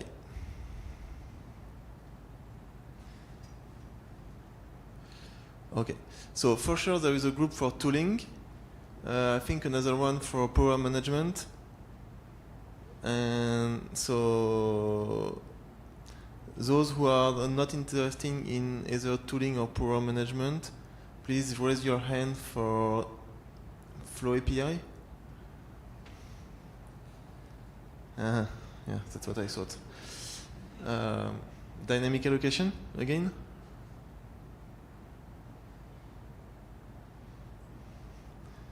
That's tough. Let's do it. Okay? We agree with that? So, dynamic allocation, you will be outside of the room. Yeah, yeah. You are banned. The DPDK is static allocation, okay? No, seriously, you will find the paperboard. It's here. Maybe we can move this paperboard out just where we take lunch. We have one paperboard here. This is for tooling group.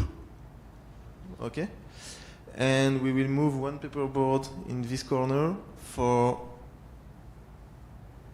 power management. Power management is here. Okay, let's move. In each group, we need one leader to report a summary at the end. Does it work? It works. Let's do it.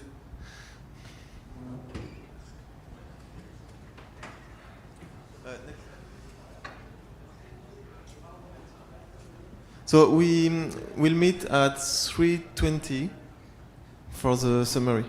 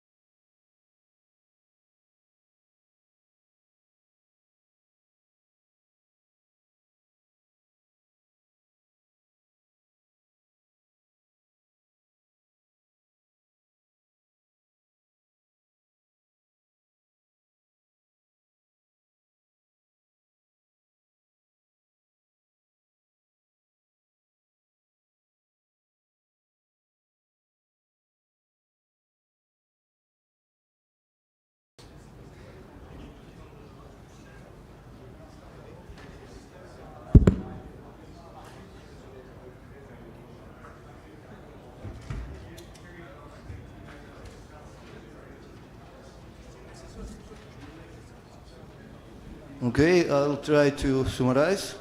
Guys, feel free to correct me if I'll miss something. So, dynamic.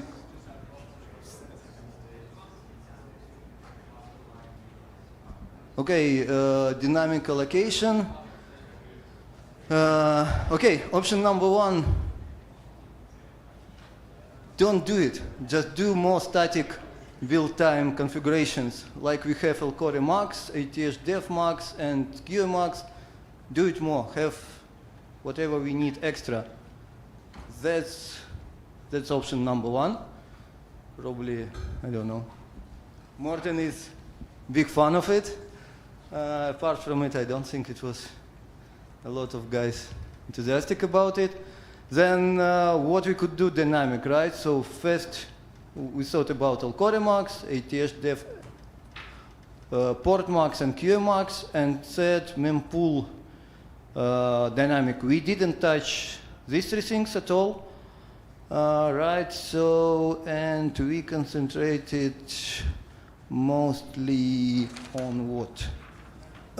On first one, what we could do with mempool, right? So one idea was to, can we make Elcore cache really per thread? So put it either in TLS or Elcore var, things that introduced by Matthias recently.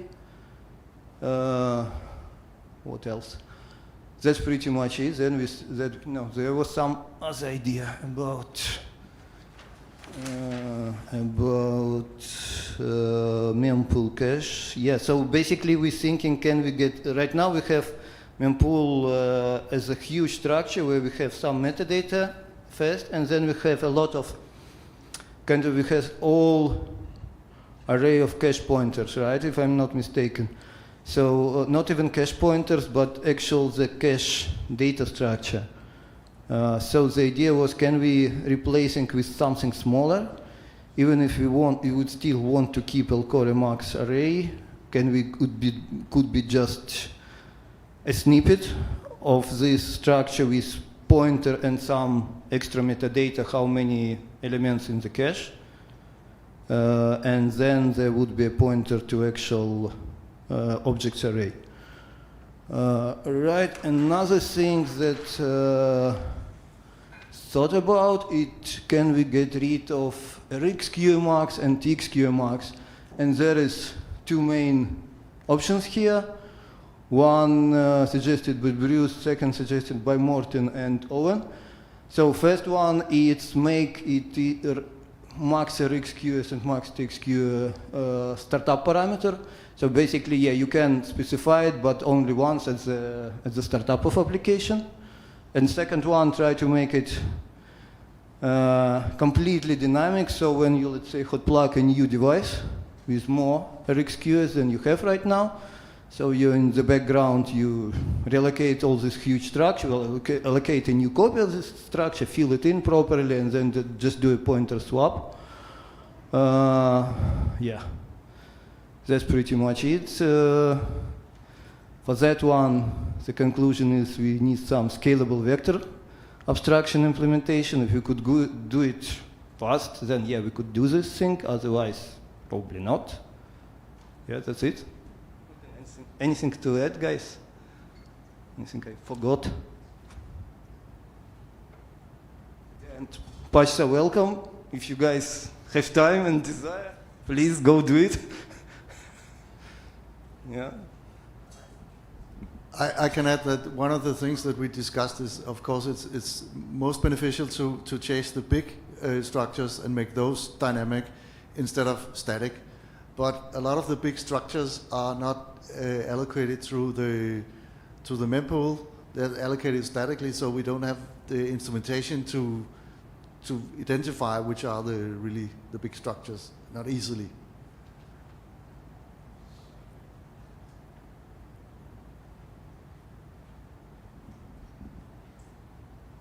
Yeah, and one area I think we'd all like some more feedback on, if people have any thoughts on it, is there was a lot of discussion around what we actually meant by dynamic and dynamic allocation, and it took a while for us all to get kind of a common page because we had different ideas of what it meant.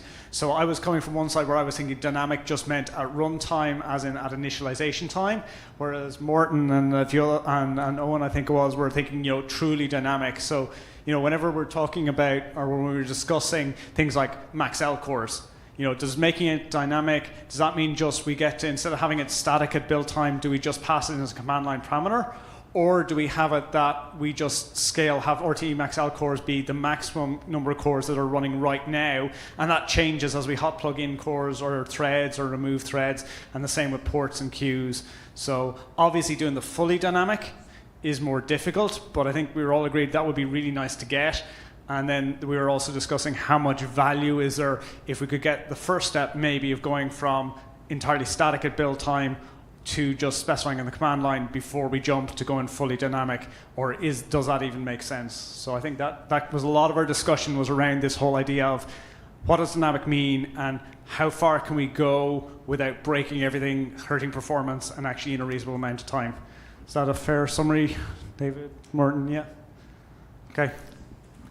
I think even providing init time max will go a long way, because we saw some applications here wherein DPDK is running on just 8 cores and rest of the cores are running something else. So even saying that at init time my max L core is 8 would be a good thing to start off. Yeah. Might cover a lot of use cases. Yeah, it won't cover them all though, but yeah. So anyway, this is where we're thinking was, so thanks for the feedback, Kanapa. I think that's us, another group.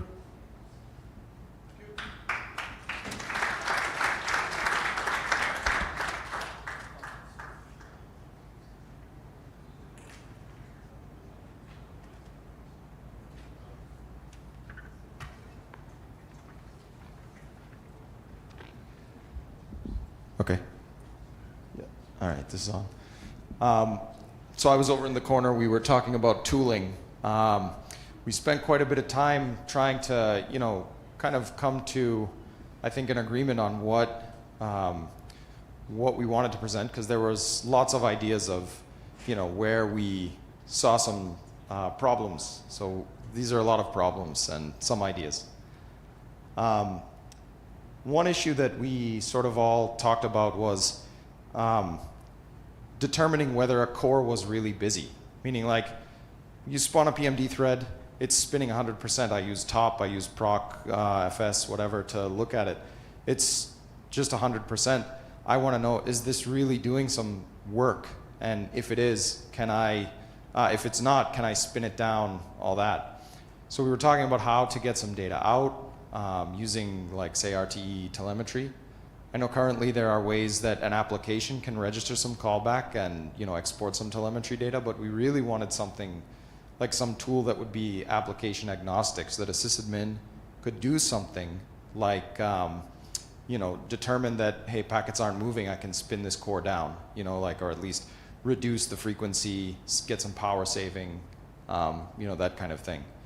So we thought, okay, can we build something? Can we have some tool, like some Python tool that we build, which reads this telemetry data, registers as a telemetry endpoint, collects statistics, looks at what the link speeds should be and how much data can come in, and take some samples, and as it's running, figure out, okay, this core is idle, this core is not. So it's sort of like a top for PMD. That was the idea anyway. I'm not sure, no one really volunteered to start working on it, so don't know if it's going to get done, but it's anyway a thought. So, yeah, any questions on that one?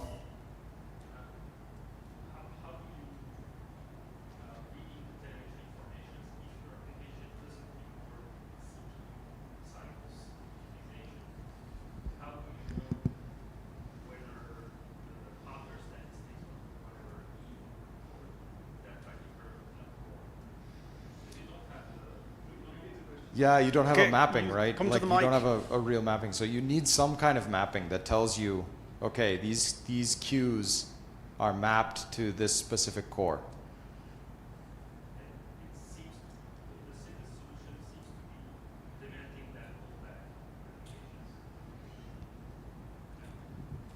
Yeah, it might be. It might be that the only way to do that really is to have the application export that data. Well, if sorry, I'll come to the. It's best if you come to the mic to ask questions. I think it makes it easier for everybody to hear.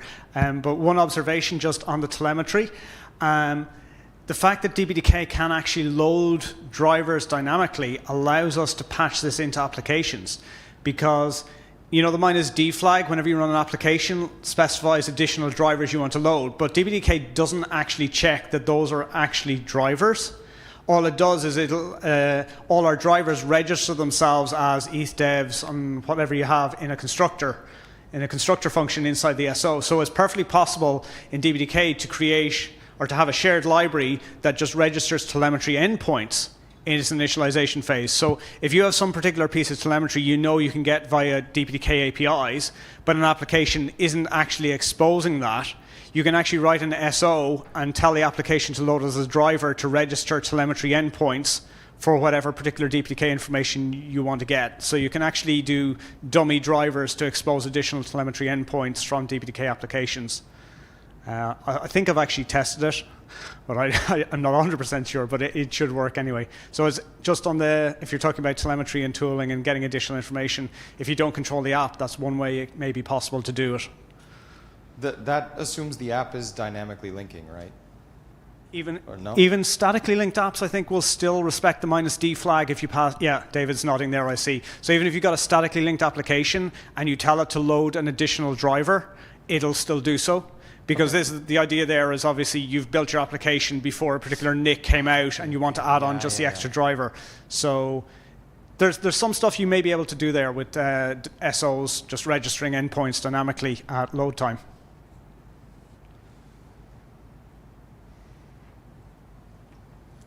Yeah, just bouncing back on that. So, Bruce, how would you if you have an SO, so you start your application with that SO, the concept of am I busy or not is different for every application. So you cannot really have a generic way of saying this thread, data path thread, is at 50% or 20% CPU. You can have heuristic. Look, you may not be able to absolutely guarantee it, but you could, thinking a couple of possibilities here. One, you could actually have some of the telemetry callbacks maybe look in CPU counters as a generic mechanism. That won't tell you RX and TX burst statistics specifically, but if you know more about how the application is laid out, even if you don't have the source code, you may still be able to write your own SO that then is able to get you that more information. I'm not saying it's going to be able to solve everything, but more pointing out that even if we have a binary that we don't control, it may still be possible to get more information than we think out of it, and we don't always have to be just limited in telemetry by the telemetry endpoints that are either built into DPDK or built into the app. You can use tricks like this to add a few more in if it would be helpful for specific things. Now, it may not be helpful for busyness. Then again, it might be. I'm not sure.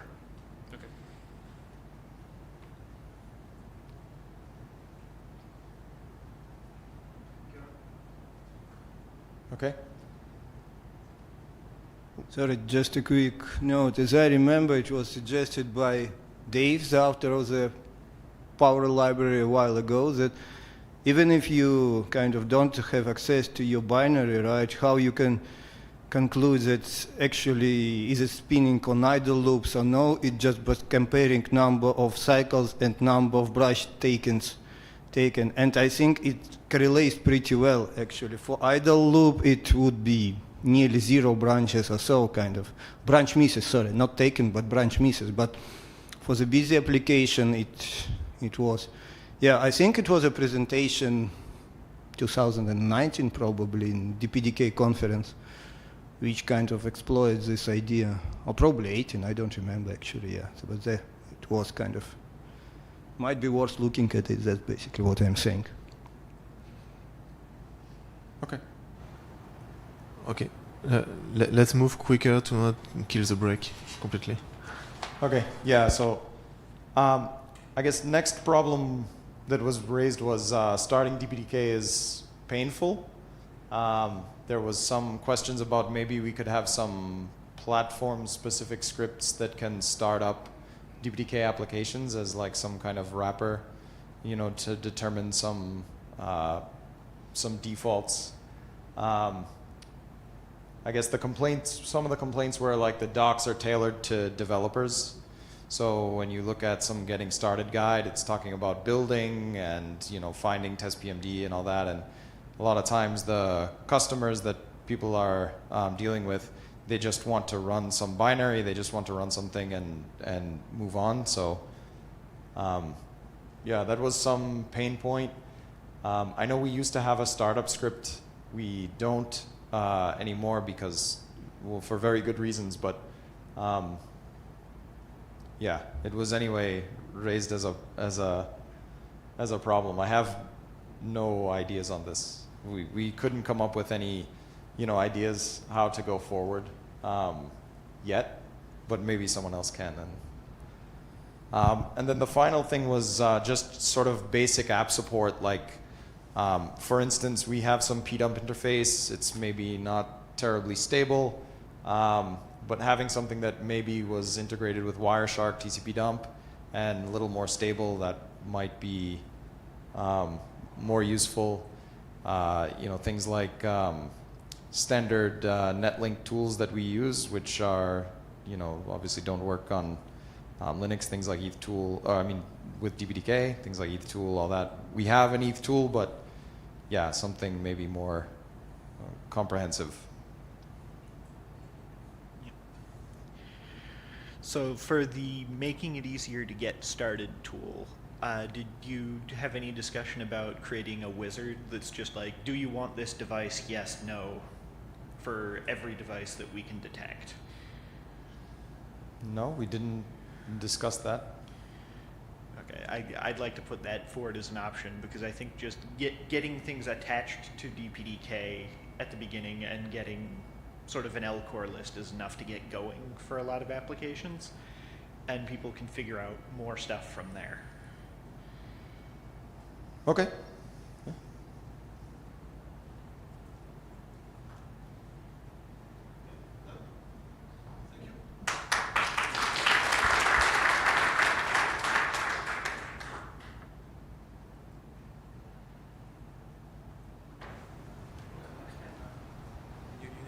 I don't know. Yeah, there are just 3 points I can go over. So, yeah, the Power library. So the conclusion was that it's not doing enough, and no one is using Power RTE Power library. So basically, currently we support 4 different power management schemes. If you think of the CPU frequency scaling in terms of CPU frequency scaling, and there are 2 more ways of managing power. That's M-weight, WFET kind of power management, and then the pauses, like you can sleep and manage power. But the thing about the power management library in DPDK is that no one seems to be using it. And for instance, the power management library CPPC implementation was broken, and no one noticed that. And L3 there's a example called L3 forward power, and it basically did not work for many of these things when I tested. So what that meant was that we need to fix these things, and I've seen some patches from AMD, and then some, like I submitted some patches to fix CPPC, and then we have to like one of the things that came up was we have to provide some documentation, like what every architecture supports. For instance, I think AMD and Intel has the capability to scale up and down the uncore components. So that is kind of missing. It has, for instance, if you look at the document, it talks about Intel, but no reference to AMD's capabilities there. I've seen those patches. That's one thing that we came up with, and then the other one is that we thought we need more documentation, as I mentioned, around different architectures, and the last one was guidance for developers or users how to use different power management schemes. And then there were other requests like having a simple interface. Just tell that I want the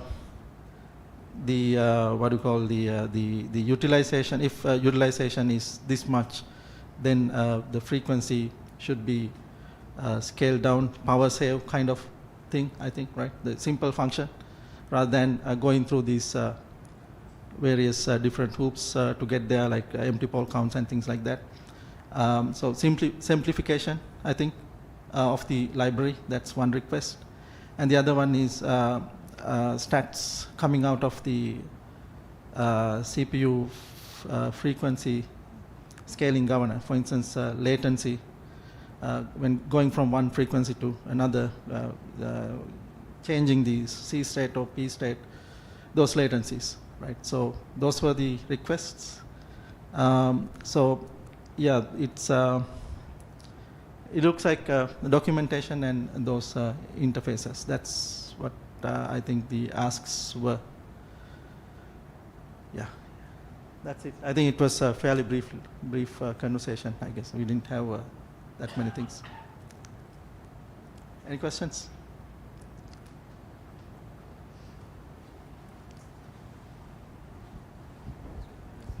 I just want to emphasize one thing. What was this discussion? There are things which are already working. Maybe there are a few things to fix, but the main issue is not in the implementation. The main issue is in the adoption. we have some technology, and it's currently not used a lot by our users. So now the next step, what we're going to do, is to make sure that our users know how to use all these techniques.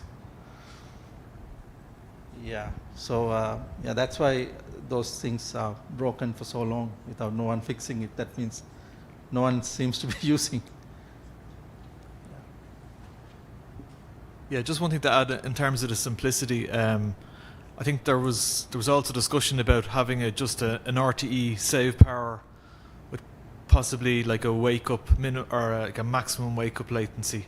So not even going down to the level of CPU frequency or stuff like that. So that was the discussion of, do you need something just very simple for a user level, and then DPDK figures out how to do it underneath the hood, or maybe there's potential for tuning and kind of for the user to actually specify how that power goes down. So it could be one or the other, or it could be both. Yeah. That's yeah.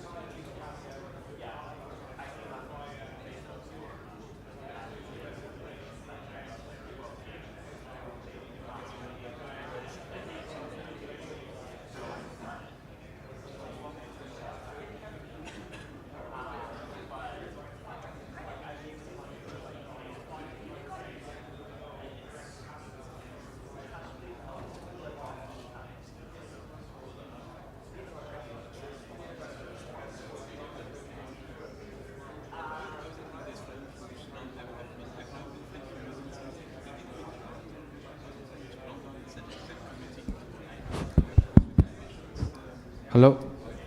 Okay. Good afternoon, everyone. I'm going to start my topic. So, I'm Shamon, and I'm from Huawei, Canada.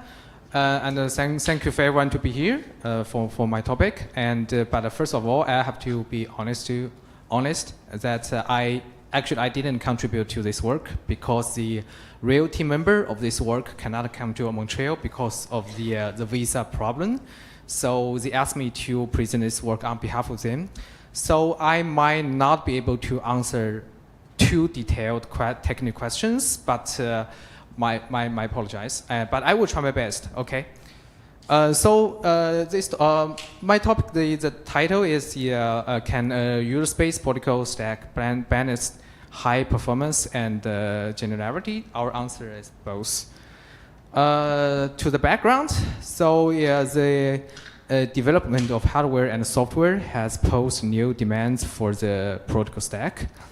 From the perspective of hardware development, we see the gap between CPU and the network interface cards, NIC, is gradually widening, and the capability of single-core CPU are unable to fully utilize the bandwidth of NIC. And the computer system architecture evolved towards multi-core and many-core directions, such as a NUMA architecture. For example, the server chip can now reach 128 cores. And for the perspective of software development, many modern large-scale software applications adopt multi-threading to fully utilize the bandwidth of NIC, but it's hard to achieve good scalability. And the network model using multi-threading are very diverse, which can be summarized into two typical models. The first model is that the application network threads are completely isolated from each other, with protocol states context fixed within a certain thread, such as Redis.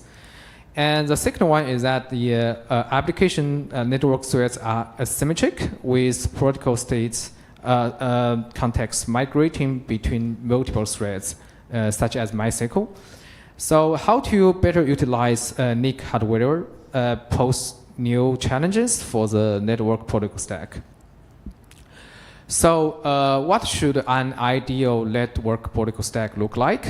We know that the traditional kernel protocol stack was born decades ago, and its design mainly considered universality. It provides layer of abstraction and a unified network protocol stack on top. However, the design of the system call interrupt global locks prevents it from fully leverage hardware capabilities, and its performance cannot be optimal. So we believe that an ideal protocol stack should have the following features. The first one is a zero copy. Data should be directly delivered to application after being received by the NIC, avoiding copying and context switching. The second one is free from competition. It should fully utilize the scalability of NIC multi-queues and CPU multi-cores by avoiding global data competition between different threads. At last, we believe a good protocol stack should be compatible with different network models, like the Redis, like the MySQL, different models. Okay, based on the above insight, we propose Gazille, a user-space protocol stack that combines performance and universality. Gazille has the following features. The first is to achieve the high performance, we have zero copy. Gazille is based on DPDK. It implements direct NIC packet delivery with zero copy protocol stack, and it is lock-free. We have enhanced LWIP and transferred it into a lock-free thread protocol stack with no resource competition between protocol stack threads. It's achieving good scalability. And we also have adaptive affinity. Gazille will automatically schedule the application threads processing packets to the same NUMA core as the protocol stack threads, achieving local data access. Last, we have the hardware offloading. We support hardware offloading capabilities such as checksum, accelerating protocol stack processing performance. And in order to achieve universality, the Gazille is compatible with POSIX API, and it supports different network models such as Redis and MySQL. It also supports traffic splitting, allow traffic to be well diverted to the old kernel protocol stack. One more advantage of Gazille is its application modification free, because we based on the LD preload to enable the Gazille, the application does not need to modify the code or recompile. Okay, next we will introduce several key technique design of the Gazille, starting with the lock-free thread protocol stack. As we all know that DPDK has many excellent design, like the huge page management, memory management, the pooling, and the checksum offloading, TSO, GRO, and we all adopt that. And the LWIP we adopt provides a lightweight TCP/IP protocol implementation, but there is still some resource competition in the protocol stack. So our first consideration is to eliminate locks in the protocol stack with threads not sharing resource. Therefore, we have localized most resource to each thread, such as the TCP UDP hash tables, IP reassemble tables, protocol stack timers, and buffer memory pools.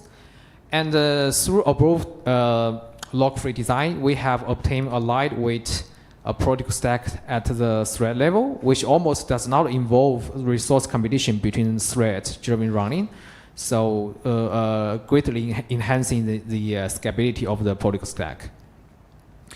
The second one to introduce is the adaptive affinity. So modern servers often have multiple NUMAs with a large number of CPU.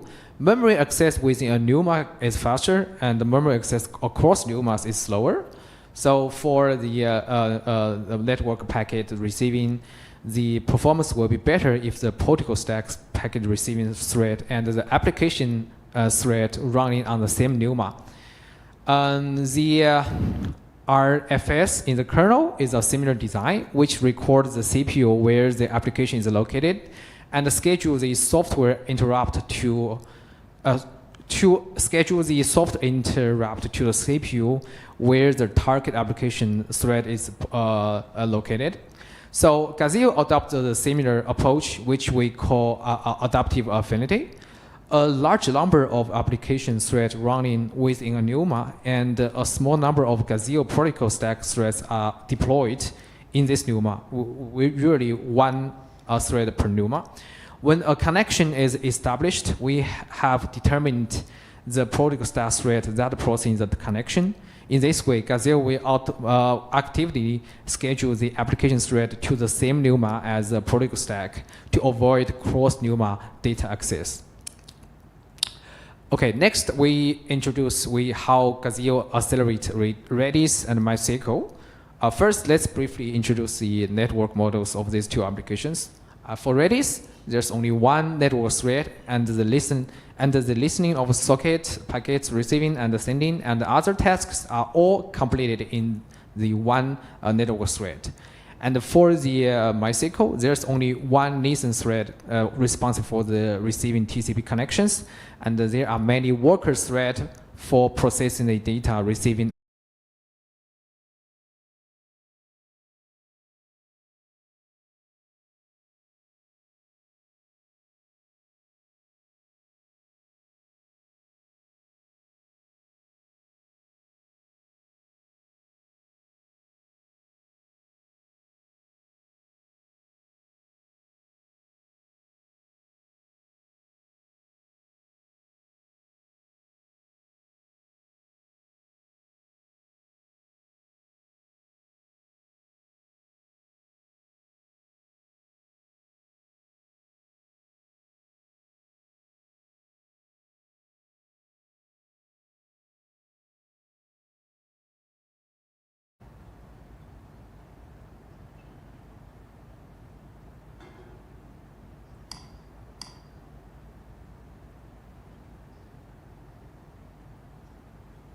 Step 4.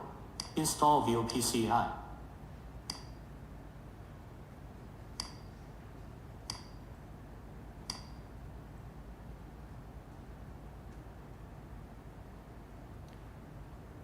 Step 5. Bind network interface card to VOPCI.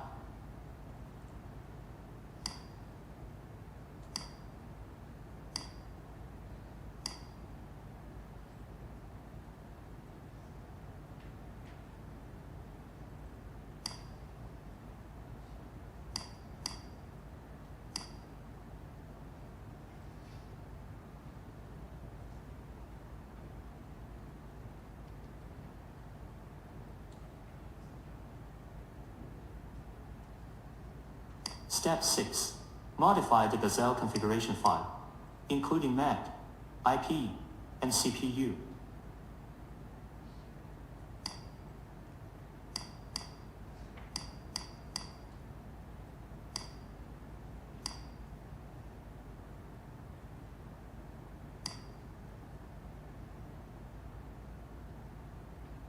Step 7. Start Redis with Gazelle. Redis use CPU 3, and Gazelle use CPU 2.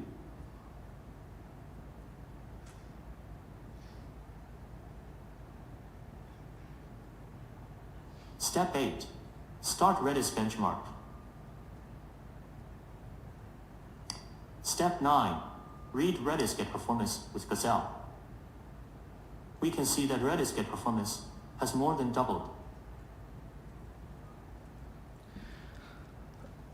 Okay, final slides. All right, so that concludes all the content of this presentation. Thank you for your attention. So Gazelle is an open source project in Open Europe community. So any question or suggestions can be contacted through the community, and we look forward to everyone's participation. Thank you.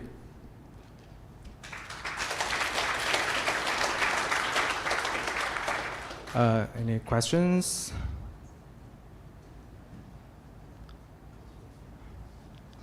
Oh, no? Okay, thank you. Oh, sorry. So, having looked at user space stacks in the past, the first question is, I looked at the documentation on the website and you're still using KNI. Is that a requirement? Because it's pretty much unsafe and unsupported at this point. Oh, well, I'm not sure. Sorry, I don't know this detail because Okay. I don't. The other hard technical one is a lot of these user space stacks can do a really good job as long as you stay in one process. But if you have a web server that's forking, execing something else and passing a socket to that other entity, it's very difficult to handle the state transition from the internal user space stack to another instance of the user space stack in the exec process. And I know that, for example, going all way back in time, SolarFlare was doing TCP offload, and they had a huge C library just to deal with this kind of transparent fork exec. And do you just keep to a single process? I think according to the material they give to me, they have two different models. The first one is the single thread models like the Redis. Okay. Yeah. The second one is the multi-thread. But I think the protocol states is migrating from one user thread to another user thread. That's what they tell me the design is. Okay. So I don't know. That's somebody else. At the beginning, Vincent Free, at the beginning of your talk, you were mentioning about POSIX API, that you have your diagram, you said you'd be compliant with POSIX API. Yes. And I think one of the biggest challenges is that the POSIX API don't assume that things are going to come from another user on stack, that there'll be 0 copies. Usually they assume you do a malloc. Yeah. You receive in the area you have malloced, and then you can free whenever you want. So, I mean, the only framework that does it is the Verbs API, the RDMA, but unfortunately, almost no user application does use it. So I think, to my understanding, the current design of the Gazelle doesn't change anything of the POSIX API. There's some still need to do the copy, like we provide a buffer in the API, and the team, they tell me their future plan is that they're gonna try another API, another POSIX one, to eliminate the copy, like they provide a buffer to do the data transfer. Yeah, but like Steve said, I mean, in the past 10, 15 years, many people did try such model, and what we end up is always the conclusion is that we need a new POSIX API. We need something new. So someone needs to stand up, and it's not going to happen in the DPDK rooms, and need to stand up and to come with new proposals for new evolution, some modern POSIX API. Yes. Right now it won't scale because your bottleneck is going to be the POSIX standard. Yes. Okay. I think the team, they already takes that into consideration. Their future plan is to make new API, not the POSIX one. But I will forward your suggestion to them. Okay. Yeah, that would be great to see a new evolution. Okay, great. Thank you. Thank you. Yeah. Can you go back to that roadmap? I'm sorry. There's a roadmap slide. Can you? Roadmap. Okay. Yeah. Roadmap here. Yeah. Yeah. There's one item mentioning that user mode scheduling framework. Yeah. So can you tell us about how you plan to get the scheduling? Yes. So the traditional the thread scheduling is still through the kernel, do the context switching in the kernel, which is expensive. But right now we have a lot of like user threading technique that avoid the expensive system call context switching, like light context switching. In that way, to fast the scheduling of the thread, to make the thread light, and to make the scheduling light in that way. Yeah, so in that context, like how do you plan to get interrupts and things like that? How exactly that kind of a scheduler would work? Like, well, I don't know how they gonna do that. They tell me they want to do in this way. I don't have the details of that direction. Sorry. Thank you.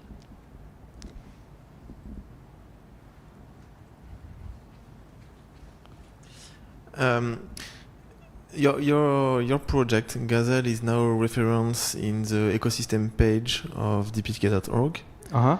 And if you look at it, it's not the only TCP stack project reference here. Okay. There are many. So in my opinion, what we are missing currently is a matrix of all TCP implementation with different, we can better choose. We need a way to know what are the pros and cons of each project. So if you can participate in such matrix, it would be very nice. Okay, I will forward your information to them. Thank you. But then again, if I may allude, Thomas, okay, we can have a many TCP stack, but then DPDK will always eat the API's paradigms. I mean, that's because we try to fit into something that was not designed for DPDK. All right, thank you. My time's up.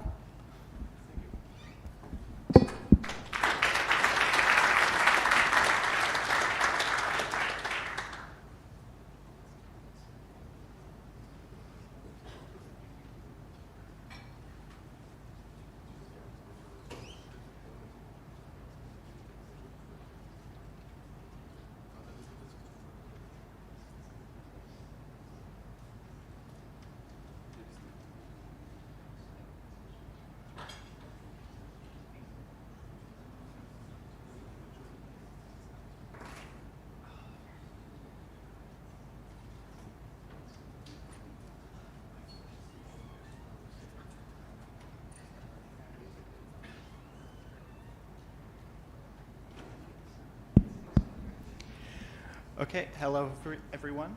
I'm Owen Hilliard. I'm a PhD student at the University of New Hampshire. I was formerly a maintainer for DTS.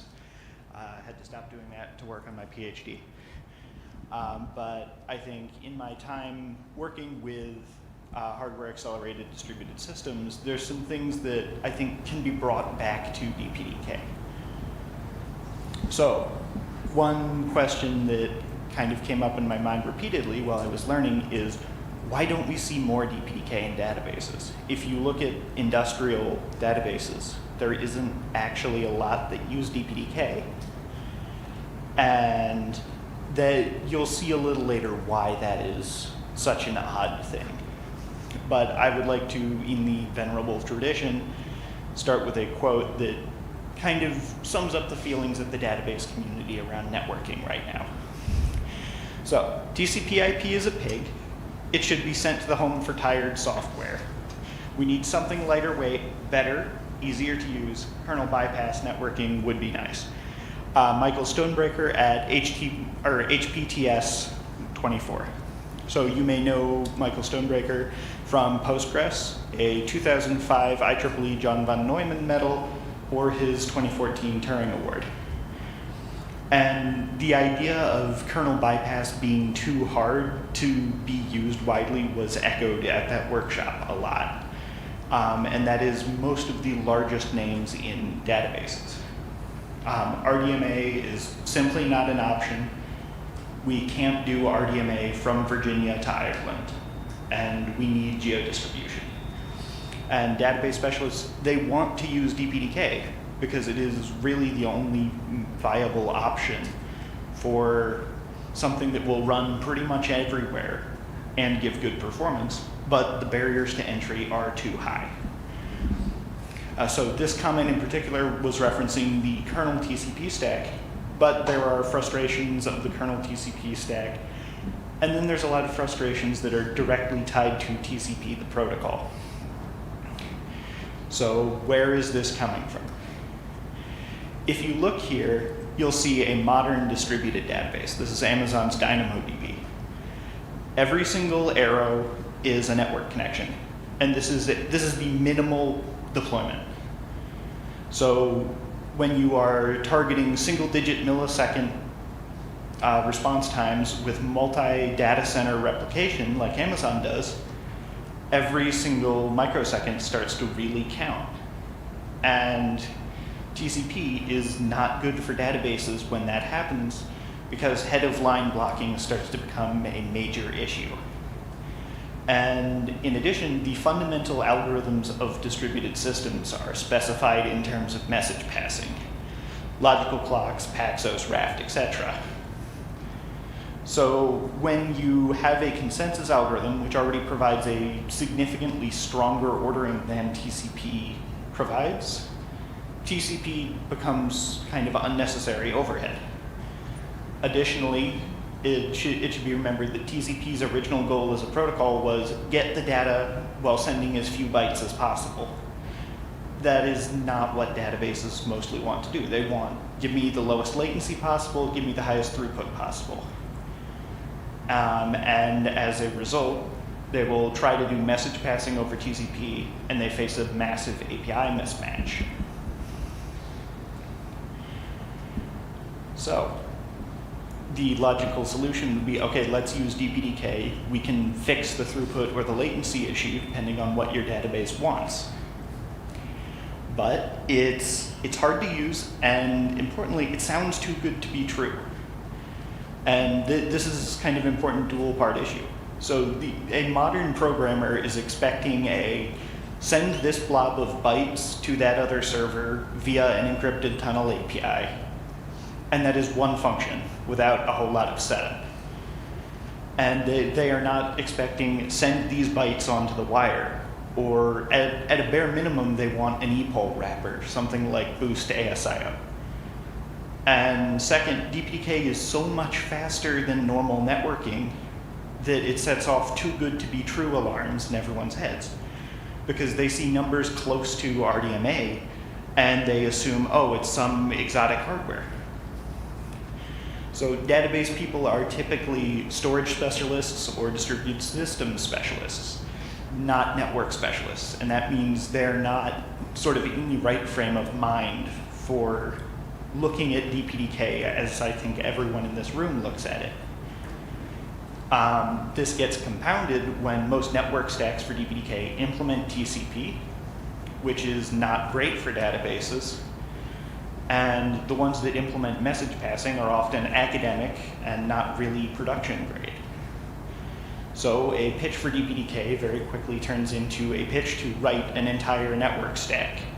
And that requires more knowledge than a company is willing to invest, because they already think, oh, this is too good to be true. There's no way it can actually do that.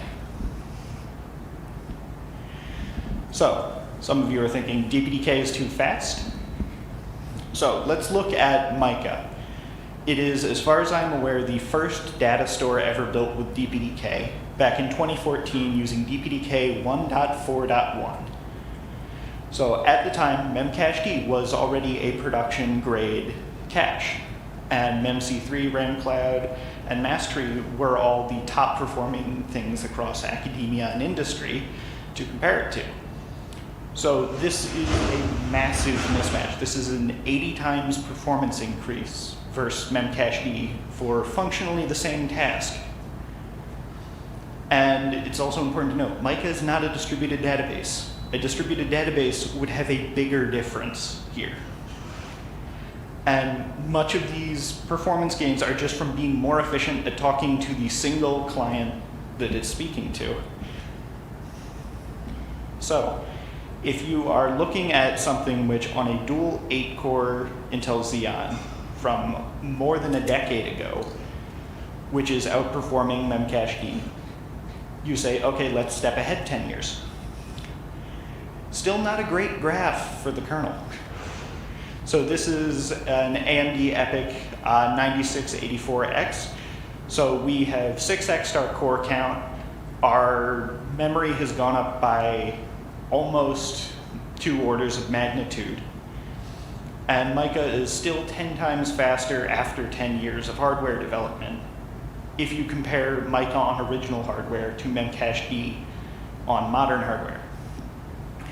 And this is something that happens over and over again. DPDK isn't competitive with a normal Ethernet stack. It's competitive with RDMA and FPGAs in a lot of cases. So managing to be similar to an equal core count CPU a decade later is a big performance win. Managing to match 8x the cores without a socket interconnect a decade later is into are we sure that benchmark is accurate territory. 10x the throughput of more cores later without a socket interconnect a decade later is frankly unbelievable, and I would be checking the benchmark. So even if we drop performance by 10x to account for good design in Mica, that's still a humongous performance increase. And you can see how someone coming into DPDK, or coming into an organization, pitching DPDK, and they say, yeah, we can probably do 10x, 20x what you're doing right now. You have no credibility, and people think, no, that's snake oil. So my solution to this is provide a high-level, easy-to-use interface where DPDK developers can make sort of generically good decisions for users. Many modern applications are built around message passing, not just databases, and most developers don't want to write a network stack. So implementing a DPDK easy mode allows someone to kind of take it and plug it into their code base, whereas a production version of DPDK, sort of the thing that we all build, where you have full control of the network stack, that's really difficult to integrate into an existing code base that wasn't built with DPDK in mind. And that amount of effort is hard to justify almost no matter how much performance you gain. So I think that this will help adoption, and it will help produce more examples of DPDK being fast to help fight against that incredulity problem. So as a design sketch, optionally in-order message passing with multiplexed logical sequences of messages over a connection. Give it the option for, yes, I would like compression, yes, I would like encryption. We can have a discussion about specific protocols later. Reuse send message and receive message. We can change basically everything else, but keep the verbs the same so people have something to latch onto. And then a listen API for new connection handling. Offer an embedded mode via a library, which operates very similar to traditional DPDK, where you take control of all the NICs on the system, and a service mode, which acts as almost a microkernel component. And this means that people don't have to deal with multiprocess, and their application doesn't have to actually include DPDK. It has to include a shim that knows how to talk to the service. Multicast is nice to have. And the goal of this is build something where someone can take DPDK and build a small toy application in a couple days, run it on their own hardware, and see, yes, this is really, really fast. So for prior art for this, there's a lot of TCP stacks out there, but ERPC from data center RPCs can be general and fast, not NXPs. Similarly named solution. It's embedded in an application, and it's competitive in terms of functionality and latency with Zookeeper Atomic Broadcast implemented on FPGAs. So that is another example. DPDK isn't competitive with normal Ethernet, it's competitive with FPGAs. And that is 7,000 lines of C++, and has gained a fair amount of popularity inside of academia because it's easy to use and it's fast. MockNet is designed as DPDK as a service. So you deploy it as a container alongside all of your other services, and it co-ops the verbs from POSIX sockets, changes the API, and then you can easily have a half dozen microservices all sharing one NIC and being otherwise mostly independent programs. 11,000 lines of C++. So it's still smaller than libeventive. And both, they're easy to use if you are not a DPDK developer. They're close to RDMA and ROC and latency, close-ish in throughput. And they're based on older versions of DPDK. So I updated MockNet to 23.11, it was 21.11. And these external solutions, they have difficulties evolving alongside DPDK. There's a big group of people here And without a fairly substantial investment, it is difficult to keep up with DPDK, which is why there is a veritable graveyard of network stacks for DPDK. And they also make the mistake of saying DPDK is the network card accelerator and not actually picking up any of the other useful things that are exposed by DPDK. For instance, they do encryption by calling into OpenSSL normally instead of using cryptodiff. So I think that we, as the DPDK community, can do better than that. We're not the network interface card development kit. We are the data plane development kit. So take advantage of the high-level API, plug in CryptoDev, plug in CompressDev, plug in DMA dev. Add software fallbacks where necessary to ensure portability. For instance, rename and document DMA/skeleton, etc. So this makes it easier to use DPDK, bringing in new users. And for the users who take a look at that easy mode API and say, actually, we'd like a little more performance. Okay, we're DPDK. We have all the performance that you want. But for most people, they're going to look at that and say, wow, this is really, really, really fast. Also, importantly, versus other protocols, let's actually start from the hardware and work up, instead of something like Quick, which fairly evidently started from HTTP and worked downwards. This means we go figure out what can the hardware reasonably do for us and design around that for partial or full offload. And this also helps vendors because it means that use of new devices that exist under this API are just an update to DPDK. There's no please rewrite your application and replace all of the instances of memcopy with DMA dev calls. And it also makes it easier for vendors to show the value of their hardware once we have a couple applications built on top of this, because you can toggle on and off your hardware and say, okay, let's run Redis with and without this. Let's run, say, memcached with and without this. Let's run an HTTP server or some other proxy or a VPN. So I think that as a community, DPDK is full of networking experts and people looking towards the future of the field. So let's build something that is designed for the hardware of 2 or 5 years in the future, so that by the time we're done building it, the hardware is here, instead of continuing to make use of protocols that were designed for the hardware of the 1980s. So, thank you.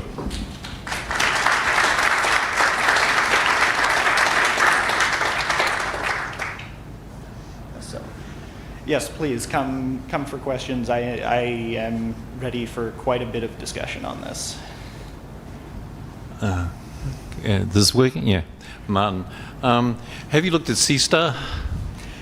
Yes, I have looked at C-Star fairly extensively. So C-Star architects their network stack in such a way that if your database or application is not structured like ScyllaDB, you start having a lot of API mismatches. And they have kind of bent the entire networking framework towards what is good for their database in particular. Yeah, it's being used by other things as well and can be extended. The other thing is you mentioned ERPC. ERPC is actually used in Kubernetes pretty heavily. It's a lot more efficient than gRPC, and so like between kubelet and the runtime, for example, and a lot of the plugins, the interface is ERPC. So. Yes, I was not aware that ERPC was being used in that area. Okay.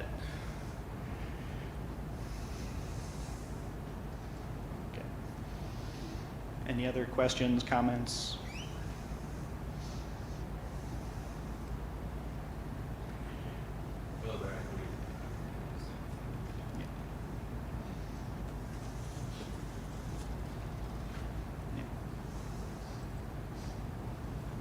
Yeah, so when you say that you want some database to work with DPDK, right? Typically, like, does that mean getting an existing database and like having a DPDK layer with a shim that, like the same as what the previous presenter kind of presented, right? Is it the same thing or something different? In order to port something to this, you would still need to go kind of rip out the existing network stack and replace it with message passing. But most databases that I have looked into, and indeed a lot of normal applications, communicate over discrete RPCs where they communicate via message passing. So that is a much easier API to port around. Because even if you take, say, JSON RPC over HTTP, okay, so send the JSON blob over this DPDK message passing. And then you don't need to change a lot, and you get giant performance uplifts because you now have, say, full hardware acceleration of your encryption, and if it's gzipped, your compression as well, compared to what most HTTPS JSON RPC looks like. So this means cutting out some layers of the stack that I think some people don't realize aren't actually necessary. Okay, so that means you're gonna strip the certain layers in the conventional database deployments, and then. Yes, so this would involve source code modifications. Yeah. And some work by both the MockNet team and by the RPC team acknowledges that as long as you make it not that hard, most people will be willing to port to a different network stack, provided there isn't a big API mismatch. And one of the things I wanted to make as a point is that TCP as, say, POSIX sockets is a massive API mismatch for the way a lot of applications are written now, because they actually communicate via message passing, and then the fact that it's message passing over TCP is a detail they don't even think about. Okay, thanks. I'm glad to see that somebody's actually getting some traction on this.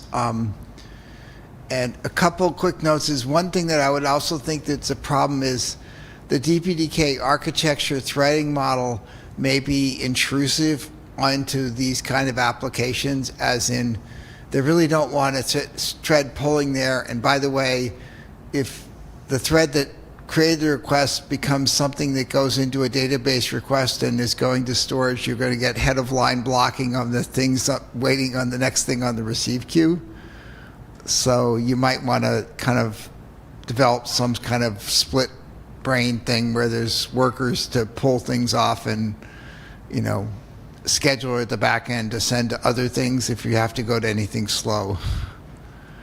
Yes, so a lot of more modern databases are architected in layers. So you will have sort of network workers, right, and then you will have things that do query processing and query optimization, and then you will have things that only talk to the disk. So DPDK application, SPDK.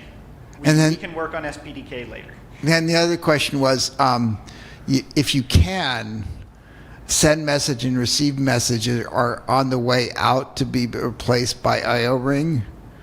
And, Linux did a bad job relative to, VMS, even Windows NT, in terms of being synchronous and then finally trying to be asynchronous. If you've got a chance to do new APIs, you're better off to start out doing a ring-based asynchronous. Yeah, so when I say send message and receive message, I mean take the function name. Okay. Leave everything else where. Yeah, because like IO ring has like send message is an op. You put in IO ring and you tell it to do something, and then it just guarantees it'll do it and tell it when it's done. It doesn't have to block on send message. Yes, so for a DPDK send message, it could be that it will go and put it in a buffer, and if the buffer's full, enqueue that batch. So the semantics of the API, as long as it is vaguely, this is bytes I want to eventually end up on another server, and I would like some bytes from another server. Yeah, it goes all the way back to your slide one. The mechanics of complaints about TCP are as much a complaint about the mechanics of POSIX sockets. Yeah. Yes, I'm saying give people sort of a handle of familiarity. Okay. Like someone looking for how do I send a message will see send Okay. MSG and think, okay, that's probably where I should start looking. Okay. Even if everything else ends up getting changed and it has a different return value and it takes 20 parameters, they'll at least know this is where I start. Okay.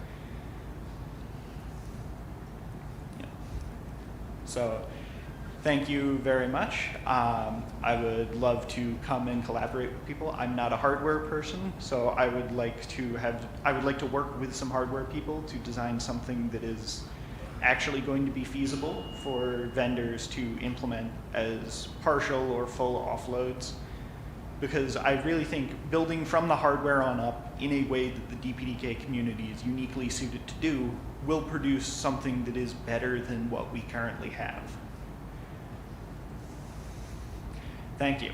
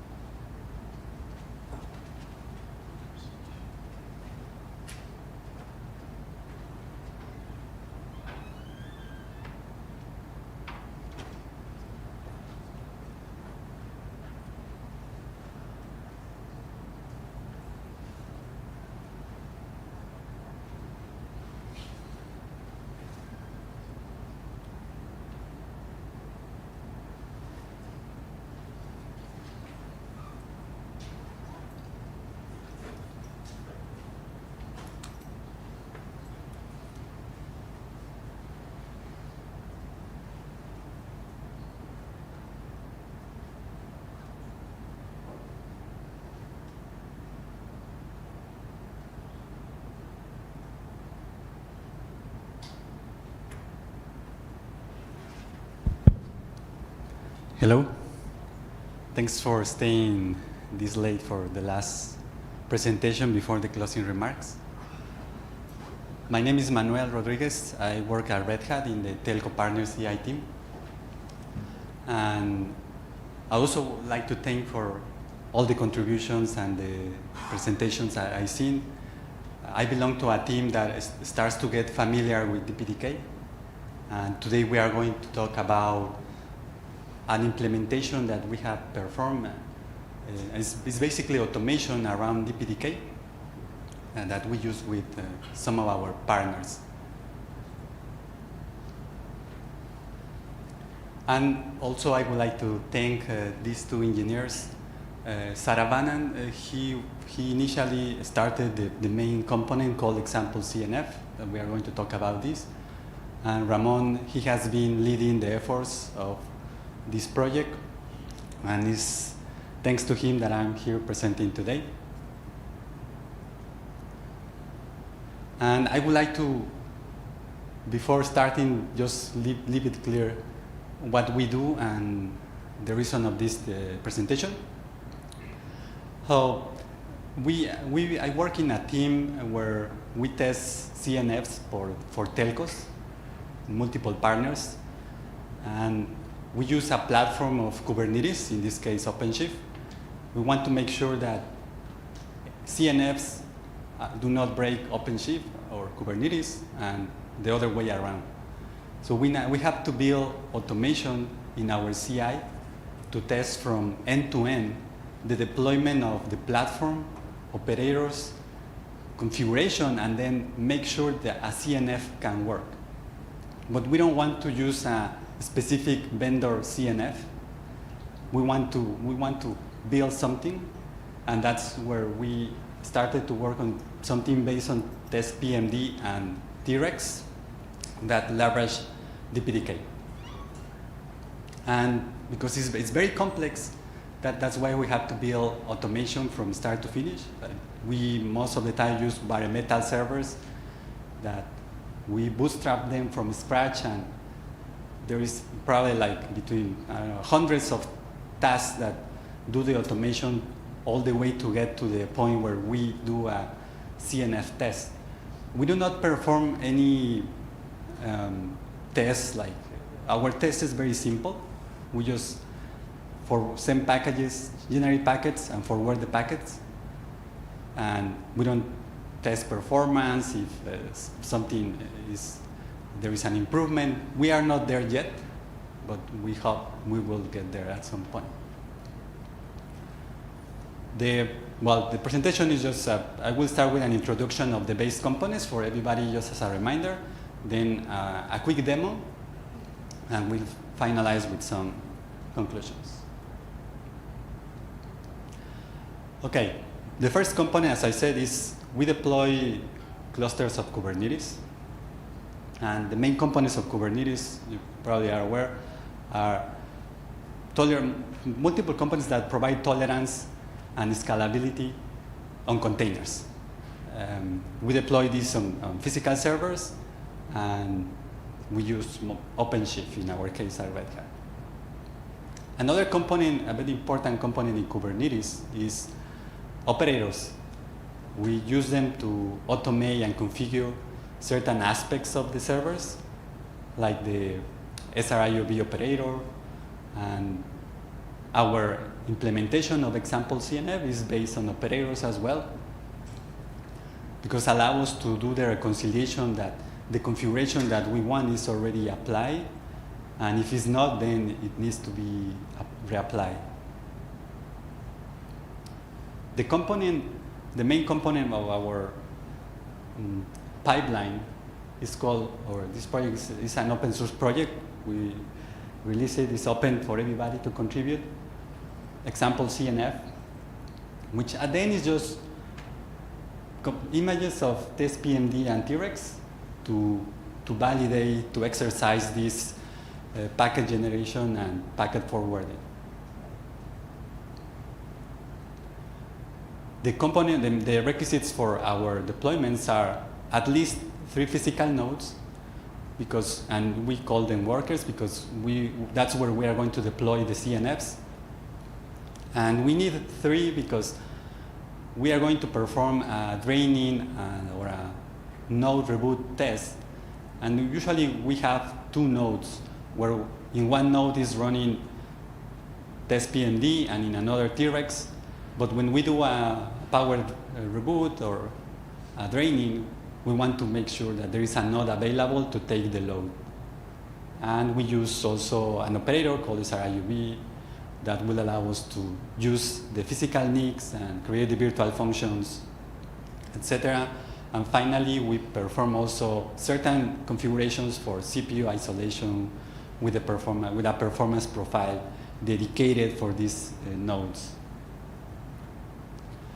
Just as a recap, the example CNF that we're going to see, these are the main implementations. Well, we leverage a lot of technologies. As you can see, it goes from operator SDK, how we build the operators, and then we use Red Hat UBI image base to build our images, and then we push them to Quay.io.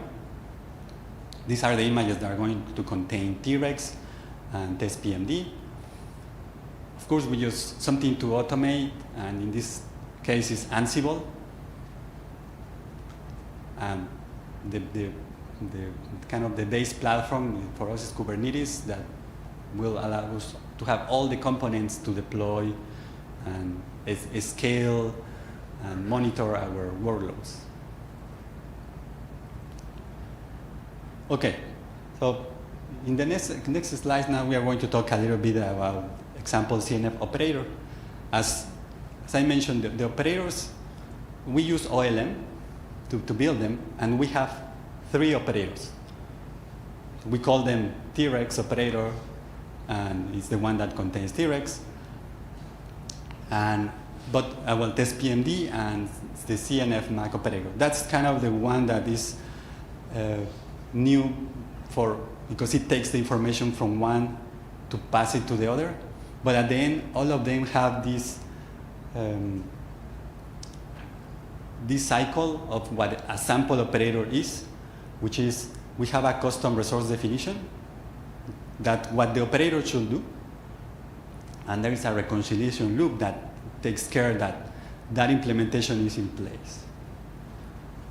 Let's see a quick demo. I'm going to guide you through what is exactly that part of the operator.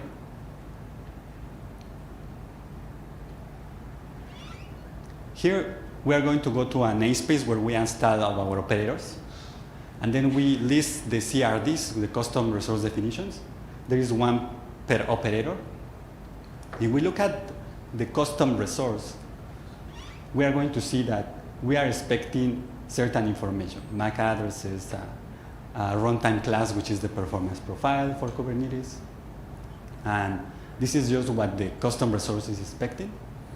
Now, when that translates into pods, when the operator deploys these pods in a deployment, we can see that the pod is actually the same as the definition, but now we see values of the networks, the MAC addresses, all the information that we need for our test to work. And the performance profile, the images that is going to use this pod. So that's just to clarify a little bit how the operator will translate that into pods. And in the next slides, what we're going to do is we're going to see more in details and the scenario where we are going to test. Sorry. This is just the workflow of the operators. The first thing, how we do this is everything starts with a change. Let's say we want to use a new version of the UBI image or the OLM operator to build our containers. So everything starts with a change that it goes to either,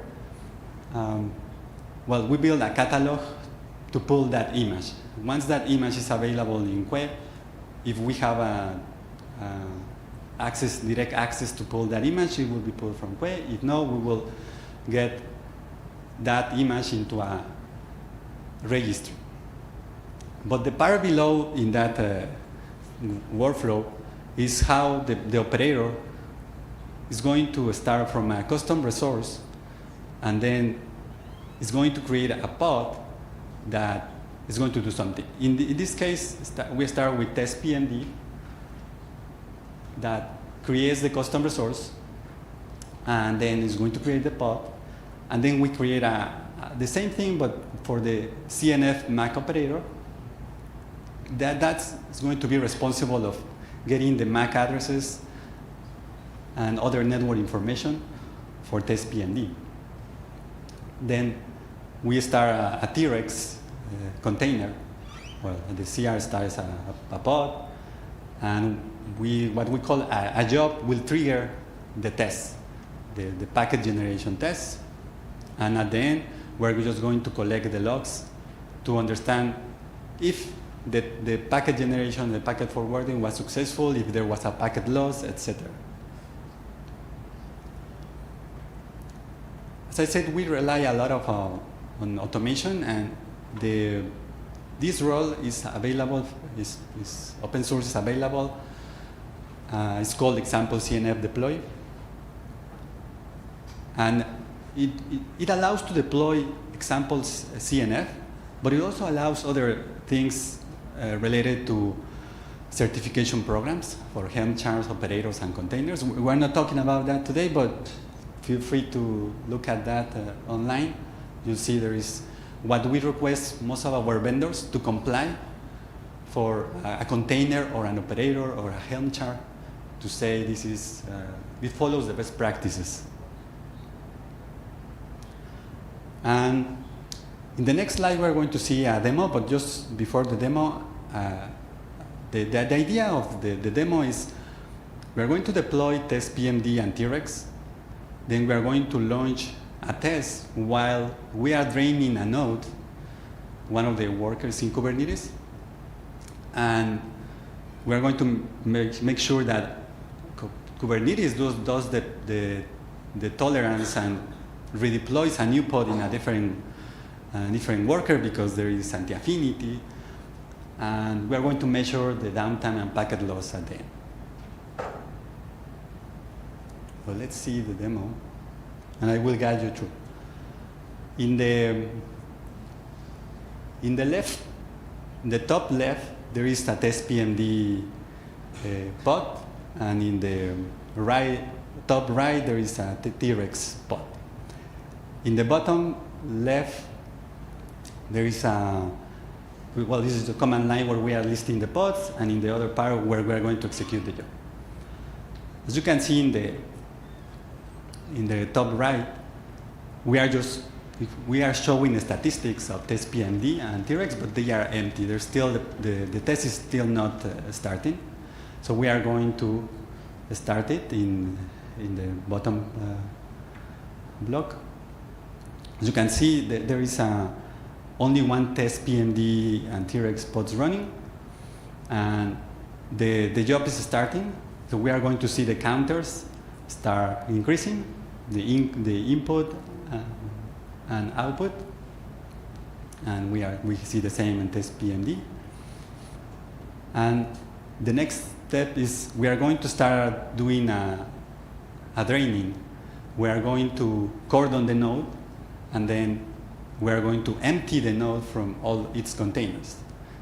We are picking the worker where the test PMD pod is running, the packet forwarder. As you can see, there is one pod that is terminating and one that is running. There is a new one running. So we should lose access to the pod that was running, and once it gets destroyed, we will get the access to the new one. And you can see it got destroyed, so we lost access to that pod. And also the counters, the input packets, stop increasing. At this point, we are going to try to access that container, but it's no longer available because it was destroyed. And we go to the new pod, the test PMD pod that got created, has a new name. And from there, we are going to check again the packets to see where we are. For the life of this pod, there is nothing has failed because it was just the previous one was destroyed. We are running test PMD here in non-interactive mode, so we can execute past all the configuration. But in our automation, we are running test PMD it has all the configuration. Sorry, I said we are running in interactive mode because we are passing. But in the automation, it's in the non-interactive mode, and we pass all the configuration to the container so it can start. We can see now that the packets are starting to get there with the new. Now that the pod is running, well, I think it finished, and there finally we are going to see the logs of the job, the T-Rex job, to see how much was the packet lost during the transition of the first pod and the second pod. As you can see, there is a considerable amount of percentage that was lost during the time of the life of those two pods. That's the percentage that was lost.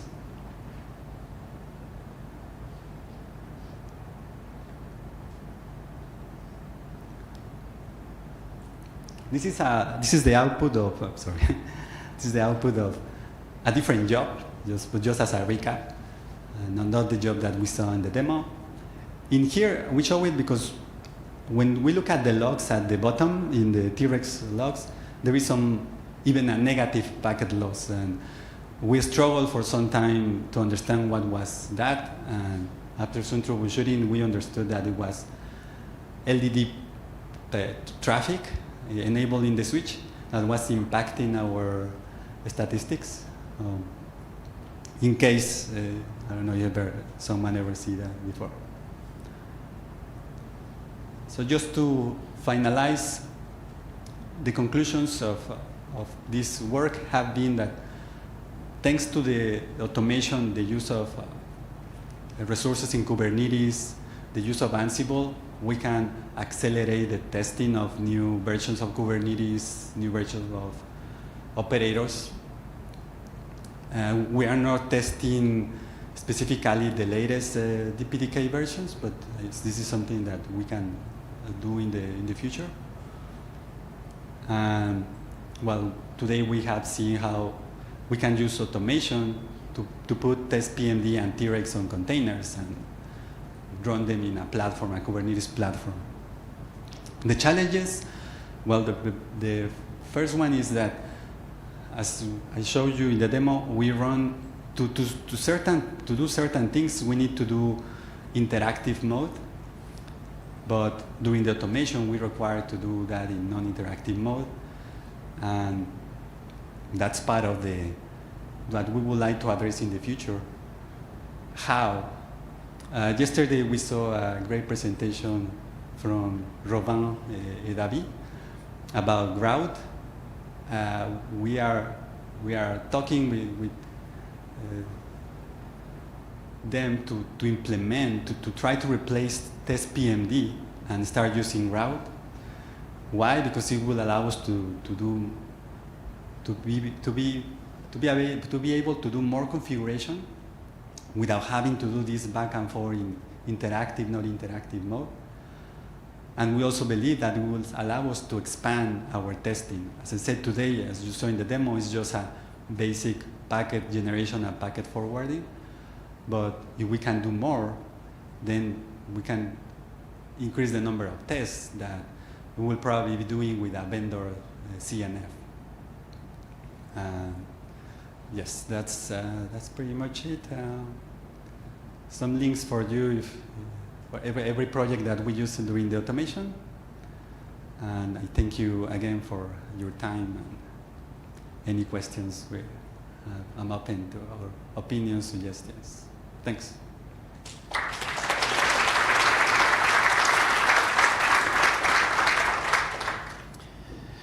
So, to answer to your comments about UPF, in my company, we have released a UPF kind of solutions that you can start using if you want with Kubernetes. So be welcome. At least we have it in production. Is that open source? Or? Yes, on GitHub. So feel free. My second comment is that I don't understand how you use, because for me it's something which is achieved by a Linux Foundation project which is named Silva, that was presented last week in Wien. Mm-hmm. So I don't understand your presentations compared to Silva's. So what are the differences? What was the name of the... Silva, SYLVA, which is Linux Foundation's CNF test framework and certificate framework for CNF, for us, for telco providers. So we can validate the Nokias, Ericssons, and name whatever you want. Okay, yeah, thanks. I wasn't aware of that project, but ours is just, well, example CNF is just trying to use a CNF without any vendor. Yes, that's the purpose of Silva. I mean, they can use test PMD, T-Rex, and open source ones. Okay.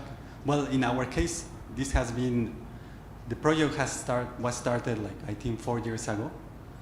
And I don't know if at that time there was already something. No, Silva was started like something like 2 years ago, maybe. Okay.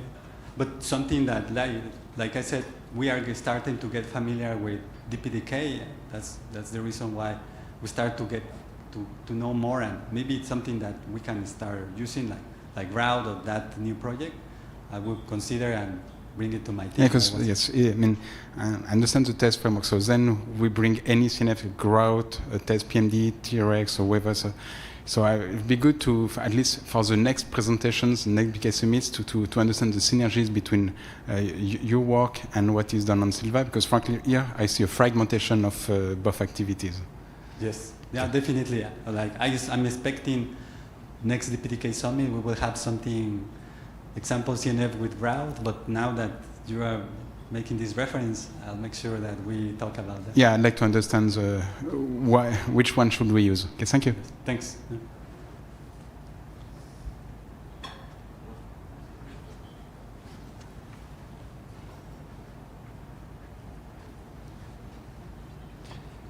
Hey, so I think there's a whole lot of things you may have skipped over that are there. I believe under the hood you're probably using Multis. We use Multus, yes. And that was never covered or explained.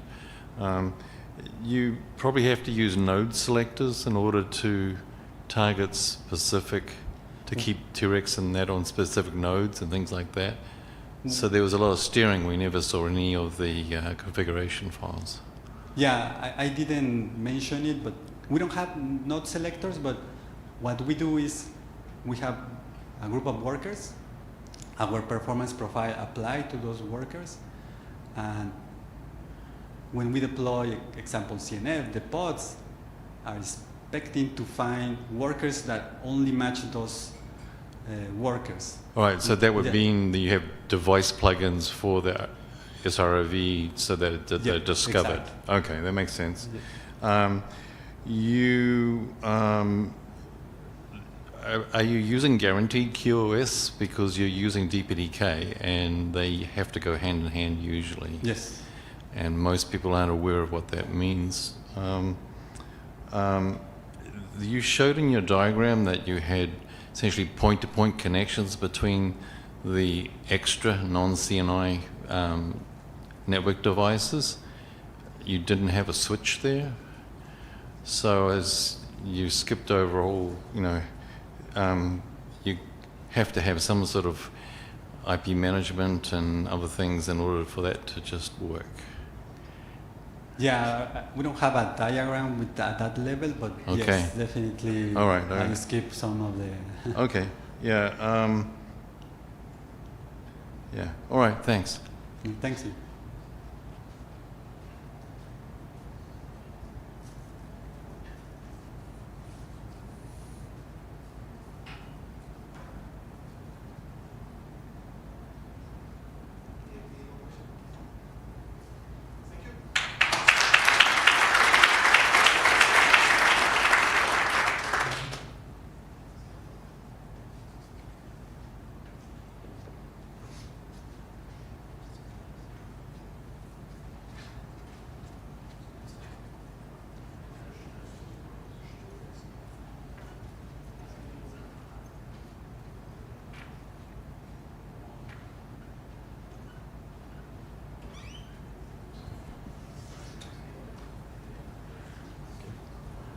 Battery in the microphone is going low, so hopefully it's the last talk.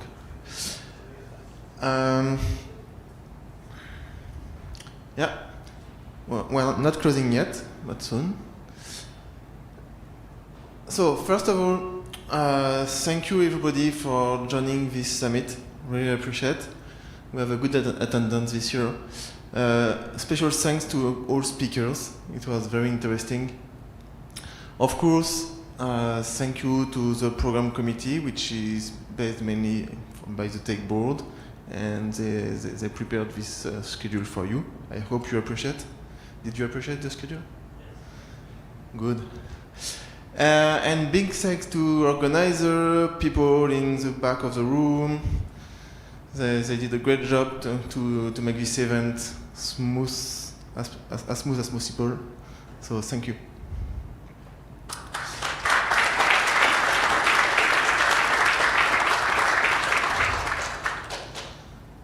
Okay, don't believe I will close this summit without talking about contribution.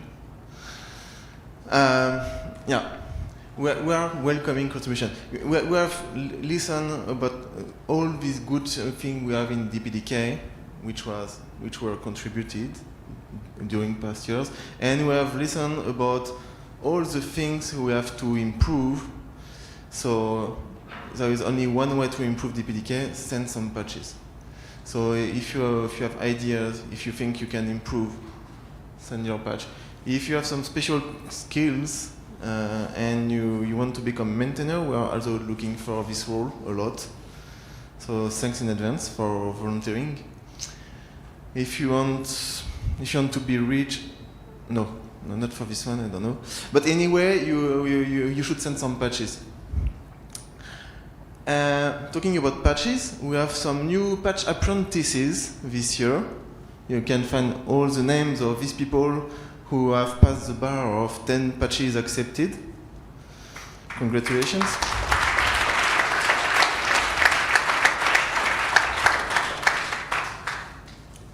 We have also some new patch magicians. They pass the bar of 50 patches, even better.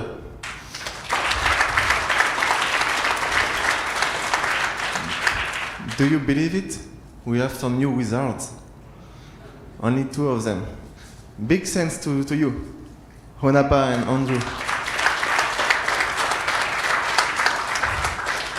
Can we go higher? Sure, we can. Sorcerers.